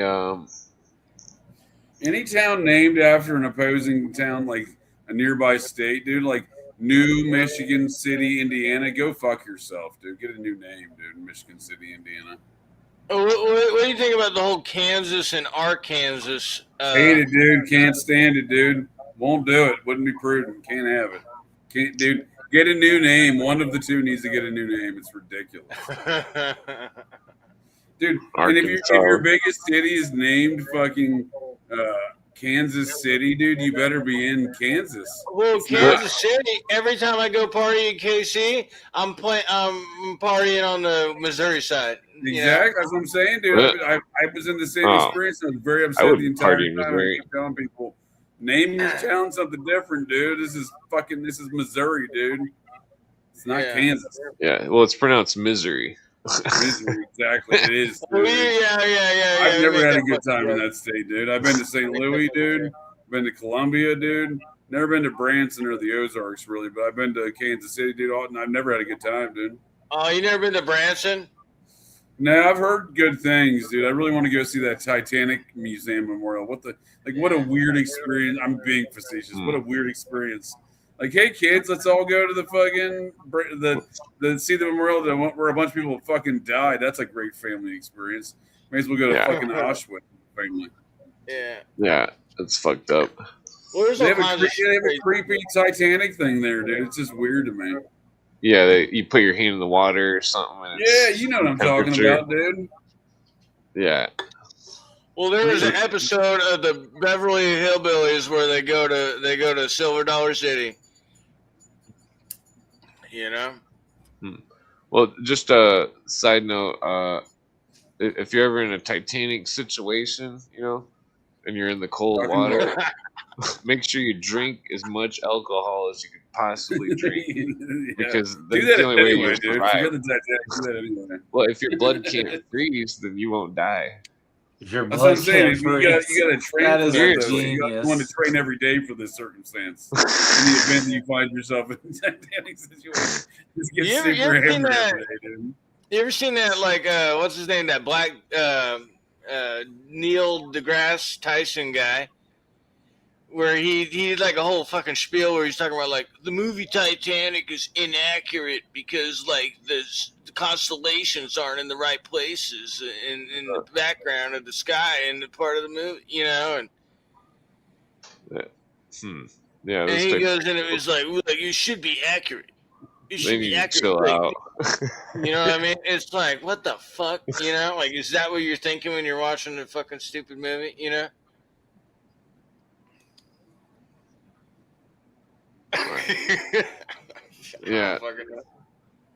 Well, people are all kind of loony sometimes. Can you not say fuck in the chat? I don't know. You should be able to. I said it There and my are comments not showing up. certain words that It won't even let YouTube me will chat. automatically like That's block your message sometimes. Yeah, I had to go over to YouTube and comment. It was censoring everything I was saying. Yeah, StreamYard. I was saying offensive shit though, too, so you know. Well, that's for why, some like, reason I can say it sometimes on YouTube. I've tried testing it too, where I have like two different monitors up, and like one I'm logged in on, and the other one I'm not logged in on. You know. And I'll type something in, and like I'll see it's not popping up on the other one where I'm not logged in. Like, so I know it's not getting through. You know what I mean? But there's like certain things you can't say on YouTube, and it's not even like bad shit, just like normal kind of stuff. Yeah, it didn't like the word bullet earlier. I was trying to write bullet, and it was like, nope. Yeah. Nope. Oh my God. Yeah, I wrote something about JFK one time in someone's chat, and they just weren't getting it because I was like, they murdered him because of this, or they shot him because of, and Yeah, they you said the were word not murder liking or it. something that probably flagged it. You know. Yeah, but I just don't like that. I feel like you should be able to say. Dude, I whatever you want. did a show the other day on my podcast about the death of Vince Foster. I didn't say suicide or murder. I said it in the title, death. And so it obviously had some sort of AI bot, you know, listening in on everything. And I got 4 different emails from like an automatic kind of email from Team YouTube, like, oh, are you thinking about suicide? I'm like, what the fuck is going on right now, dude? Because I did a show about a dude whose suicide is deeply questionable and is definitely a homicide, but definitely wrote death in the title and didn't, you know, put it either way. And I got these weird, dude. I'm like, why are they continually sending me like, are you thinking about suicide? Because I did a show about the death of Vince Foster. I'm suddenly thinking about suicide. It's fucking ridiculous, dude. Yeah. Bunch of politically correct insanity. Oh, it's stupid, dude. You ever get they're like, ads oh, that we are like- fucking flagged your video and I challenged it, dude. And they're like, you can go fuck yourself. I'm like, this is ridiculous. You ever get ads that are just like in like foreign languages, and it's like, why do they think I want to see this ad? Like, I don't even know what they're fucking speaking. But like somehow my algorithm is so fucked up, they're sending me like ads that are like some random fucking language, you know? Oh, I just get AI ads. That's all I get is just AI ad after AI ad, dude. It's ridiculous. I think you they want your kind of dick to watch. grow bigger in 20 days. I'm like, what are you doing, YouTube? I can't write the word bullet, but I can get some AI ad about my dick growing bigger in 20 days. You know why you're getting that ad, right? Because your phone watches you. I've never Googled nothing about dick pills or growing dick sizes, though. It's just a joke. I'm just saying it's like watching. Is the AI telling me I got a tiny dick? Is that what you're telling me? Dude, how dare you? Yeah, it's just a joke. I'm joking with you.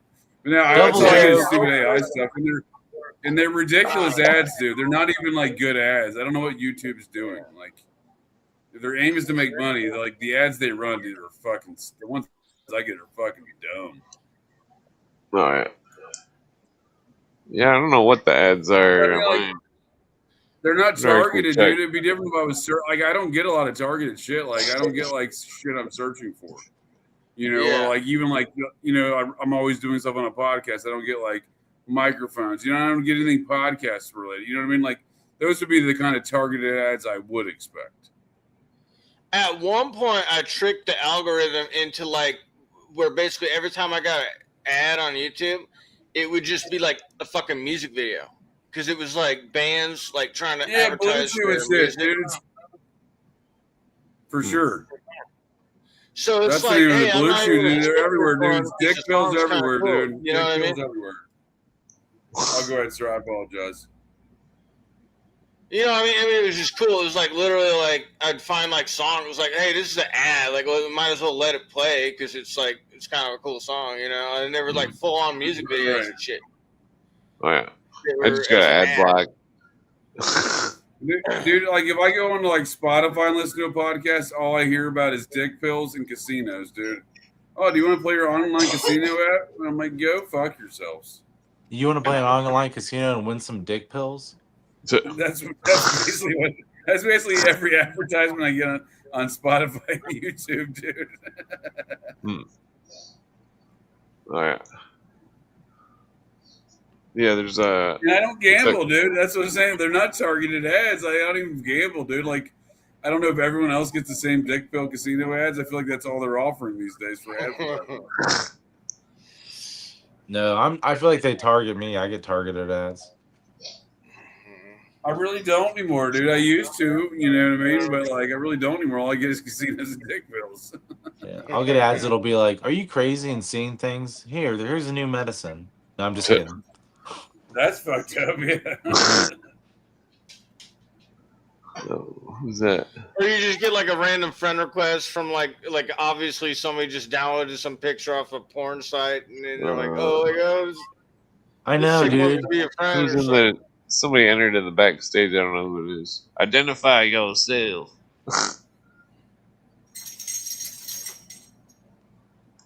But the funny thing is the guy, like you see somebody who like fell for it. Like one of your friends, like friends with this obvious fake page, you know.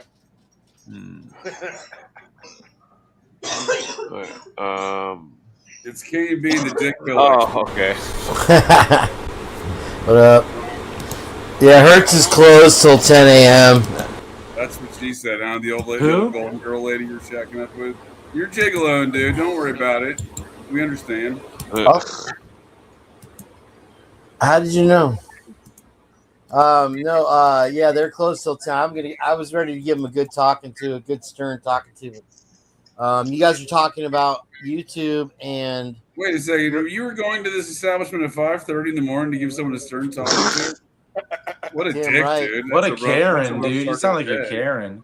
I was gonna go all up Karen on that shit till I got detained by the local law enforcement. No, you guys are talking about the tubes of you and you're basically what you're talking about is your advertisement level classification. So if you have a show where you use foul language or you How dare you, talk sir? This is a about family subjects that are not of a family nature, you get relegated to like the Blue Chew Society. You got the there's one like I don't know what kind You're of talking about segregations, dude. They're segregating me again, man. Yeah, you're the bottom rung from what I understand of That's advertisers. story of my life, friend. Story of my life. Qualifications, but yeah, they definitely pigeonhole you based on how your lives go and stuff. It's crazy. Sir, take your pigeons and your holes elsewhere. This is a family show. My pigeon, I can't even talk to her. I couldn't sleep, so I was like, yeah, I ate too many of those fucking Kit Kat bars. Holy Well, shit! there's certain shit that will just pop up. There's certain shit that'll just pop up on your page, like you're not even subscribed to it, and you're just getting like crap that they're recommended to everybody. It's like I don't even want to see that. Like I don't subscribe to that shit. You know, how come I can't see the Well, they fucked the algorithm in like 2012. other shit? You know what I mean? It's like, why am I seeing this crap? I'm not even fucking subscribed to it. You know? It's like you click on a video and it'll recommend videos that are nothing like the video you clicked on. Oh, dude. From like 2017 to like 2021, if I left my YouTube going, I knew which video was coming up after like the next video, but I didn't have something playing. It would be a Lex Friedman interview, aka Vegan Joe Rogan. Oh no. He was always forced onto my algorithm, dude. And if I wasn't watching, they would sneak him in every time. Yeah. I got a lot of bear meat Joe Rogans for a long time. I was like, why am I getting so much Joe Rogan bear shit? Because Joe Rogan's in the Bears. He'd be like on there, he'd be like, And fucking a also the grizzly animal bear bears. can kill you. I'm telling you. And a black bear is nothing like a grizzly. I was like, who gives a fuck, dude? Hey, I heard it. Yeah. Dude, if there was a chimp in front of you right now, you would want to fuck with that chimp, you know, because like they're really fucking strong. I don't know if you knew that, but like chimps are really. No, have you ever heard the fucking 911 call of that lady who had a chimpanzee as a pet, and it attacked her friend, and it ate her face off? Yeah, Charles the chimp. It was the dude, the shooter, dude. supposed shooter of Sandy Hook or whatever. Right? Yeah. It was called brought to into you. a radio show, and he was talking about Charles the Chimp. Let's be honest, Oh, dude. What for do you real? think they did to that monkey, dude? They did some dark shit to that monkey. That monkey was They brought ain't to going you by around. I'm gonna Carl's be on the Jr. monkey. Well, they were giving Big ass That fries. monkey ain't eating no one's amphetamines. face off, dude. They did some weird shit to that monkey. They said, Monkey, yeah, he no, says they were monkey. giving it like amphetamines and bullshit. Like they were For like the sure, monkey was dude. on drugs. Oh, well, that's Sure, fucked dude. up. Wow. It was like some lawnmower man shit, you know, like straight up. Brought to you by Carl's Jr. Yeah. Yeah, they gave that lady a face transplant. At least that's what they claimed they did. It looked like more of a science project, but Rondo, the thirst Poor lady. mutilator. My friend was attacked by a monkey when he was a kid. What the fuck? That is, dude. You know, I'm calling when bullshit on that when I story. was a No, kid, I was seriously. attacking my monkey, for fuck's sake. He was at you're an a adult, you carnival. do the same thing. He was at a carnival, and the monkey had a cup that said silver coins only or something, or like no copper coins or something. And then his dad purposely gave him a copper coin. And he said when he put it in the monkey's cup, the monkey started beating him up. It was like one of those little tiny monkeys too. He was really young when it happened. A That's rhesus ridiculous, dude. Yeah, that's how you get the. That's how COVID started. That's how AIDS started, bro. Sorry, I'm keeping you up. Too soon? Yeah, I got attacked by exotic chickens and birds at the zoo when I was a kid. Everybody's dream. Everybody has a dream. Clint's was that goat farm. I dreamed a dream, but now that dream has gone from me. Brondo, the thirst mutilator. Brought to you by Arby's. Fuck you, I'm eating. Yeah, one time I seen my friend. He got attacked by his own some kind of lizard thing that he had. It was like some kind of a monitor or something. I don't know what it was. It was a huge ass lizard. You had to like put a leather coat on and leather gloves to pick the lizard up. Fucking, I don't know why the thing was fucking huge, but like somebody tried to pick it up and it was at a party, and the giant fucking lizard just like was like rah, it went straight to the owner of the lizard. What? It was pretty funny.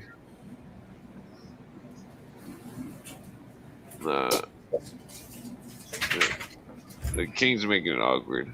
Not. Hey, you're just walking around with your lizards out as kids. That's all I hear. I don't know. Sounds like a Pokemon battle. Well, it was fucked up because the fucking freaking the lizard was so fucking dangerous. It was like Would have killed like- that monkey.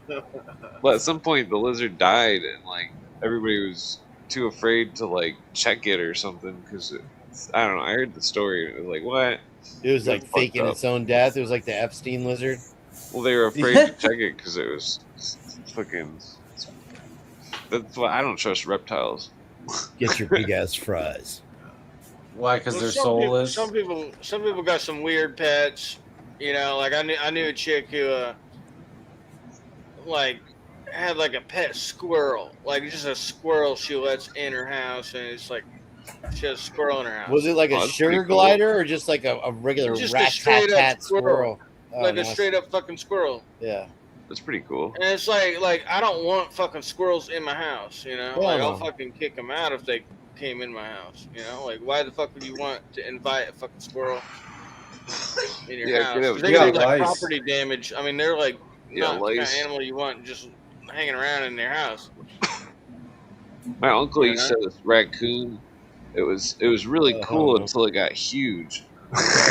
Yeah, you feed those things real good, they're gonna be like 1,000 pounds. Well, when it was a little raccoon, I'd always go over there, and the raccoon would like sit on your shoulder and kind of like nibble on your ear, but not really nibble.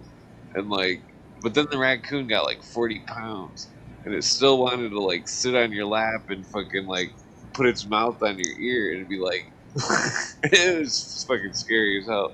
Like, what the fuck? You gotta get this fucking raccoon. It's, I don't know. It was a Well, a weird. raccoon can do some serious damage to your house.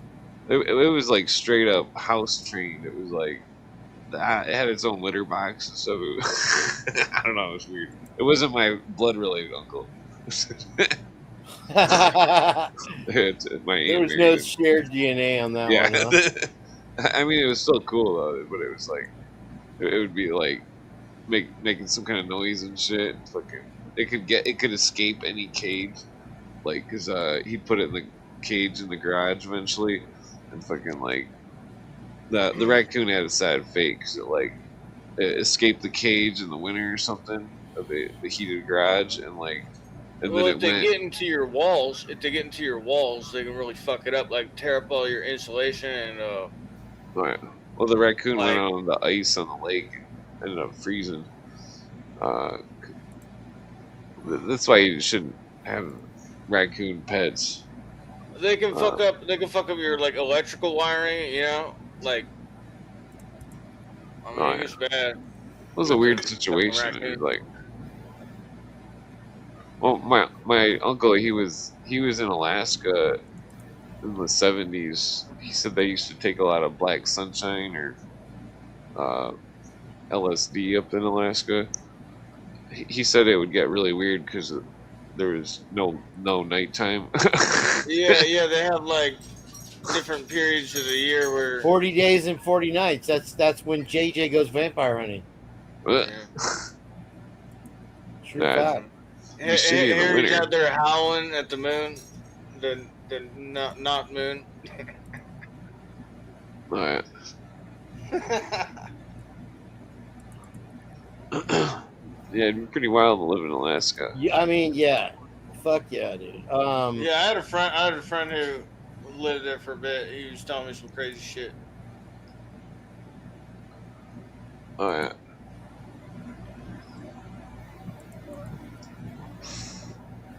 Yeah, Did you guys freaking, did you guys ever see this one though?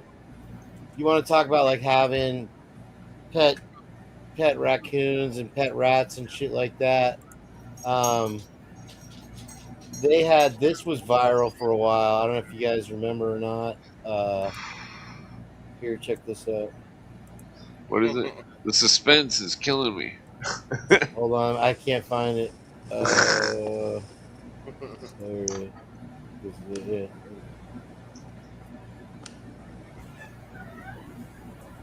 Day afternoon in Stacia's up first today. Okay, well, my story is very cute today. It's got a little rescued beaver who's going payroll for making a dam out of random household items. This is Sawyer, and she's been living in a rehab. A beaver. She was a baby. Over the holidays, her natural instincts kicked right in, and she started making she started making a dam out of stuff from just around the house, including, SpongeBob. as you can see, a SpongeBob SquarePants stuffed animal, a little Christmas tree there, some blankets. The person who takes care of Sawyer says she's been making dams in the house since she was a baby, and she has slowly upgraded them to building them now in the hallway. And occasionally she'll put something there. She'll That's pretty funny. assess her work, and then she'll go get something else. Oh, I love it. Isn't that cute? She'll waddle. That's funny. Yeah. Anyway, yeah, it was cuter when she was a baby, I guess. And now she's up to 40 pounds. And you have that thing nibble on your ear. One time split your dome. One time when I was a kid, I found a bird that was like, I think it was like a starling or something. I don't know. No, it was some kind of like a speckled fur or feathers. I don't know what kind of bird it was. Some kind of like South American cock swallow. It's some kind of bird. Dude, I dated one of those. But it had a broken leg, and I saved it, and then I brought it to my grandma, and she had that bird for like 25 years. It was crazy. It was like the oldest bird that fucking some random bird that was. Well, I never had a bird, but like the people I do know that have birds, they keep them in cages, which I think is kind of lame. Like it's kind of really mean to a bird to keep it in a cage. Yeah. But if you keep it in a cage, how would you make sure it can? I mean, I don't know. I never had a pet bird or nothing like that. Right. Other than like chickens or gooses or whatever the fuck, ducks. You know? Yeah. My friend had this parrot. It could swear. It was badass, and like fucking makes it. It's the only reason I have a parrot. Get the parrot swearing.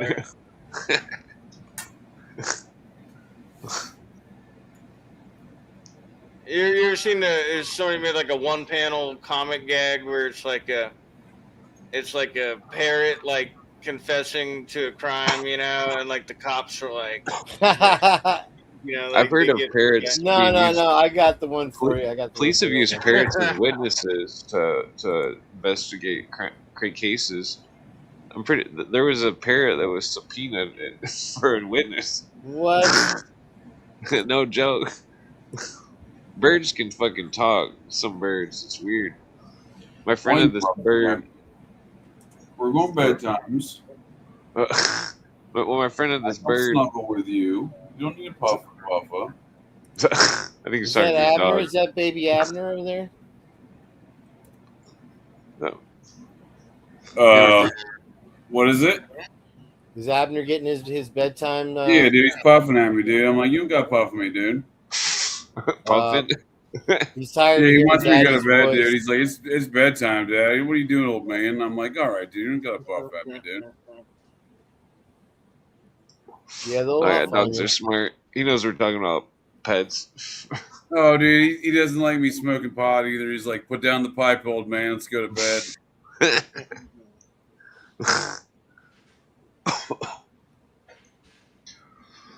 Alright. Yeah, dogs are funny. I mean, I don't really like birds, but from what I understand, JJ doesn't mind a cockatoo or, once in a while. You know? The Blue Wave. We all work for the Blue Wave.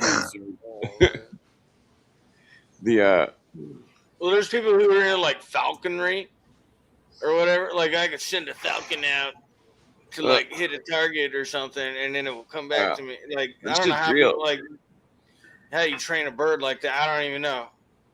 Yeah, I don't know. My friend had this like $500 little tiny bird.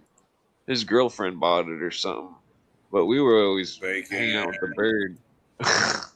The chick didn't even hang out with her own bird, so we were always hanging out with the bird.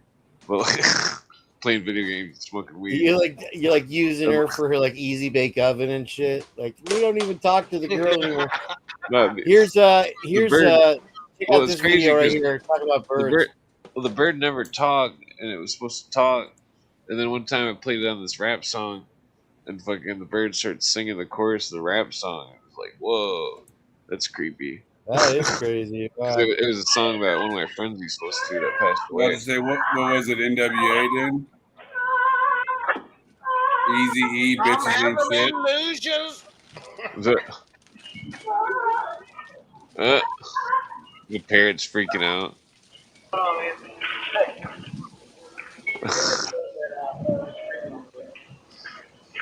Rambo.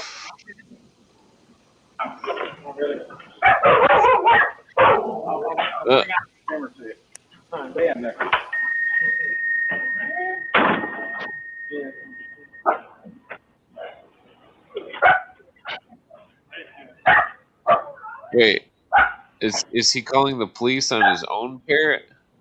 No, the cops got called to the house because if you heard at the beginning here, look at the beginning. Yeah.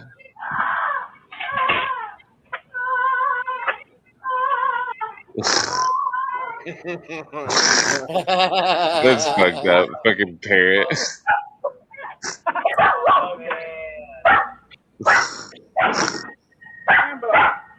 Boys in green. Oh my gosh.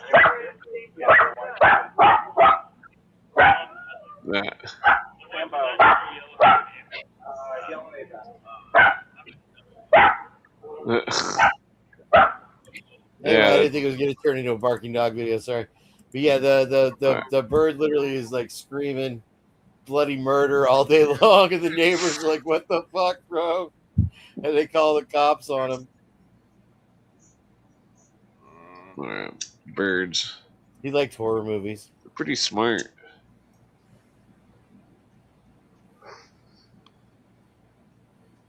I heard I Blue knew a guy Avian's the back in smartest high birds of them school that all. said he was like afraid of birds, like straight up, just like any birds. Like he just was afraid of birds. Wait, your Bird, friend you was? mean birds, like in the toilet? No, there's some guy I went to school with. He said he was like afraid of like birds. Like in the toilet. My friend used to date this chick, and that she was afraid of chewing bubble gum, and that he said that he chewed bubble gum and he spit it in her mouth. They were making it. They call that baby bird in it. They call that baby bird in it. He said that she freaked out and broke up with him. Dude, I just remembered that there was some chick that was afraid of blowing bubbles or whatever. I guess she had some trauma when she was a kid or something. And so, like a week later, I saw her and I'm like,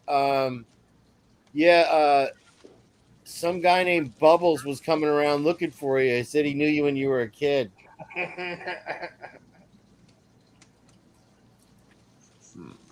That one just stuck to the wall. I don't know if I got the down. punchline. You're gonna have to explain it.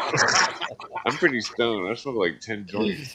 Oh shit, dude. Let's see, you smoke 10 joints. It's your girl. dog, dude. It's okay. It's your dog. Oh, yeah. I think that was Kate's punchline. Yeah. No, the punchline is like Clint. When you were a kid, did you blow bubbles? You're like, yeah. Well, he was back in town looking for you. He said he wanted to see you. Oh, okay. I get it. If you have to explain the joke, JJ.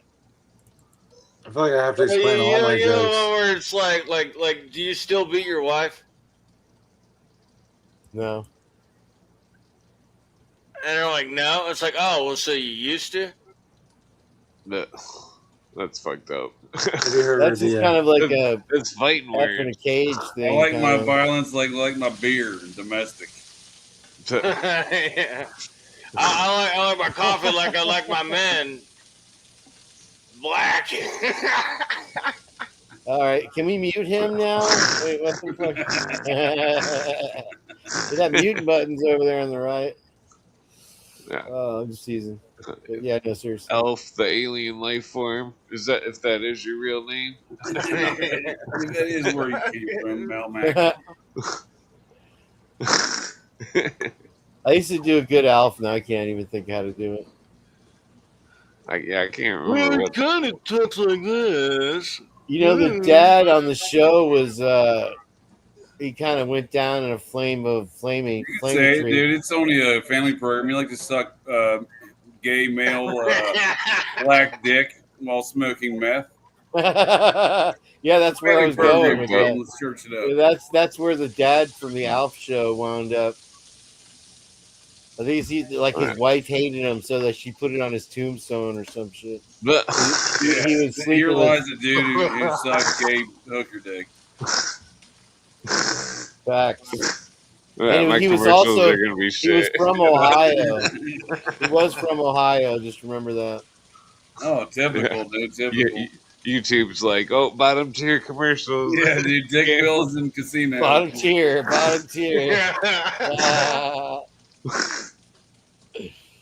Is my mic too loud? Sorry, guys. I finally No, fixed you're good. the thing where it doesn't attenuate me, so I didn't mean to be loud. Was he from Bowling Green, Ohio, dude? Did he work for the Pittsburgh Steelers? Fuck you. How do you remember that, Gerald? Holy shit. I can't believe that was like a year ago. Like literally, holy shit. I never get forgiven for my mistakes on the interwebs here. That is funny shit. Wow. Good job. How long were you holding on to that one, Gerald? Jiminy Joseph. I don't even remember what we were talking about. Harvard and Bowling Green was in Boston. I think I said Bowling Green was. I forgot. That's I think hilarious. we're talking about you were talking about a burger element to all this, sir. I think Double cheese American deli, sir. Yes, sir, and a little blue cheese with ketchup. Well, It's I the don't Nixon think way. I've heard. Usually, you say the that one dude's name, Melicanacus or whatever. What the fuck is? Usually say that. Galifianakis me once. Yeah, you've only said that like 3 times according to my clock. I didn't know you were tracking on that one. What are you making, Sparks? Bacon, dude. He showed you, dude. Biscuits and bacon, dude. My man's making bacon. I love it. He not only brings home the bacon, he fries it up in a pan, sir. I bet you it smells good in there right now. Too soon? That was weird. That just I can got eat weird. bacon. Fucking, I can't eat bacon. It always fucks up my stomach. I have so much fucking center cut I'm bacon. making a in my- shit ton of sausage, eggs, and bread. I'll make a sandwich. Oh, bro, you are going all out. My faves. I've been I like your smoking style. all night, dude. I like your style. Yes, sir. Yeah, I like the cut of your jib, sir. You guys want to see my fridge? Juice. Let me show you my fridge. I won't show you my house, but I'll show you. Shit, exclusive. That thing's stock. See all that coffee? Dude. See all that coffee? Oh, you like that shit, huh? Got brown And water. then this is my drawer. Yeah. Oh, hell yeah. No, That's no, the no, one no, drawer that no. your wife lets you have, huh? The rest of her, you can't even. Yeah, touch and I her. fill it with yogurt. I don't really like the like split design like that, or like, well, no, those are actually good, but like the ones where it's split down the bottom. That's what she said. You know what I mean? Like the horizontal split fridges are not as good as the Horizontal. vertical split fridges with the door situation. Why I is like there the not a old school walk-in fridges. fridge, dude? You got walk-in closets, dude. Why is there not a walk-in fridge?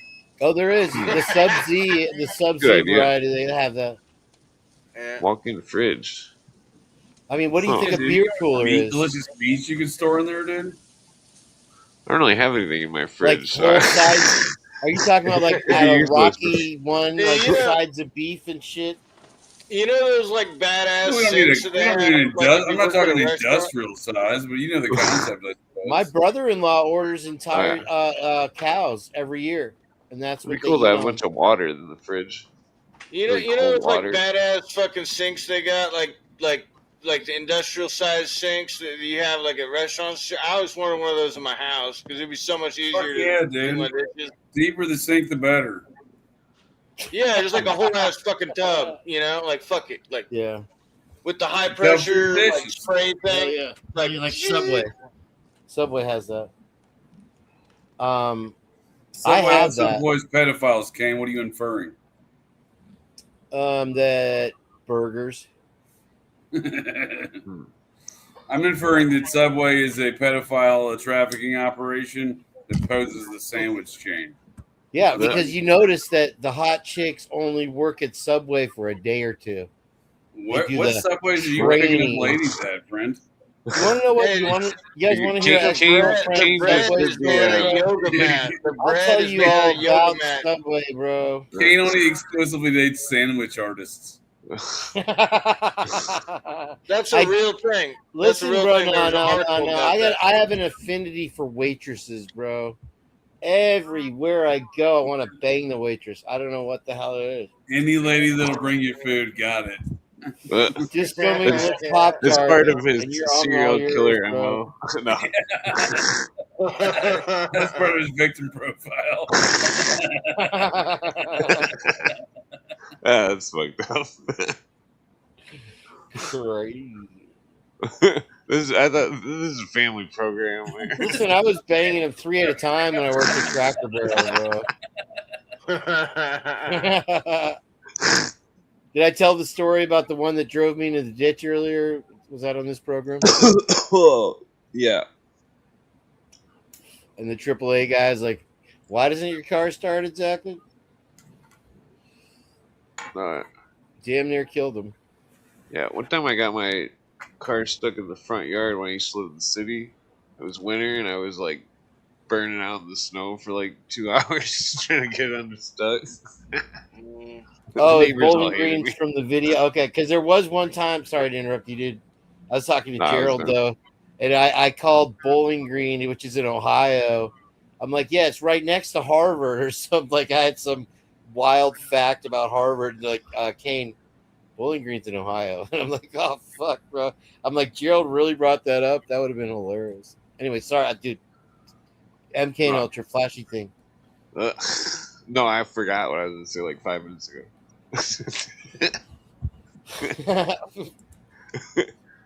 It was a. You've been MK and Ultra.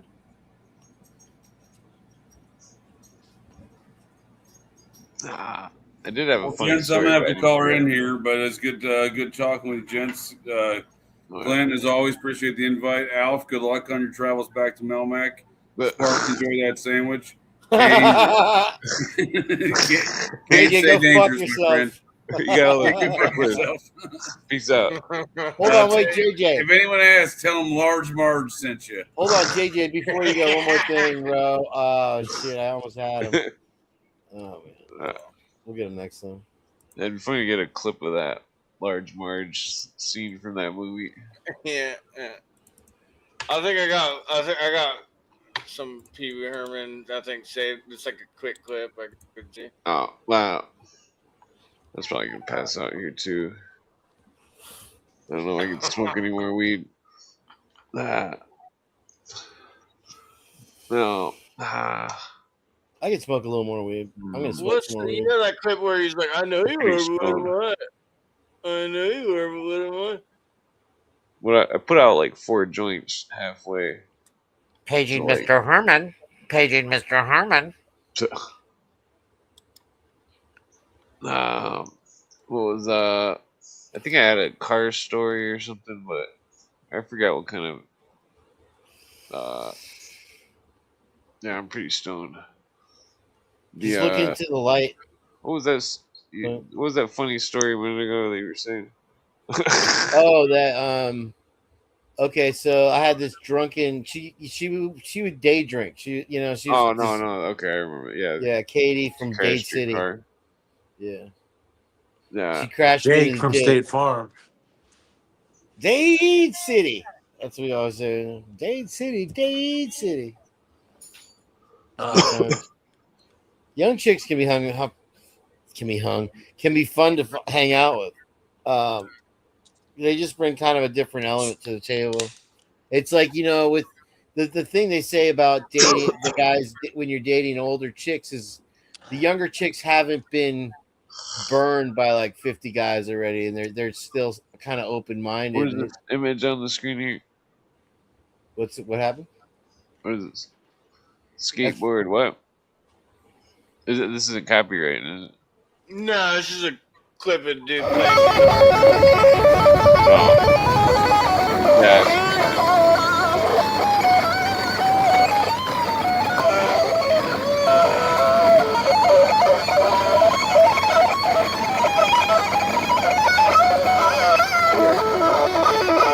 That's sick.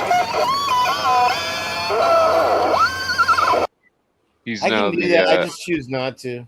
he's an executive at Starbucks now. Fucking all those guys are getting paid, bro. Fucking getting He should paid be out. he should be the advisor to the president. Yeah. President Camacho. Fuck my life. I'm so tired. President, what is it? Mountain Dew Camacho. That's hilarious. All right. Dude, earlier I filled up my torch I was showing you guys, the sword one, and Oh, wow. I filled it up too much, and it was like spitting out flames like a fucking flame dragon? You want to see if it's doing? Oh, well, be careful. I mean, stay safe, Just bro. not by the ceiling. All right. No, it's not doing it anymore.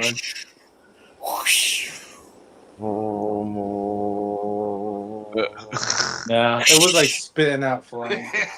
Oh yeah. I never do. I never handle them unless they spit too, bro. I get it. Too soon? Yeah. Damon, I had some kind of funny story, but I can't remember. Yeah, you had a good one. I want to hear it now, dude. Did I ever tell you about when my friend threw up on that guy? I think I'd like to hear it again, actually. Dude, my friend Jake. It's funny because he's actually State the Farm? one. No, his name was. Oh, I don't want to tell you that. But anyways, he actually was one who worked with on the presidential helicopter squadron but we were friends before the Marines, but or before he was in the Marines. But one time we went to this party, and we grew up in Arizona, and it was like further out of Phoenix. And the further you got of Phoenix, like the bigger the houses get, you know, like mansions even. And we used to call them like McMansions because they popped them up so fast, like the further out of the city you got. But anyways, we went to a party after one of them, so it's kind of further out from our house, from where I lived. And we were pre-gaming, but I was driving, so he was pre-gaming a lot harder than me. So when we got there, he was already drunk, you know. But Undealable with them. But I didn't think he was that drunk, you know. But I'm at the party. I'm like talking to a group of people. I'm trying to like talk to some girls, and all of a sudden he comes running down the stairs, and he's like, I can see he's like frantic, and they're like stairs that kind of like come spiral around a little bit, and you can see the upstairs balcony, and I see these people. Well, it's one guy at first coming to the balcony, and his face, he's got like a bloody nose, and he's like got throw up all over his shirt, and I'm like, I don't know what the fuck is going on, but he comes up to me. He's like, we gotta go, we gotta go, we gotta go. And I'm like, okay. And then as we go out to my car, these guys are following us, and I figured that so much they were gonna want to fight us, but they don't. They're just like, you gotta check your fucking boy. You gotta check him. And I'm like, we're leaving. It's cool. We're leaving. You know. So we left. But when we're in the car, he told me what happened. Have you ever seen those bathrooms where it's like 2 sinks and then it's like a door in the toilet and the shower? Yep. Oh, toilet and shower? Yeah, maybe in Japan or Europe, maybe. You know what I'm talking about? Like, but there's a door separating the sinks from the toilet. You ever been in like a big bathroom like that? Oh, okay. Yeah. I got you. Okay, I understand what you mean now. Well, this bathroom had like, this is what he told me. Like I said, I've seen bathrooms like there was 2 sinks and then there was a door in the toilet in the shower. I mean, and he fucking was in the sink, like messing with the sink because he was sick. And then he said he had to puke. So he said he busted open that door and puked where the toilet would be, but somebody was sitting on it. Oh, hell no. And he said he just like fucking puked on this dude. And he said that the dude was like shocked. Oh, there's a dude taking a shit and he come. I got a good story. Well, that's not the end of the story. After he puked on him, he said, I thought to myself, what would I do if somebody puked out on me? He's like, I'd hit him. He's like, so I hit him first. So he busts and pukes on this dude and then punches him in the face. Jesus.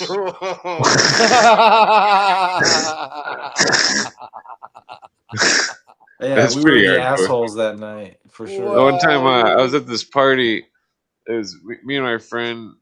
He's passed away a long time ago. We were hanging out with this, or somehow we were at the same party as this rich dude that we knew. He was like some millionaire or something, but like all these country people were giving this millionaire dude a hard time, and we're like at some country party or something. Like, I mean, but like I don't know, the millionaire dude bought us like 36 long neck Budweisers, and we were just slamming them. But like, but like, it was like a huge party. But like, the what was I getting at? Yeah, like I didn't feel too good, and I was like, oh man, because usually I don't even drink, and like I drink like at least like 15 of those Budweisers.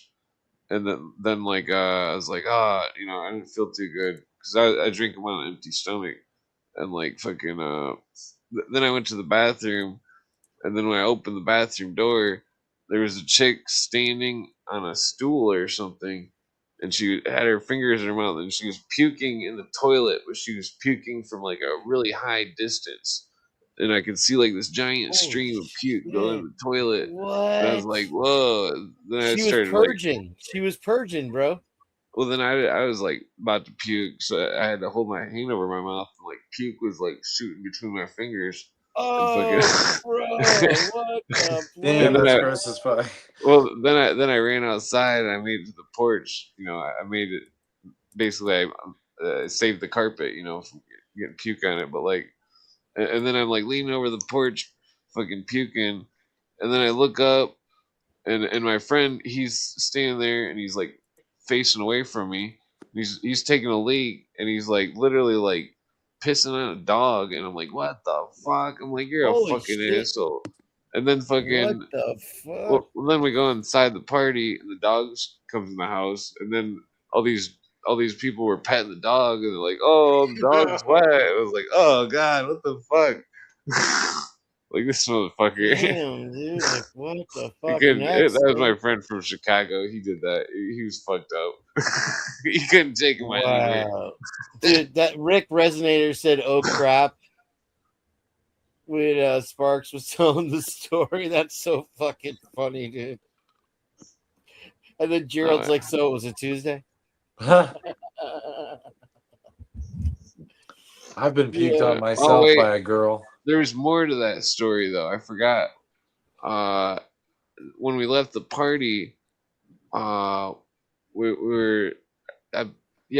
left the party, and the dude some dude drove, and he was drunk, and like I was in the back seat, my friend was in the passenger seat, and the dude's driving, and like I'm pretty sure I puked on myself too, and like fucking I drink way too. I think I drink shots or something with it too or something, but like I remember I was in the car, and then I wake up, and like everybody is asleep in the car, and we're going like 50 miles per hour down a dirt road.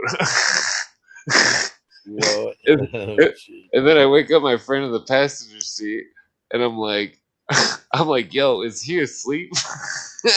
And then he looks at me, and he's like, "Why the fuck did you wake me up first?" It was pretty funny.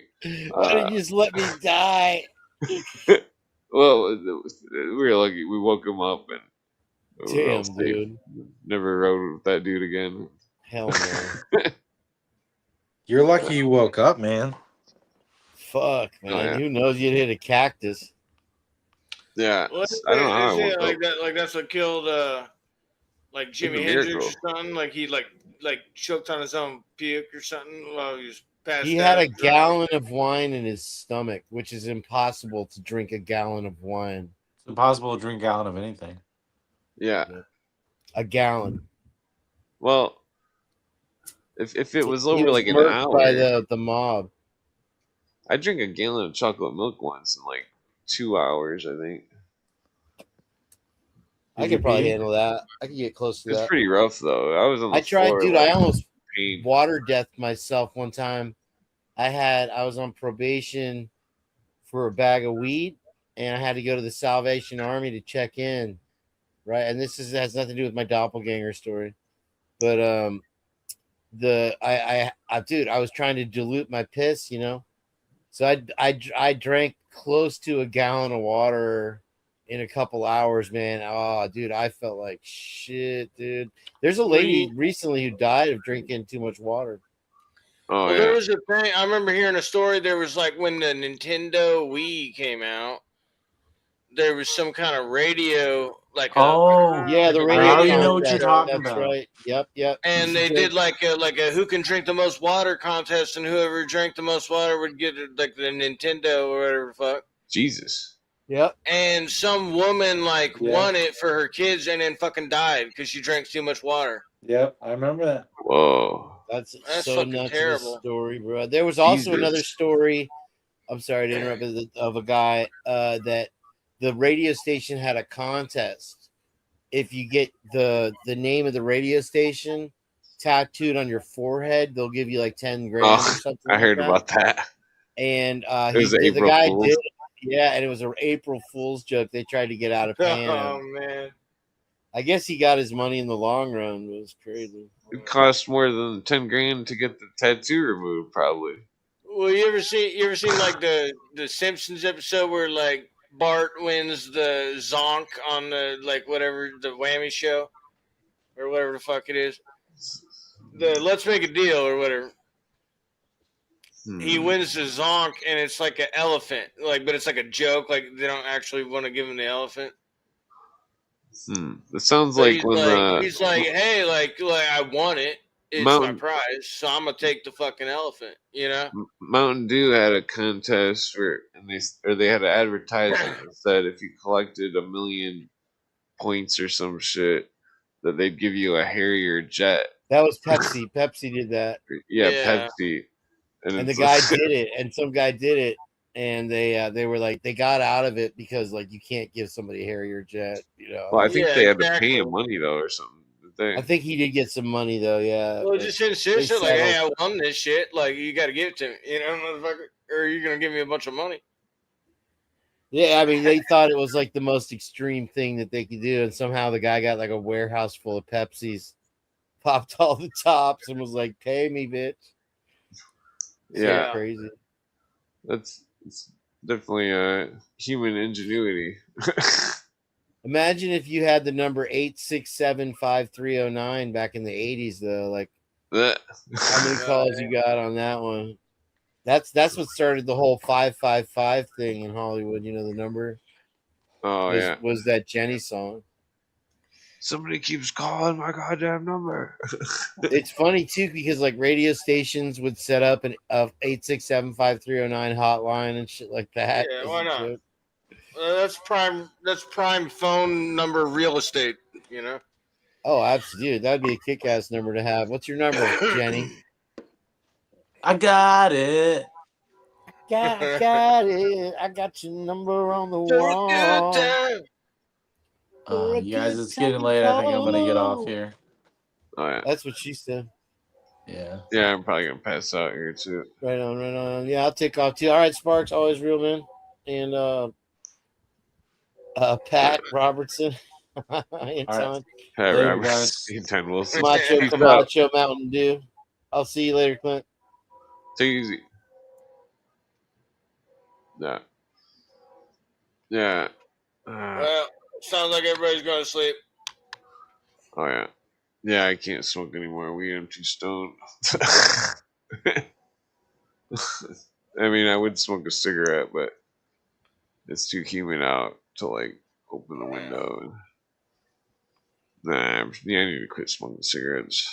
Yeah. Damn cigarettes. Oh, I'm out. I ran out. I try to time it right where if I run out before I go to sleep, I can't go get no more because I'm gonna fall asleep. I'm just not gonna be no more tomorrow. So maybe I'm quitting smoking. Well, I'll join you. I'll quit too. Yeah. Because there's really no benefit to it. It's just stupid. Yeah, it seems like a waste of money and. Yeah. I mean, I already smoke weed. I can't smoke both cigarettes and weed. Yeah. Yeah. Damn it, where did that go?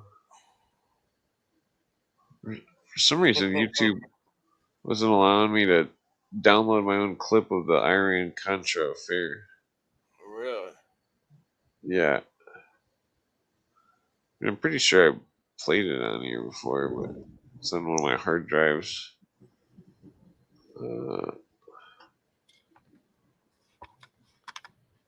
I forget what it was. Yeah. I'm probably gonna pass out though. Yeah. Let's see. Microwave. Yeah. Well.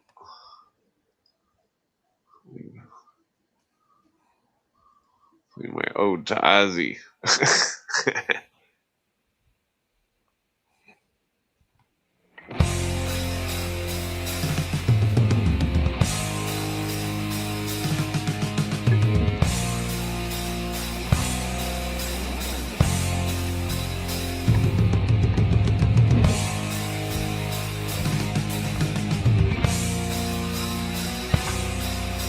I had the levels off. You just know that I'm Poseidon, and I get back with my titans. You just know my time is priceless. When I listen, I got kicked out of this band. Find the mind, awaken from my silent I remember when you posted it. I cannot find Thinking it. I remember when you posted it. It reminded me more of like Dave Mustaine, the kind of way he sings. Yeah, that's why I got kicked out of the band.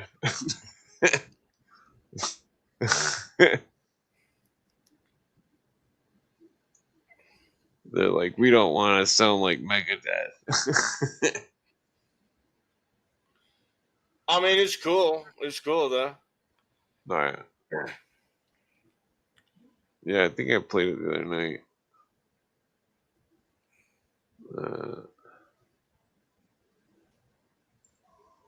Yeah, I thought this was interesting. I should play a clip. That linked the Duke after the 5 killings. Ranking Freemason gained a detailed medical history and a diary of his patient's entire life. Ouch. In 1970, the information they contained found its way to the eminent British physician and ranking Freemason, Dr. Thomas Stowell. Although bound by an oath of secrecy, Dr. Stowell charged in a magazine called The Criminologist and during a BBC interview that the Duke of Clarence was indeed Jack the Ripper. Strangely enough, British dude. 7 days later he recanted in the London Times. And within a week, he was dead. 2 days later, his son reported that the family had burned all the doctor's files in the Jack the Ripper case.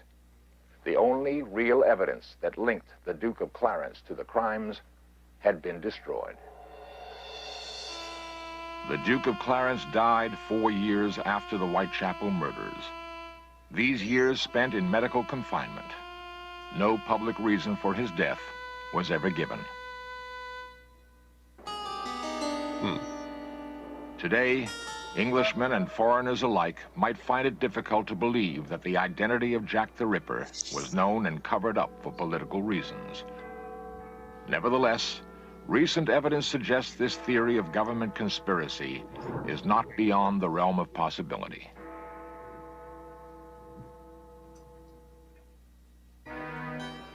Jack the Ripper was the first mass murderer to receive international press coverage.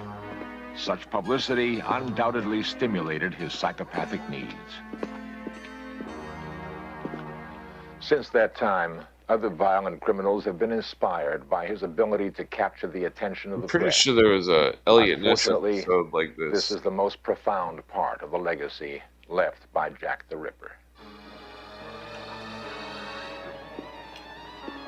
I don't remember if there's anything relevant after this.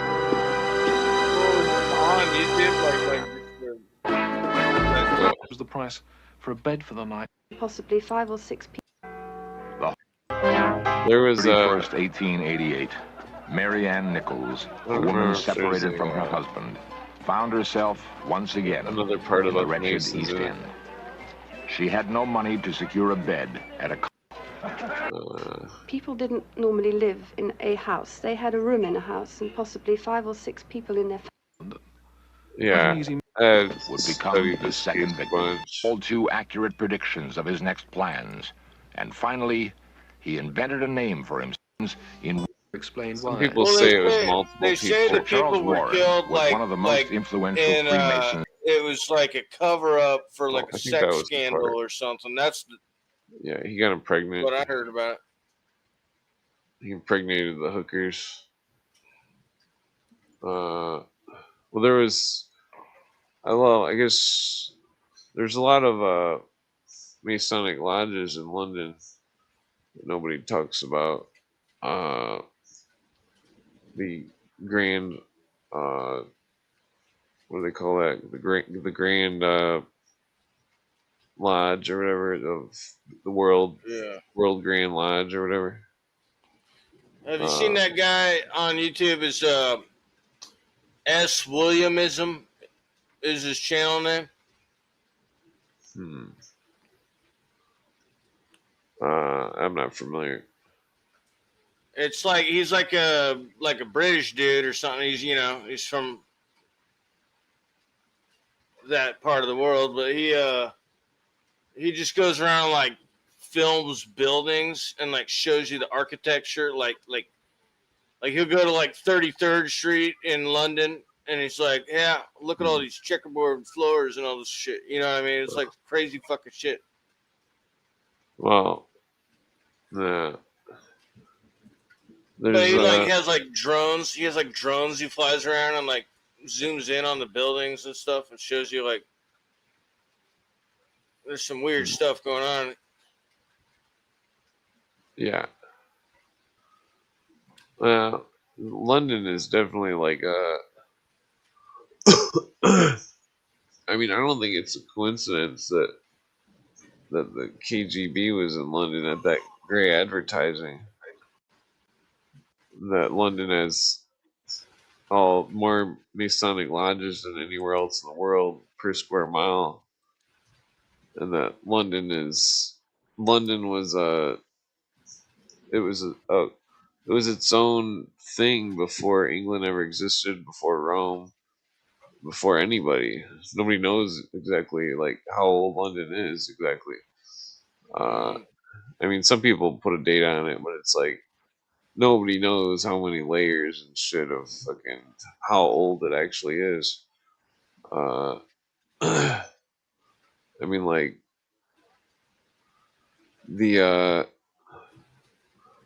that Veritas issue number 4 that I was reading the other night, that Cooper. Well, I don't know who wrote the article, but I don't think it was Cooper, but it was a good article about Albert Pike and his statue and how and to do with Scottish Rite and the there's a lot to it, but it was talking about some sort of it was talking about the pharaohs of Egypt and how the pharaohs of Egypt held principles towards slavery, and like it was fucked up. The article was intense, way too much to explain, but it seemed as though that there was like racialist theories that were like invented by these practitioners of racism that were like running the Ku Klux Klan and like had their fangs in Freemasonry and running all sorts of different orders. But like I mean, it seemed as though that it seemed as though that there was what was I getting at? Well, that some of the 1800s racialist stuff of the KKK does seem to be connected to the Nazis and to a whole bunch of other shit. That's like, I mean, that's a long story, but it's like it's all through these secret societies. It's like it's in the the article. idea of Oh, there's more though. like, In the article, it pointed out that Hitler didn't get rid of B'nai B'rith, which is just another form of Freemasonry, and that it didn't get rid of it until 1939, and that there was, even it had too many names. There's somebody that was involved with eugenics, and then it was talking about it's just fucked up. well, you're like Asperger's.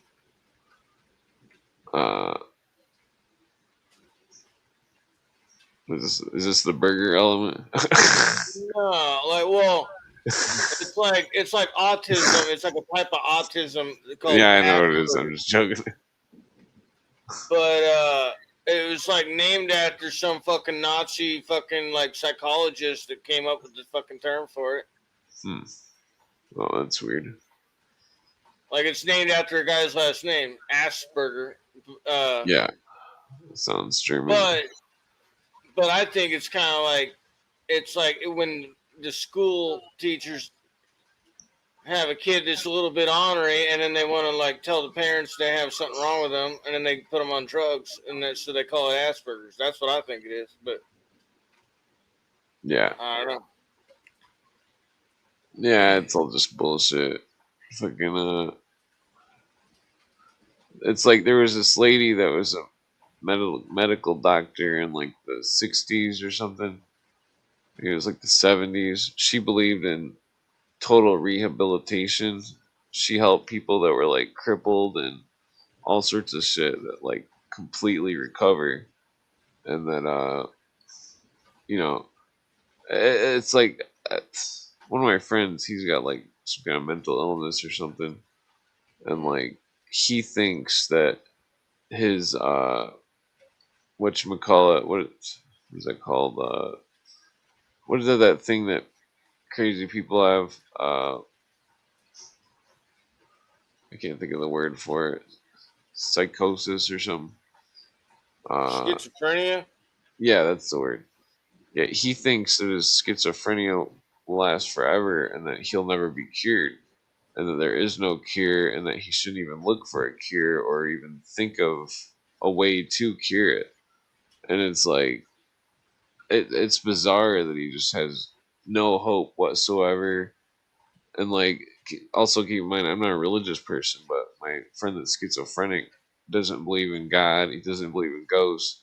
He doesn't believe in anything, but he believes in this like crazy thing where he thinks like people are like he thinks that somebody like appeared and like threatened him or something, and like he thinks that these voices are in his head, and like it's like it's very bizarre. It's, I don't know. It's like I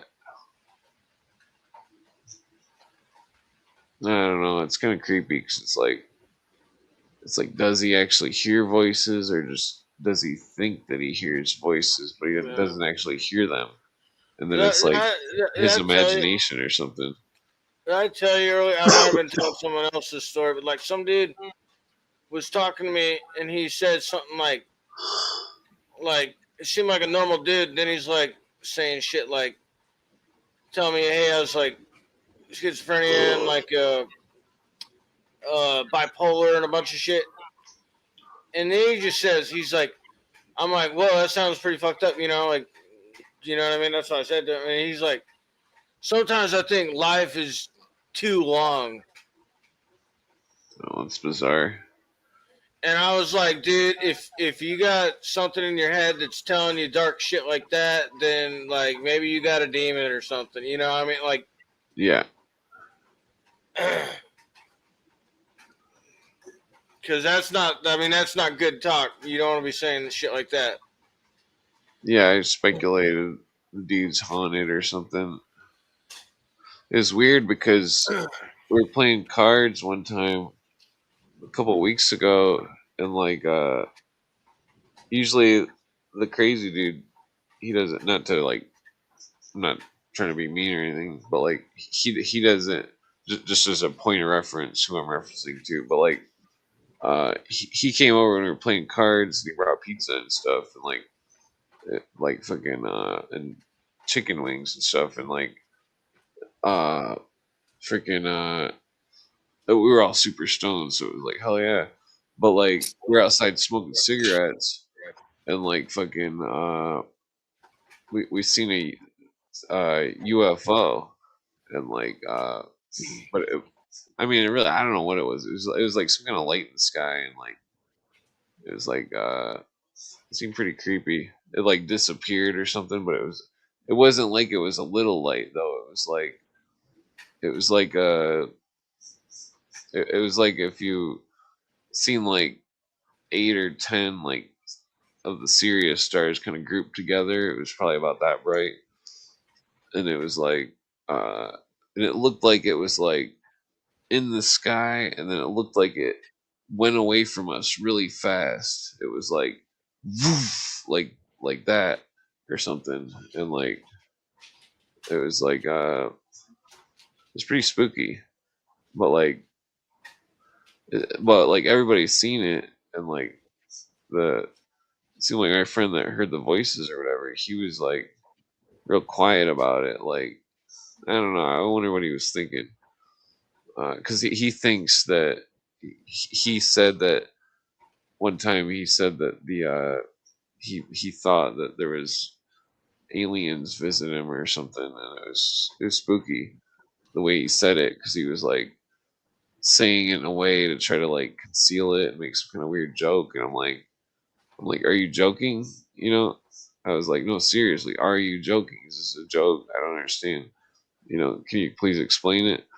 And then when he explained it, it was like he said that he believed that something was taking him at night. It was really spooky. Like I don't know. It was super spooky. Well, I do think there's a connection with people like what they call like astral traveling, or you know, like doing some kind of if you read a lot of these books, or like people doing like UFO encounters and stuff, there is like always like a connection with that, like yeah, because where he's people claimed doing he's seen him some kind of before. weird spiritual practice, and then like they're like summoning the UFOs or something, you know? Yeah, well, that's what I forgot to say. Like, I was speculating that maybe he somehow like made the light appear or something, or like he knew it was gonna be there or something. Like it's something weird. Something seemed really spooky about it because he got real quiet. It was like, but like, I don't know. The whole thing is real spooky. It's like people claiming that aliens, ghosts or something, take them in the night or something. It's the like I used to have those sleep paralysis dreams all the time, and like all the time it was horrible. If I didn't smoke weed, I'd have the horrible fucking sleep paralysis. Like what? Like you'd I'm like like, wake up and you couldn't move or something. What? Like after you woke up? yeah. Well, there's like multiple types of it. Like sometimes you can move, but only a little bit. Sometimes, and it's not like you're it's not like you're asleep or something. It's like you wake up and like you can see the room and stuff, and like it's like you wake up and you see the room and you try to move but you can't, and like, or sometimes you can at least like look around with your head or something, but it's like usually there's nothing in the room. There's nothing in the room whatsoever. But like sometimes you wake up and like there would be something in the room, some kind of spirit or shadow or something. And like I've only seen them like probably like around 10 times in my whole life, but like one of the times it's like usually when you get the sleep paralysis, it feels like something's standing on your chest, and it's like you can feel something on you. And like fucking one of the times when I was having the sleep paralysis, I like woke up, you know, and I could feel this like thing on me, the same feeling of like being drained or something, and like fucking something literally standing on my chest. And when I woke up, I seen an old lady standing on my chest, and it looked like she was like taking something from me, or like I don't know how to explain it. She was like taking my energy or something, and like draining my life, and like fucking it was fucked up. It was scary, like fucking super scary. Uh, that's why I like to smoke a lot of weed, because fucking those dreams are so scary, and it's not even really a dream. It's like you wake up and you can see the room, and it looks, and you're like about to wake up, and you're like, oh, I'm awake, and then you can't move, and then you like see some kind of like apparition or something. Like it's really spooky shit. Like fucking it's I don't know. Like I've only seen something like 10 times or something, but like it's so creepy to see something like when you're like, you know, because they say that the sleep paralysis is just nothing, but like one of the times when I was younger, like way younger, it was like second grade, I had an experience where I I seen a hallway light, and I thought that the TV was on in the living room when I was a kid, and I thought like my stepdad was watching HBO because I used to sneak out to watch Tales from the Crypt. You know what I mean? I'd like Do sit you ever behind like the you ever like sleepwalk? no, but like I was, I thought the light was on, and then I got up and I looked down the hallway and I seen a glowing figure, and then I went and got back in my bed, and then I put the blanket over my head because I was scared shitless, and fucking like, and that the figure walked in the room, and I could see the glow of the outline of its body through the blanket, and it walked up and it walked in the room, and then it walked up to me and it put its hand out, and then it touched my face, and then I blacked out, and then I don't know what happened, and fucking that like I've had that experience 3 times in my life, but only the first time was I able to move, and like the rest of the times I've been totally paralyzed. It's like the scariest thing you could ever imagine. And like but like I used to rent this place by a gas station, and like it seemed like a nice place and stuff. The same with this other spot where like I don't think the place was haunted, but like I seen the same white spirit at those 2 places. Like I woke up and I seen it stand in the doorway, and then I seen it walk up to me and then put its hands on my face, and like and then I would just black out instantly, and fucking same way with the other spot. I was with my ex, and then or my ex broke up with me a long time ago, and fucking I was uh at my other place I used to live or whatever, and like uh I was sleeping on the my ex's side of the bed or whatever, and like and I like fucking woke up and I couldn't move, and like and I thought I was like awake, you know. I mean, because I mean, when it happens, you feel like it's not a dream. Like there's no you feel like you're definitely awake, and like fucking and then like but you just can't move, and then this thing like fucking just like Well, appears. is it kind of like where you ever have like you ever had like a sudden like feeling of like you're falling, like you might be sleeping and it's like you're falling, and you feel it like physically, and then I usually wake up right after that because it's so startling. You know? Well, I used to have dreams where I would fall and then I would die over and over again. Horrible dreams, like freaking, like just falling off like a mountain or something, like, or like I don't know, really creepy, fucked up dreams.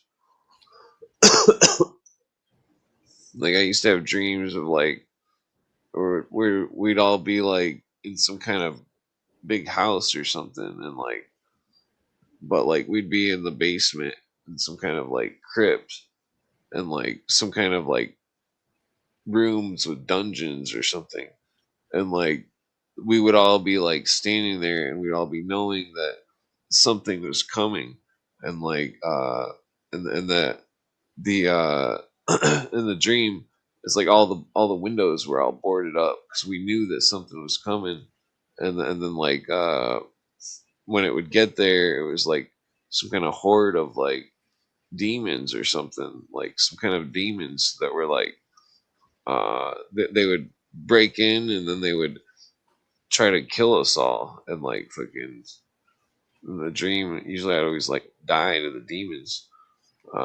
It's spooky shit.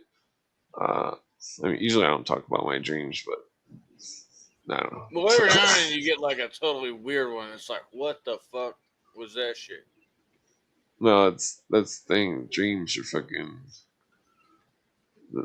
dreams are weird, but like, you know. You ever write them down? Like, because you know you're gonna forget it if you don't.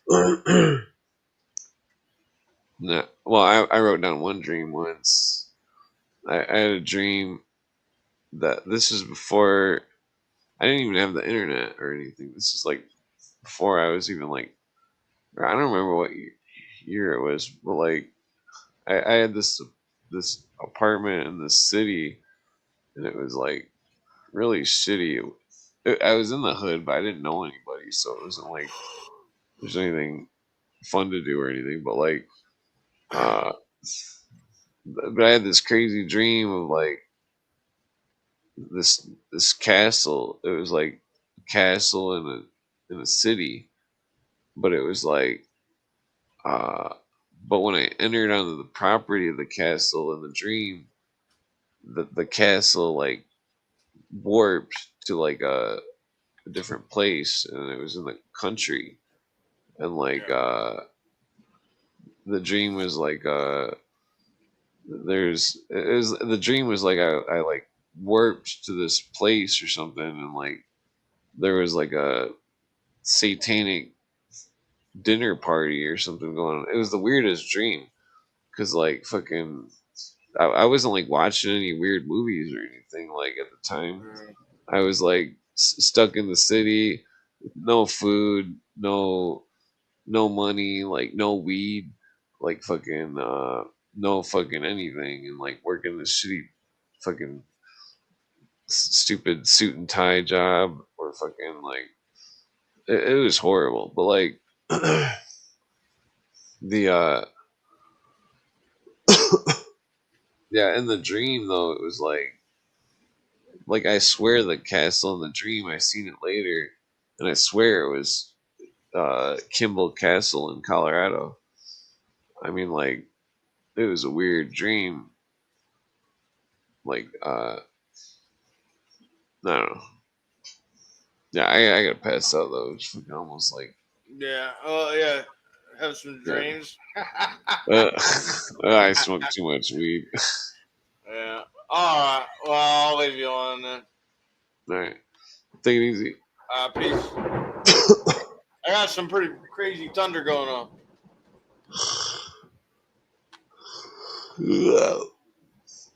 Oh yeah. Oh. All right. I guess I'll do a wrap since I'm this late. I can only do one rap round though. I'm too tired.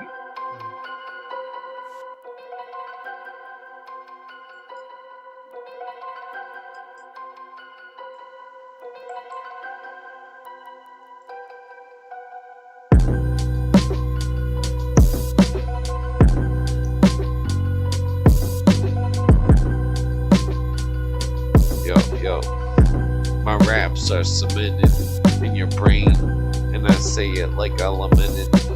Come back like I'm drinking juice from Clementine. Yo, mixed with some lemon thyme. yo, I rhyme to rhyme, chillin' like my mind is defined by the motherfucking shit I designed. Come back like realign. Yo, I seen the sign, talking shit, and I drink some wine, smoke some weed, like, I don't know, I think I'm blind, yo, I don't know, yo, I'm on a computer desktop, talking shit, I shit you out at a rest stop, smoke weed, I'm in the guest spot, rapping like, yo, I'm playing chess, watch. Yo, moving the bishop to the spot with the pawn. Talking lots of shit, and I walk on your lawn. Yo, I got nothing. Yo. Yeah. Oh, yeah, I see your comments. What is it? Yo.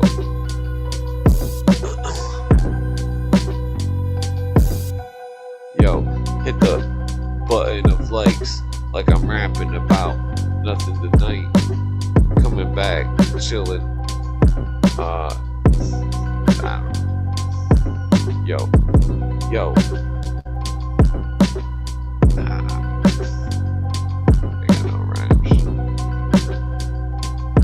Yo, I'm on a computer talking shit.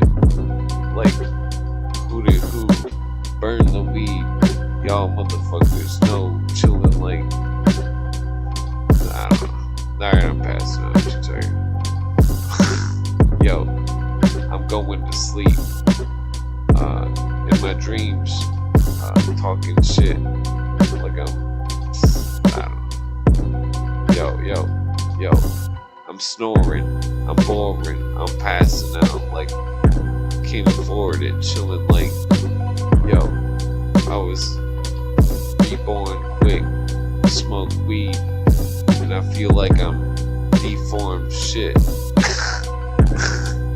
Yo.